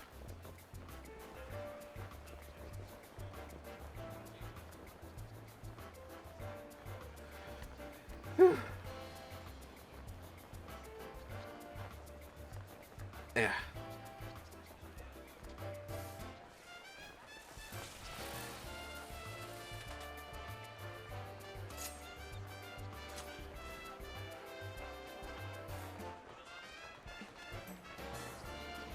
Iron sights. Iron sights. I'm gonna let these people go first. Oh, excuse me. Okay, iron sights. Oh, fuck! Oh, that guy fucking...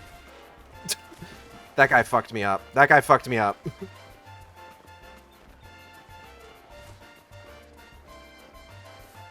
He made me doubt my fucking ability.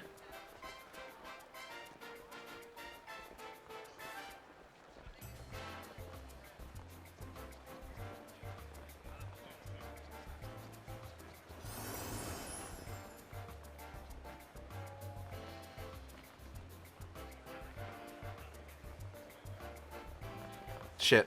Overshot. I want to get one of the corny contemporary fits. Probably something Molgoth. Oh. Zilla, do I have news for you? They got that shit on the cash shop. Like, they have what can only be described as a Molgoth fit that you can just buy.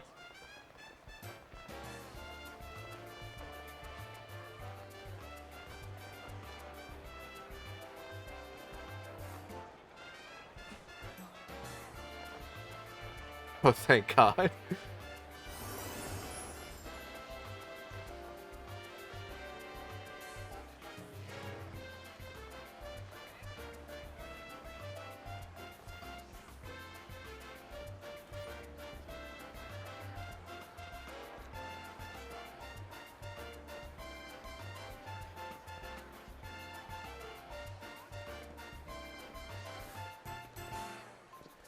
Fuck. I think with fight scenes, like, it's, like I said, it's a lot of, like, trying to make sure that, like, I kind of keep track of, like, where people are in the environment and where they are in relation to, like, the other people involved in the fight. Mostly for the purposes of, like, it's a... I have a problem with it, you know? The Gaia fit? No. Which one are you referring to? There is, like... Okay, hold on. Y'all are gonna...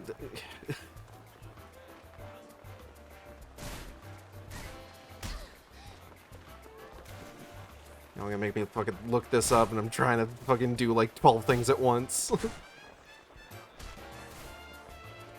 Let me get up a ways here. Hold on. Not the Gaia fit. Okay. FF14 online store. I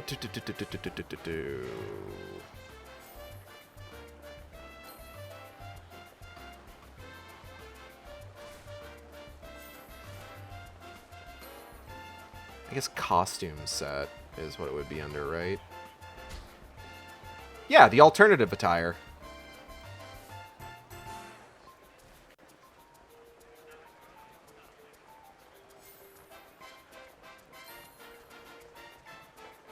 I've sent it to you, Zilla.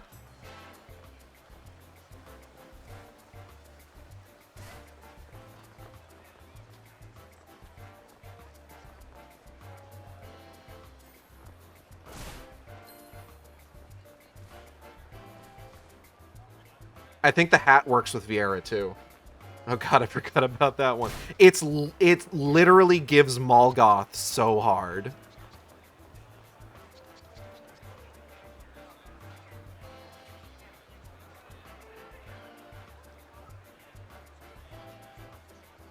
Iron sights. Iron sights. Iron sights. Iron sights.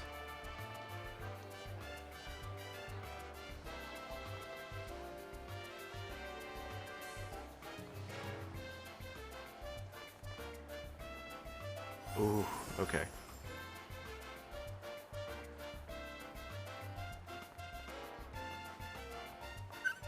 Okay. Goodness gracious.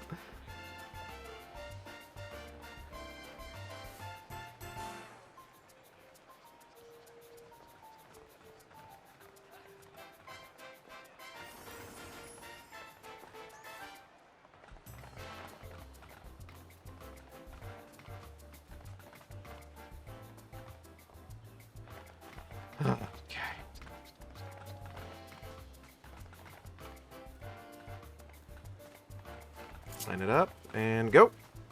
Fuck my life, actually.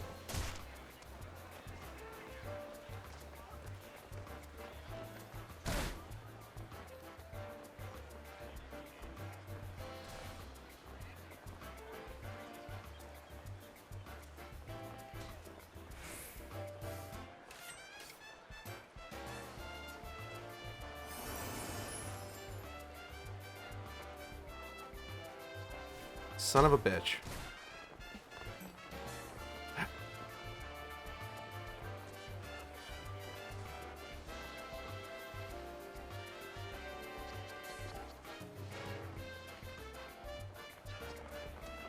In case I didn't make it clear, I do appreciate the compliments with like how I have handled the action scenes. I think what I'm just sort of like trying to express is that the fact that they are good and that you have been enjoying them and they have flowed real well is a testament to like my hard work rather than just like, oh yeah, I don't want to be like, oh yeah, you know, it's super easy, it's whatever. It's just like, it wasn't easy, it was really hard, and the fact that it is at all readable is like good because it means that my hard work wasn't for fucking nothing. Like all of my hard work for this fucking jumping puzzle has been. Oh boy. Did I do the slants last year? I can't remember. I might have done the squares.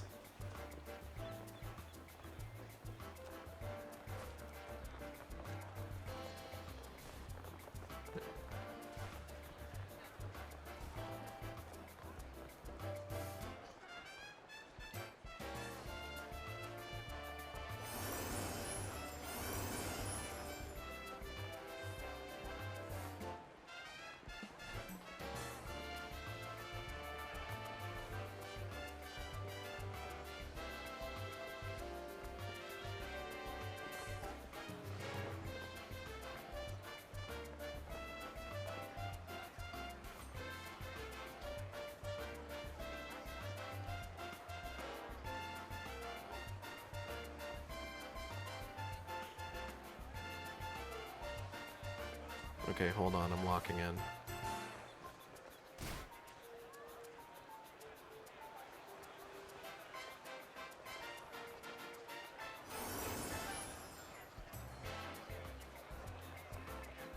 Ooh, fuck.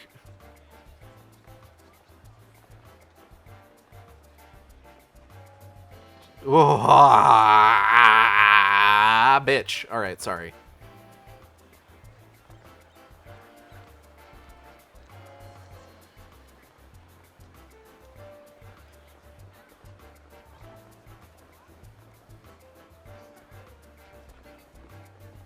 Alright, Naruto, calm down. Ooh!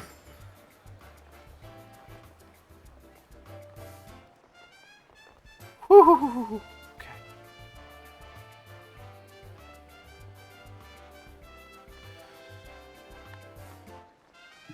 Alright. I'm suddenly really self-conscious that I thought it might have been apparent that I liked it.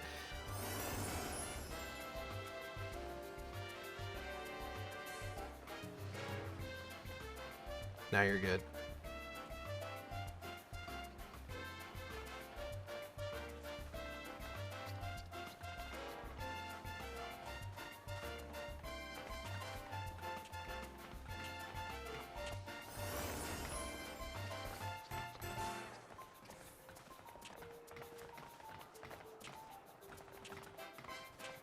Iron sights. Nailed it.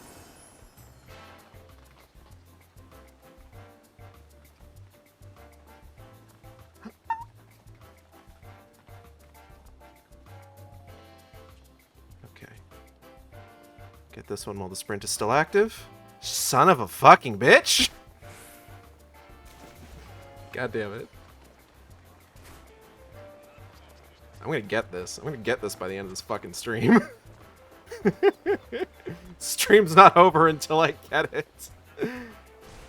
I got nothing going on tomorrow. That's not true. I want to try and catch Spider-Man Brand New Day tomorrow, if I can.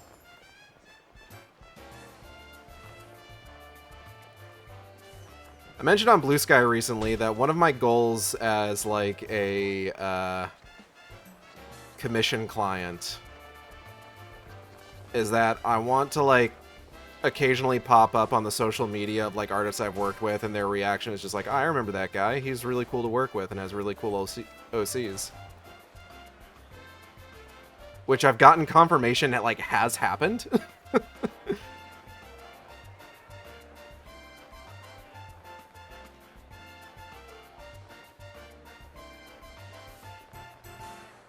Like, I don't necessarily, like, need to be friends with every artist I've commissioned.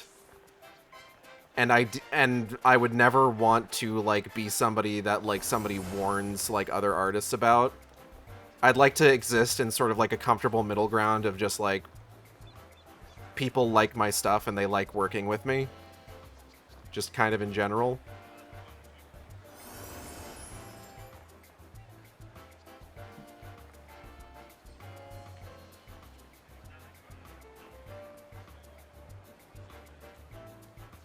I can do this without Ninja, it's fine.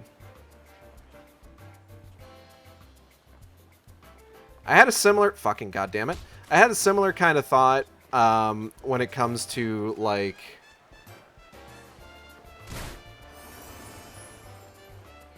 Wicked Game and, like, the sort of, like, reach I kind of want to have with that. I find it really cool to think about the fact that, like, there are people that read Wicked Game, that have read Wicked Game, that have reread Wicked Game, apparently, according to Ulse. Said that he... Like, I think last time I was discussing Wicked Game here and Ulse was present, he mentioned that he had recently reread the whole thing. I'm just like, I'm sorry, you did what? Goddamn? Okay. Wild.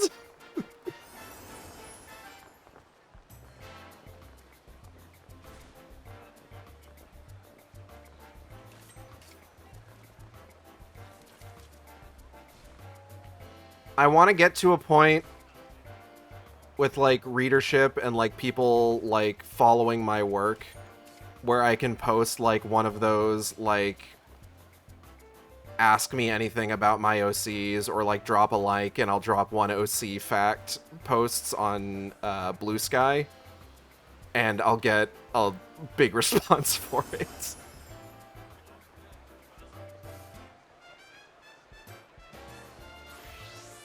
Like, don't get me wrong, fan art is nice, and I encourage fan art.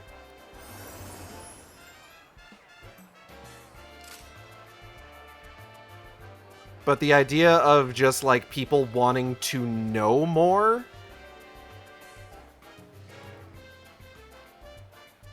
is, like, really nice, you know? Like, I think about, like... people, like, getting mad... Son of a fucking bitch. People getting mad at people being like, oh, why do you need to, like, bother the author, the artist, with, like, questions? Like, just read the thing. Why can't you just use the... like, be happy with the information that's been provided to you? It's just like, I like the idea... Excuse me, sir. I like the idea of people, like, genuinely wanting more beyond what is just on the page, because it's not like I haven't thought about more than beyond, like, what's beyond the page, or what's on the page, you know?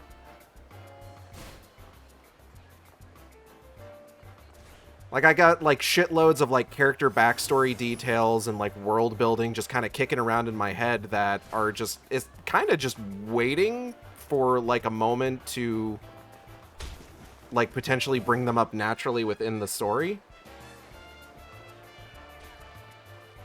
You know, like, here's a fun fact for you. Tira uses headbutts in her fighting style a lot, and it's because she was taught to fight by minotaurs. Like, all of her combat training came from her time spent with the minotaurs, so something that she often works into her fighting style is headbutting her opponent.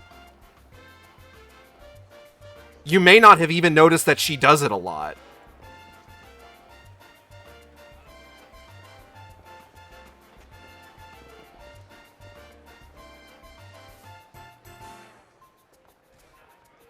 Oh my god, I thought it was just because she was a berserker. No! Minotaurs!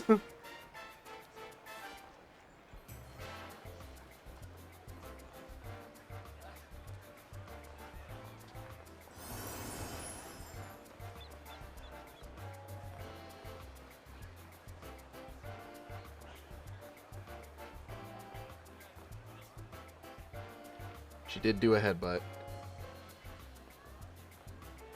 Not the one from that infamous con. What?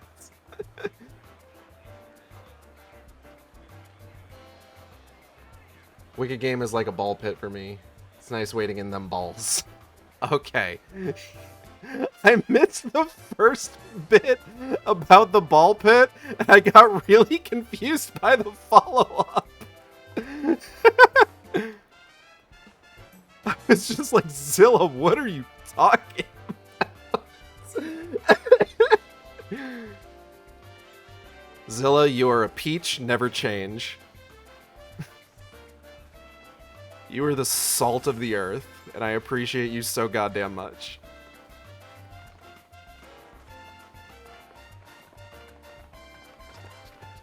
Oh, boy.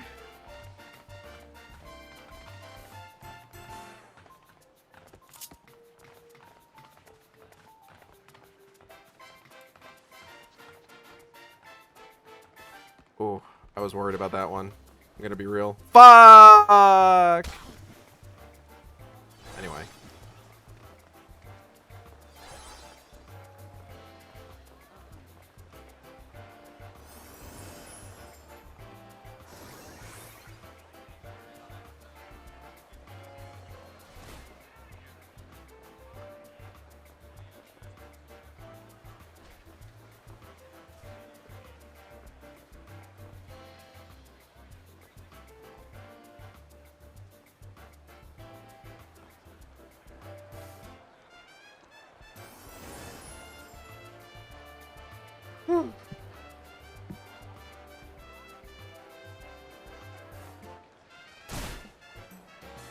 Hello.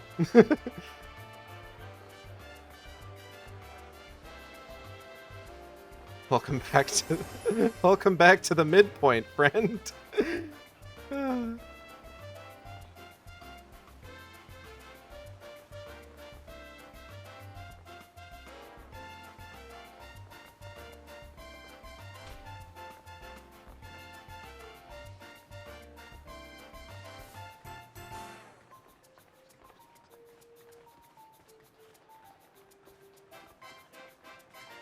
Whew.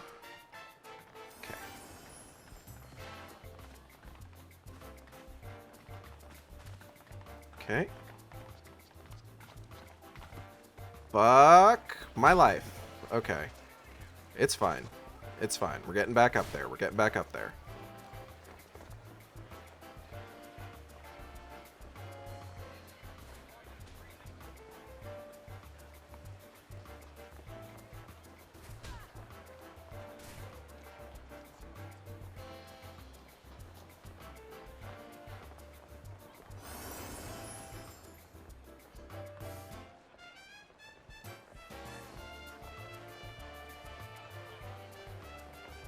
Son of a bitch.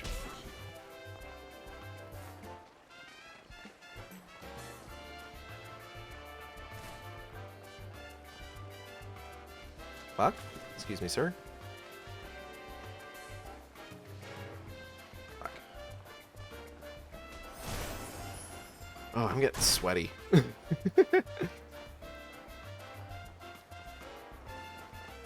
Genuinely making me sweat. Huh.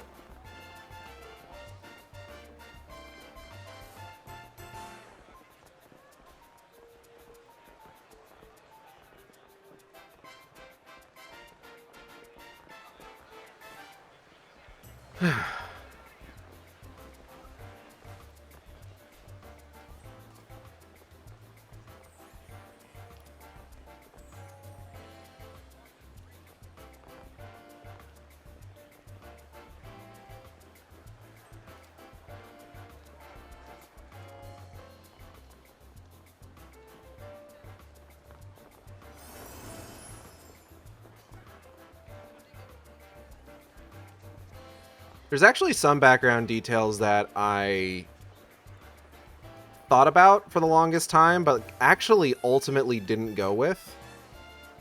Part of Zora's backstory was that she was originally going to have like a mentor that taught her a lot of like the less than savory uses for healing magic that she tends to make a lot of use of. Oh.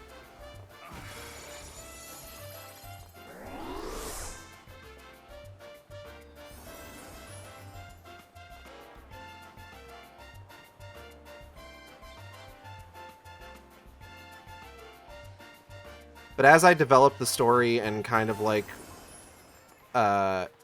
cemented her backstory, it started become who the oh, that's just Alina again. Fuck. Okay. As I cemented her backstory and like continued with like sort of where things were going story-wise and as well as developing her character, I felt like it would be more impactful for her to have kind of like discovered a lot of these uses herself.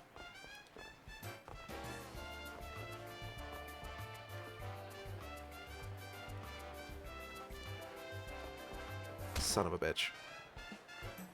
I held the fucking control stick forward too much.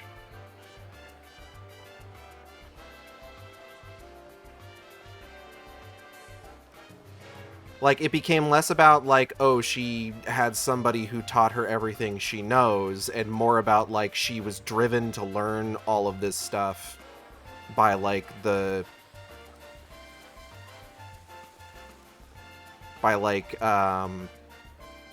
what she had, like, dealt with in her past leading up to, like, her ending up on the frontier.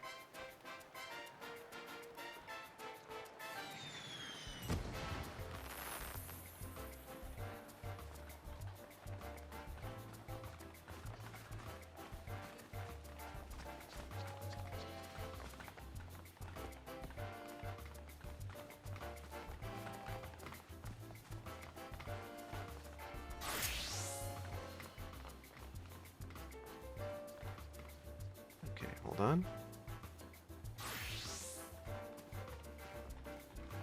Ooh, I almost overshot that.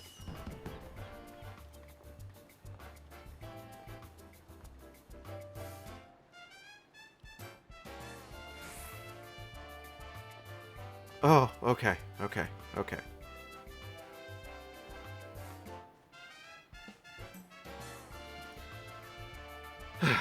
Minotaurs seem cool as hell. Yeah, I'm a little... It's a little bit of a bummer that I haven't really been able to delve into, like, Minotaurs themselves in Wicked Game just yet. It just hasn't really had a chance to, like, come up naturally within the story yet. I do have some things planned, though.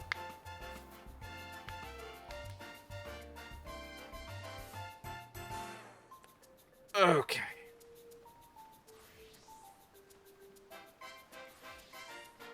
Oh no! I went too far! Fuck! Son of a bitch! I thought maybe I had a little bit more leeway. God damn it.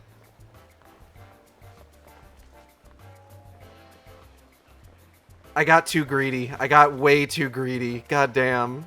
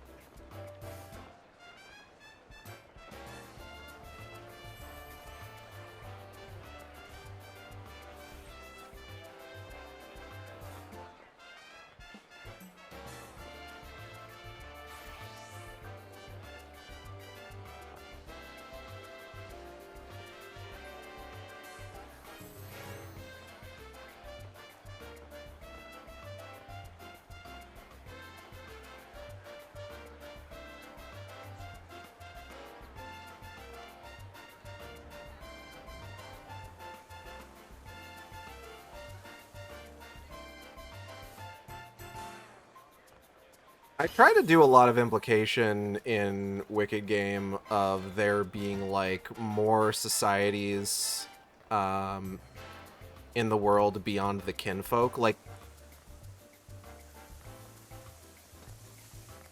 Fuck.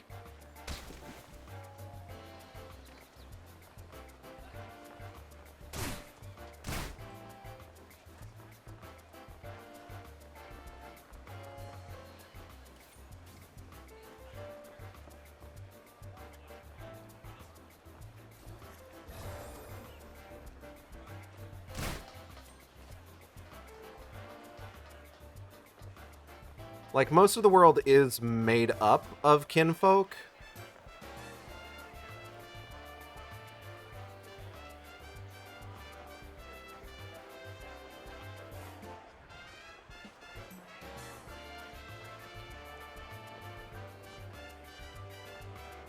And then in addition, the son of a fucking bitch. I also like to try and give like a bit of implication that like there's more creatures in the world beyond, like the hive is like an invasive species. Essentially.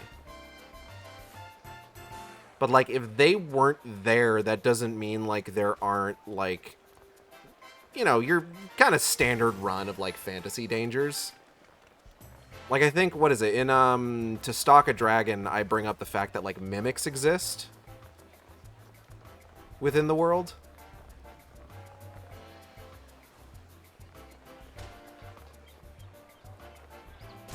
Mimics that can copy and impersonate kinfolk.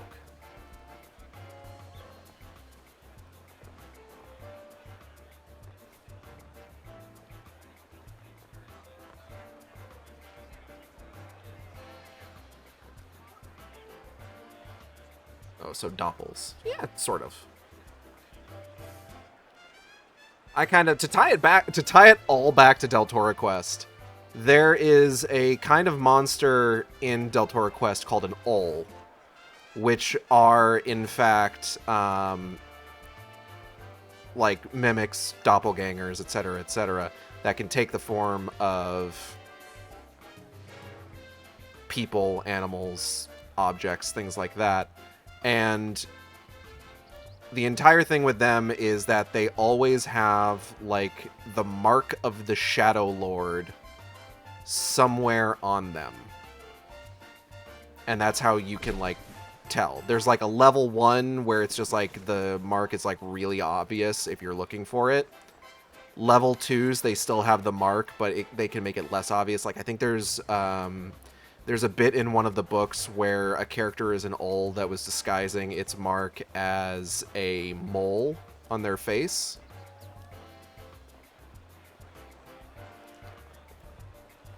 And then there's just like, oh, there's like a rumored level 3 kind of owl where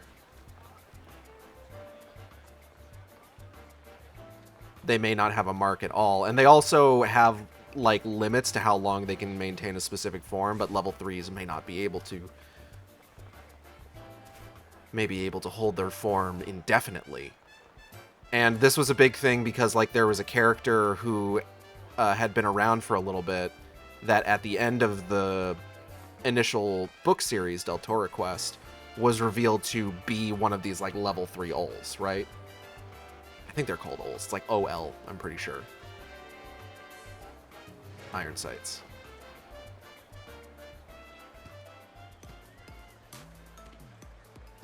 It's fine. I like the nighttime music better anyway.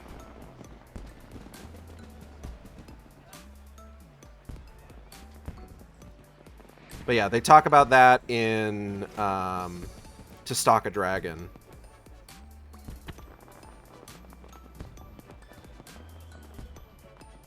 Son of a fucking bitch.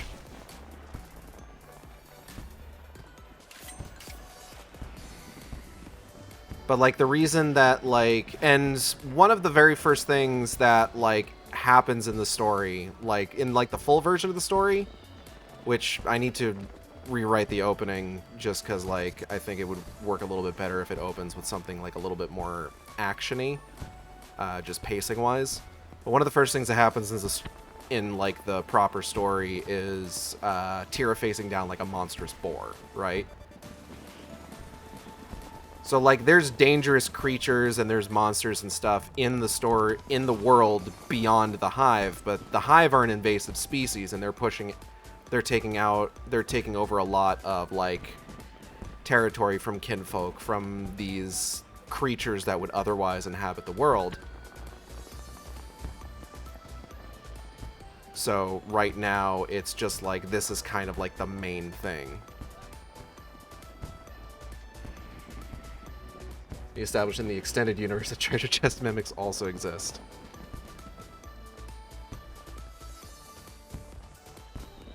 Yeah, exactly.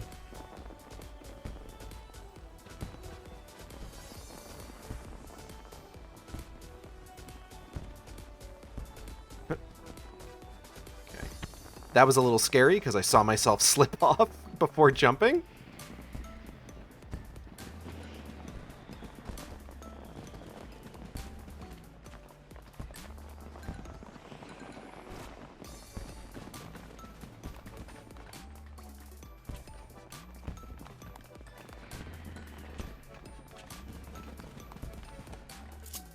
Okay.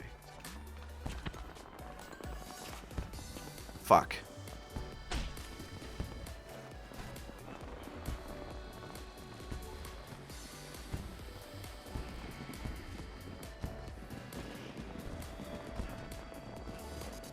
Shit.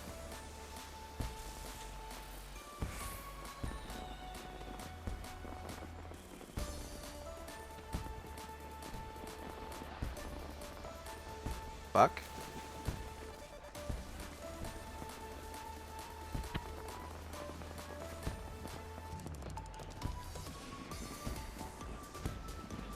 Fuck.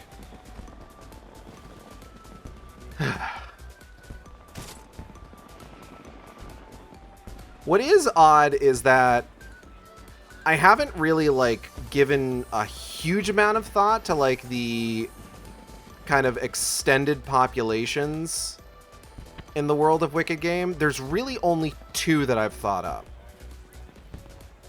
There's the Minotaurs that live on the overside, and then on the underside there's actually a race of Gorgons.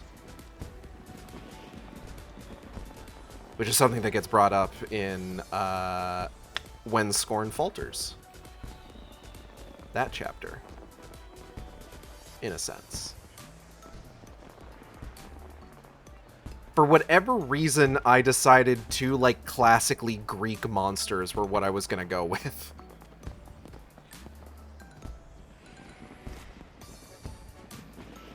I don't know why. I guess maybe I just really like that shit? Gorgon's cool. Who doesn't like snakes?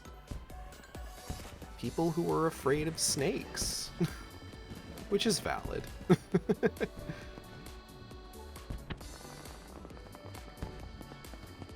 Are they sexy snake people? Wait, hold on, pause. Okay. I mean, I'm gonna keep jumping. Oop, fuck.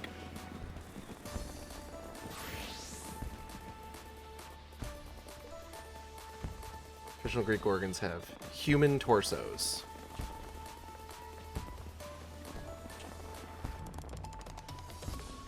Sexy snake people, Gage. I have not looked up faster than when you said that. And faces.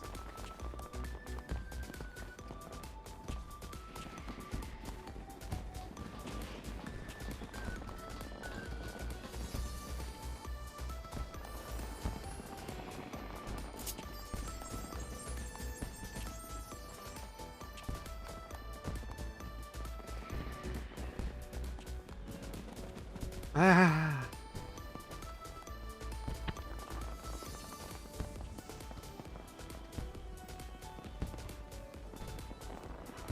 Ah, fuck. Huh. Okay. Okay.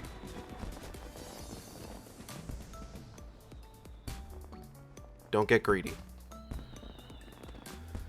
Gage, do Gorgons in Wicked Game have horrifyingly flat faces? So...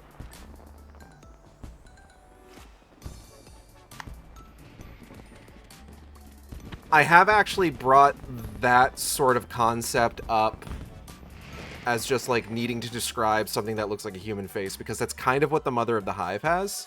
Don't get greedy.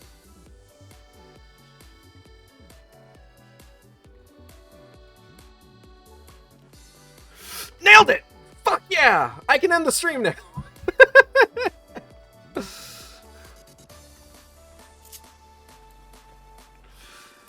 Oh, God.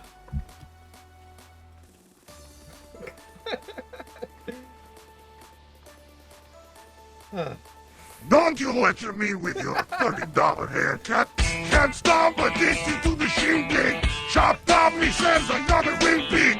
Choose not the life intimidation. Distant calls on nuclear reservation. We funky beast to what you wait for. This punk the feeling that you stay for. In time I want to be your best friend. Mystic love is listing on the West End. Woo! Good shit, good shit. Thank you for the $30 donation, Kale. Appreciate you. Oh, man. Oh, I did it. How long was I at that for? I was at that for hours. But we did it. We did it on stream. And there isn't, like, a two-tiered bullshit one this year. So that's it. That's all I gotta do. I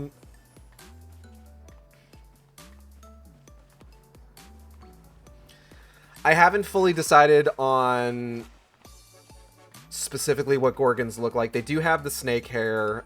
They probably are less human looking.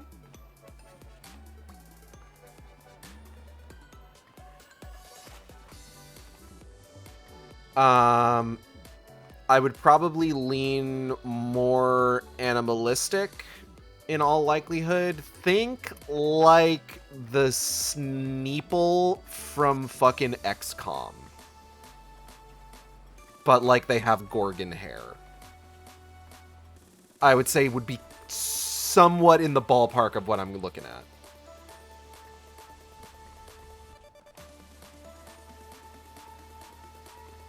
It's hard to say with 100% certainty because at this time I don't have a plan to have like a Gorgon character necessarily. They're mainly just kind of like filling out the world, basically.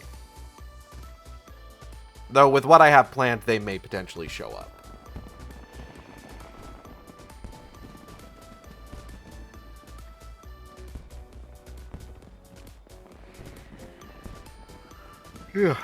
Excuse me. Oh, man. I'm seepy.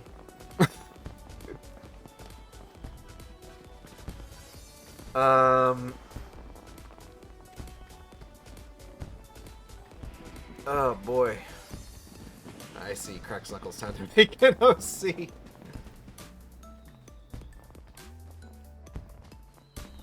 Oh, boy.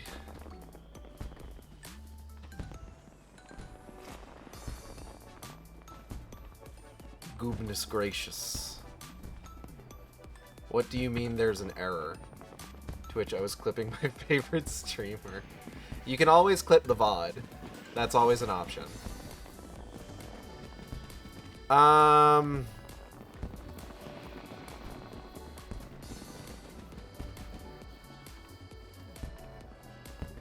man. Ugh.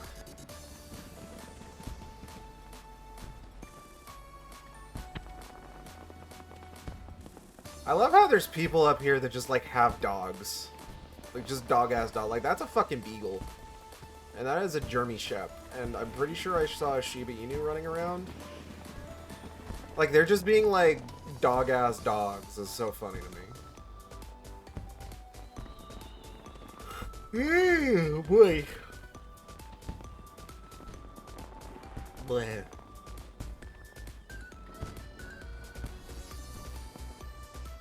And there's a baby Celia. Puppy Squad. And 2B. Oh, is there a 2B running around?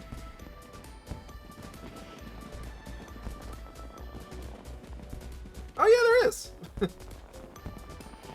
Ah.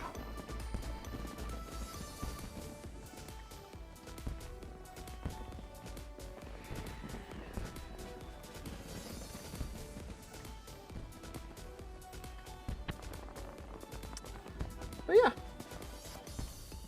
I forgot to redeem the writer thing. It's probably for the best because I'm like tired now.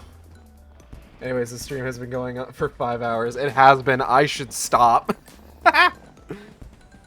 Alright, I want to thank everybody for coming by the stream. I hope you all had a good time. I know I did. If you enjoyed the stream, you can subscribe here on Twitch. We have special emotes for subscribers. You can also follow me on Blue Sky and Tumblr at AcidXShark. That's AcidXSHRK, where I post all the streams as they happen. You can also follow me on YouTube at AcidXShark. where I post all the streams after they happen. Art for the stream was done by the chat blocker there. It was done by Isaac. You can find on Blue Sky at Knucklebone. That's Knucklebone. Hey, Gage, one more thing. Yeah, what's up?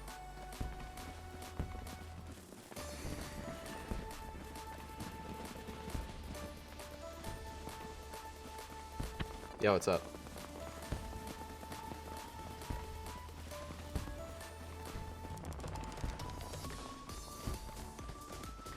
And it's probably rude to the other jumpers to be wearing a biggle. You never took it off. I sure didn't.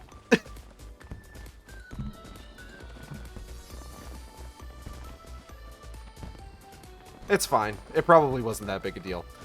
VTuber was done by Teva, who you can find on Blue Sky at Teva Meow. That's TEVAMEOW with rigging by V747, who you can find on Patreon. Nobody commissioned artwork of Gage's character doing the funny dance at the top, wearing an oversized hat, maybe pumping a Lalafell off the platform.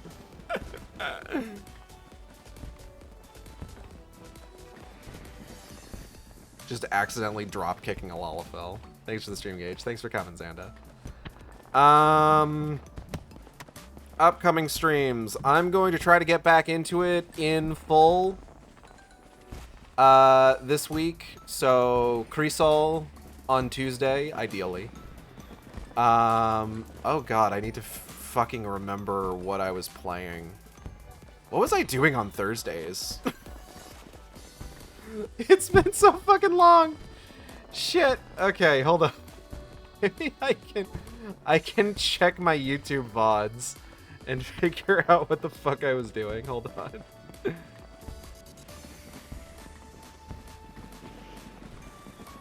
Oh god, I'm gonna have to go a ways back because we've been in blitz mode for so long.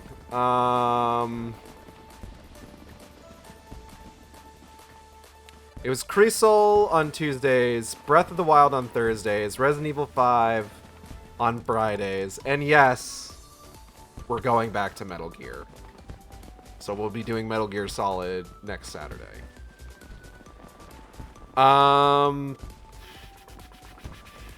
Anything else? Thinking. Give me a moment.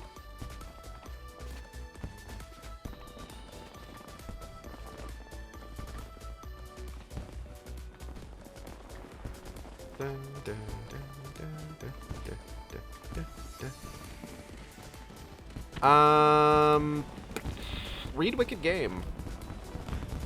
If you haven't read Wicked Game, I recommend beginning it. You can find it on my Blue Sky. It's in the replies to my pinned post.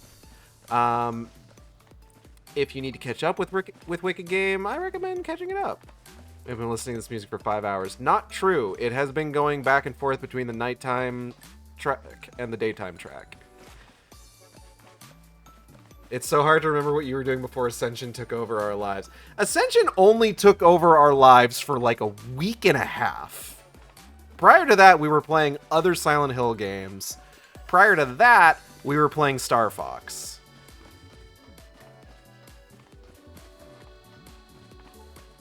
And now we need to see about doing FBC Firebreak, which will probably take over the Resident Evil 5 slot for a little bit. I completely forgot about Star Fox. It's a heavy, passionate week of Ascension, though.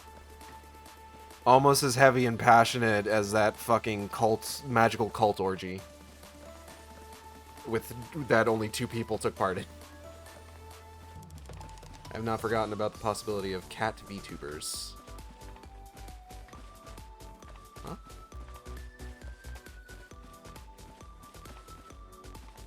Almost as heavy and passionate as what goes on off-screen in Wicked Game. Almost. One of these days, I'm gonna actually write a sex scene and it's gonna blindside everybody. Switch animated portraits for their NSO chat. Cat VTuber. Oh yeah, that's right.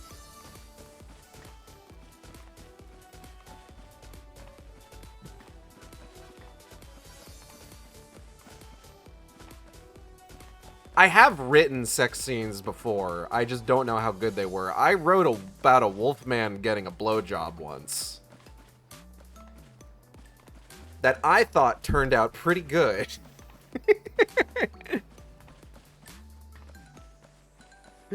Oh boy. I was working with a friend of mine's characters at the time. Okay, I will. I gotta find it. Do I know anybody streaming right now? But yeah, read Wicked Game. I'm working on the next chapter. That's currently in progress. So, you know, keep an eye out.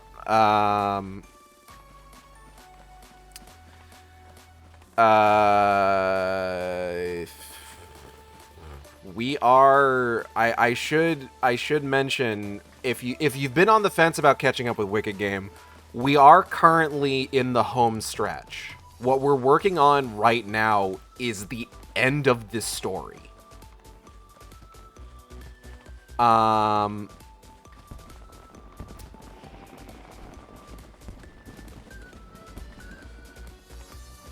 want to say there's 5 chapters left before we hit what is at least bare minimum 5 chapters left, unless I have to write more. What are we going to do after it's over? That's a secret. I mean, it's not a secret. I do need to write like the beginning of the story as well. I do need to write the parts of the story that still haven't been written. I need to write about them. I need to write about what happened that made Tira realize she needed a healer. I need to write about them actually recruiting Zora. I need to write the actual, like, beginning of the story up to, like, her recruiting Zadak and Avalon.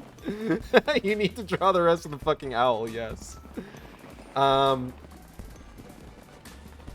There is genuinely, like, a good chunk of the book that, like, has not been written. And then at that point, I'm self-publishing. For the record, the next few chapters up to the end of the story is basically all you're getting of the story until, like, I self-publish the full thing. That is going to be up for, like, a price. Because, like that's always kind of been my, my goal, is that I did want to, like, compile the whole thing in, like, a genuine actual book and publish the thing. Because I do want to be a published writer. I think it would be so cool to finally say that. After, like, so many years of, like, trying to get different stuff off the ground, whether it's, like, Morphkind or, Chorus, or, it's a Chorus of Inferno? That was something I never, like, actually shared, but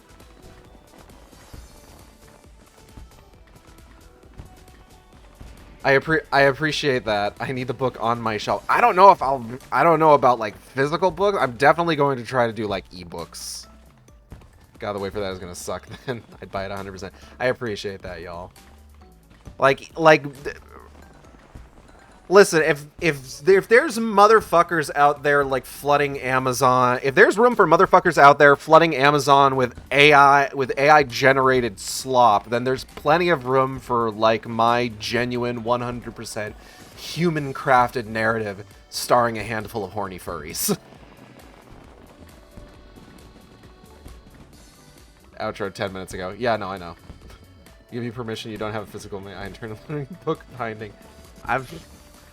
I think it would be cool to have a physical version. Look, I'm just drawing it out because, like, I haven't streamed in, like, a week and a half, and I've got a lot to talk about. But yeah, there is stuff. You may have heard me mention that certain concepts are more of a book 2 thing earlier in the stream.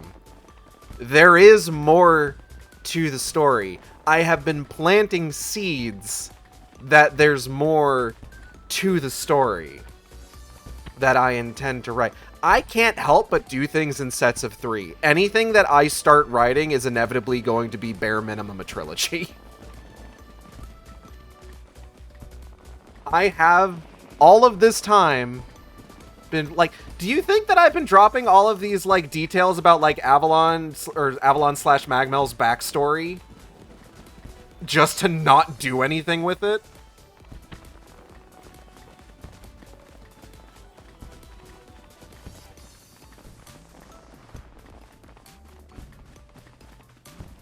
Like, we ain't done when Wicked Game's over. There's more.